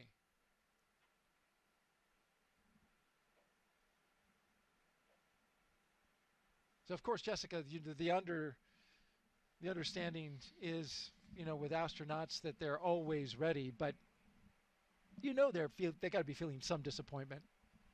Yeah, certainly. I mean, it's a bit of a letdown when you think you're going to space and you don't. I didn't have that scrub experience myself, but obviously it is quite common for a lot of astronauts in the office. And I think really they're just mostly used to it from their previous careers. You know, like we mentioned earlier, Anne often talks about being humble and knowing that your equipment it's going to fail in the least predictable of ways. So you really just always need to be ready for anything. And that's what happened here today, despite a pretty flawless lead up. You know, it was something that we didn't expect. But we will launch when we're ready and when we're safe. And of course, that's always the most important thing when we're talking about human spaceflight. So maybe they'll have a little bit more time to relax and get ready for the next opportunity. We're going to continue tracking the astronauts' progress back to the astronaut crew quarters, and then we will close out the broadcast. But we want to make sure that you, the viewer, see the astronauts making it back from the launch complex back to their crew quarters safely before we close it off. And then it's a little bit like going home. You know, Anne was talking earlier about the appreciating the home-cooked food, and we have an incredible staff there at the quarantine facility. So, hey, another day of that, probably some other family visits, and they'll find a way to make good use of that time now that they have all the annoying taskless stuff out of the way that they thought they had to complete before yesterday.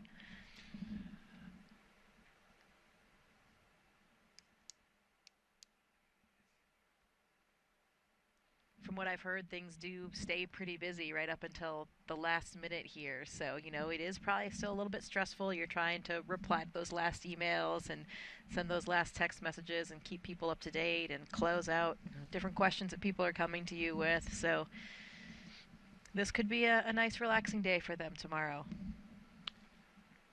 Well, it's certainly beautiful outside, as you can see here, as we are in the late twilight of today, Wednesday, March 12th. It was a beautiful day all day long today.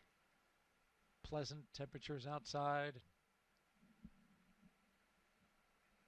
Boats were going by the launch pad. It was a quintessential Florida launch.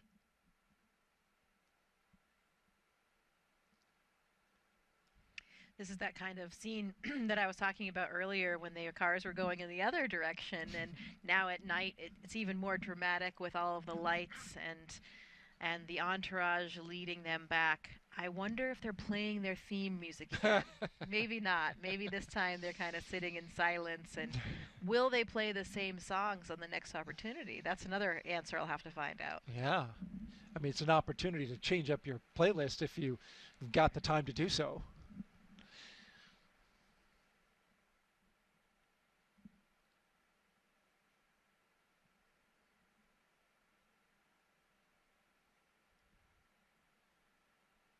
Historically speaking, when crews back in shuttle days were faced with delays that they knew were going to be long, they had use of the astronaut beach house. And there were opportunities to spend a little more time out there, and families were on hand, so...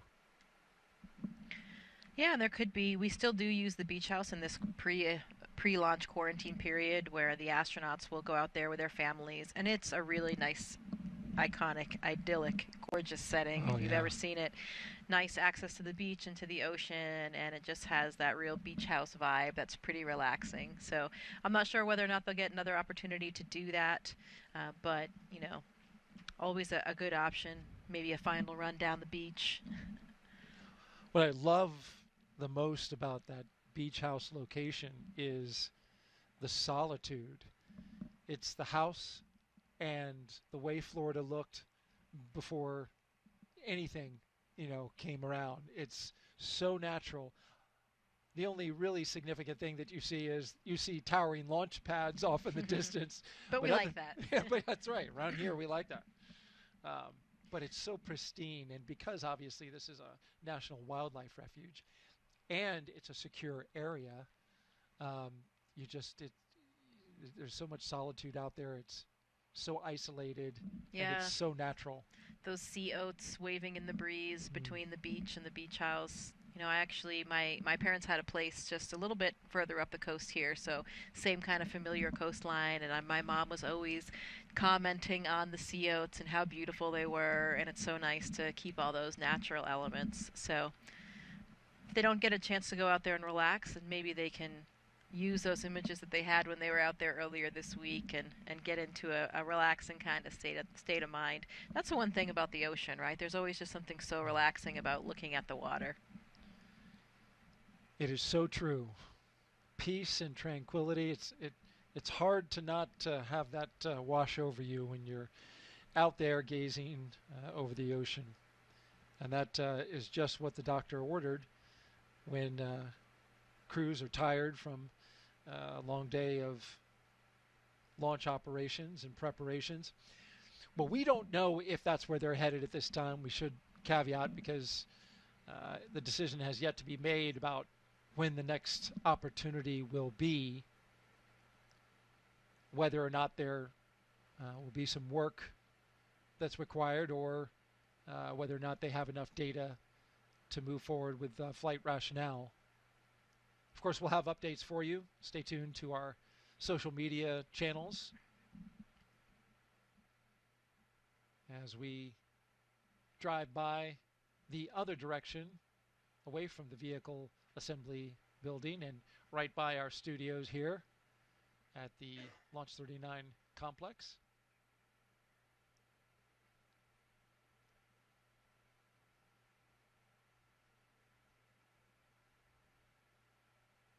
If you were commander of this crew, what would you do?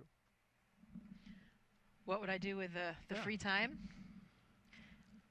I think I would try to do what I was saying earlier, really use it to relax, because I know myself, and as I was mentioning, I've heard a lot of reports from the crews being pretty busy up until the last moment. So I think I would sort of take advantage of the fact that all of those annoying things are done, and perhaps, you know, you choose not to look at your email again, not to get back on your phone at all, because you've already sort of disconnected from those devices. You know, I know for me, when my happy place is in nature, going camping and hiking, and when I am on a long trip without any technology, without my cell phone, I find it to be incredibly invigorating and can get a lot of recuperation out of and something liberating. like that. Yeah, absolutely. Yeah. So I would probably not be in any rush to turn my phone back on. And that's the other thing, you know, things are pretty planned. Like you said, we don't know for sure when the next attempt will be, but there certainly will be a plan, and they have to remain, of course, in their quarantine. So I would probably just try to relax, maybe avoid technology, and see how it all plays out. Could be some great crew bonding opportunities, I think, for them.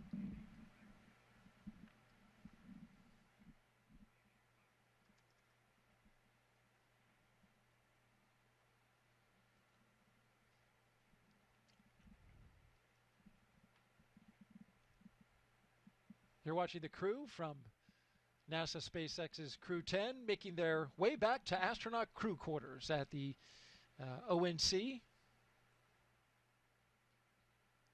It's about a 20-minute drive from the launch pad to the crew quarters. The caravan going down NASA Causeway. They came in on 2 lanes. They're going out on 3 lanes. Those 3 lanes are to accommodate big, heavy space hardware when it travels around the Kennedy Space Center. Fun little fact.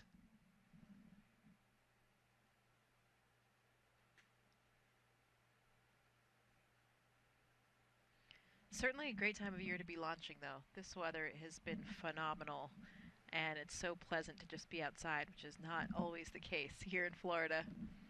Yeah, you were asking me, you know, prior to coming out here, like, how's the weather? I'm like, oh man, it's so good. From our previous launch coverage that you and I did, Crew-7.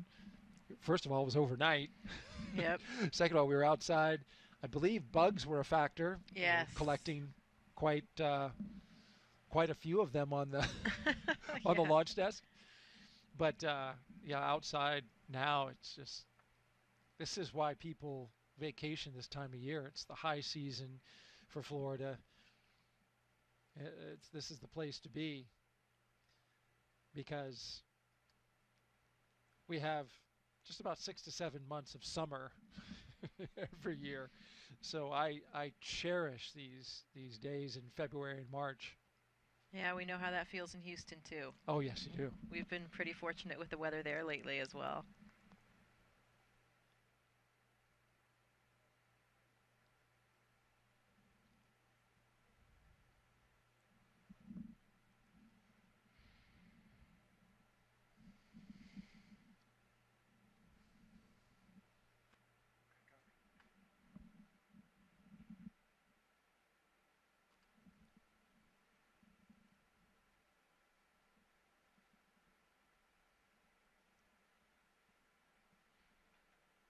Hopefully the friends and family that are here as well will be able to stick around for a little while and see what's going to happen.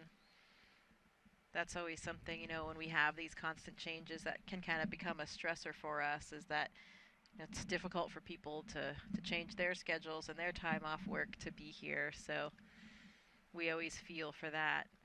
And I know that happened once already with the change that they had moving off of the February plan. So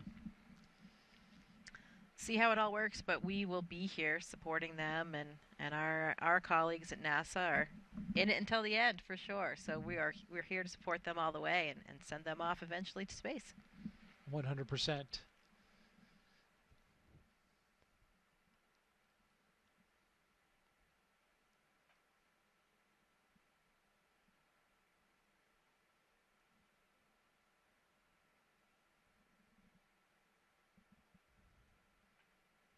Feel like we're in the car right there with them with this view, don't we? And we are. I wonder if they're putting in their order to the fine cooks and chefs at crew quarters for dinner tonight, because it's been a while since they ate. Yeah, absolutely, and probably that will be definitely a bright spot on the horizon, because their meals in Dragon, there's no way to heat up the food, so it has to be something you do get some choice in what you can bring along. You can bring along some of the elements of our standard food menu that we have on ISS and some other kind of off-the-shelf varieties as well. But there's no way to heat it, so you have to have something that tastes good at the ambient temperature. So at least they will have a hot meal tonight, which they wouldn't have had otherwise on Dragon. Absolutely. A little bit less fun when your food's not floating, though, I have to say. There is that fun factor. Absolutely. It's room temperature, but capturing it out of midair. Yeah, it's okay to play with your food in space. You know, don't tell your kids. Right. That's not something that you and I, as parents of toddlers, are currently doing. Yeah, exactly. It would be a different ballgame with a toddler if all of the food was floating. So imagine that. Can you imagine that? Wouldn't that be like such an impetus to get them to eat? Toddlers in space would be cute, but very messy. Oh, no doubt about that.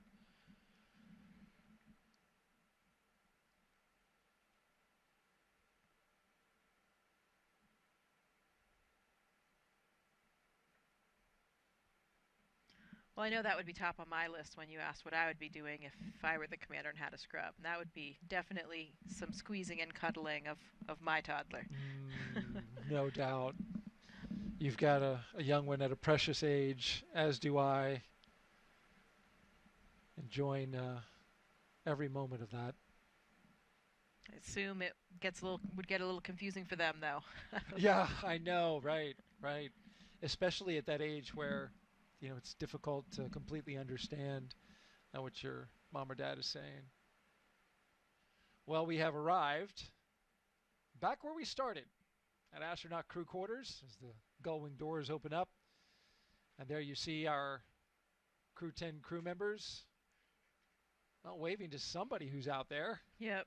Looking slightly less enthusiastic. Slightly less. But that's okay. They will fly eventually. This we know. It's just a matter of figuring out when, as they hustle into the doors.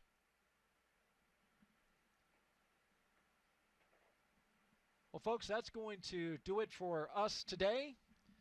We really appreciate you joining us for this launch attempt of NASA and SpaceX's Crew-10 launch to the International Space Station. Thank you so much, Jessica, for being here with us on this first attempt. You'll be with us on the next one. We greatly appreciate that as well.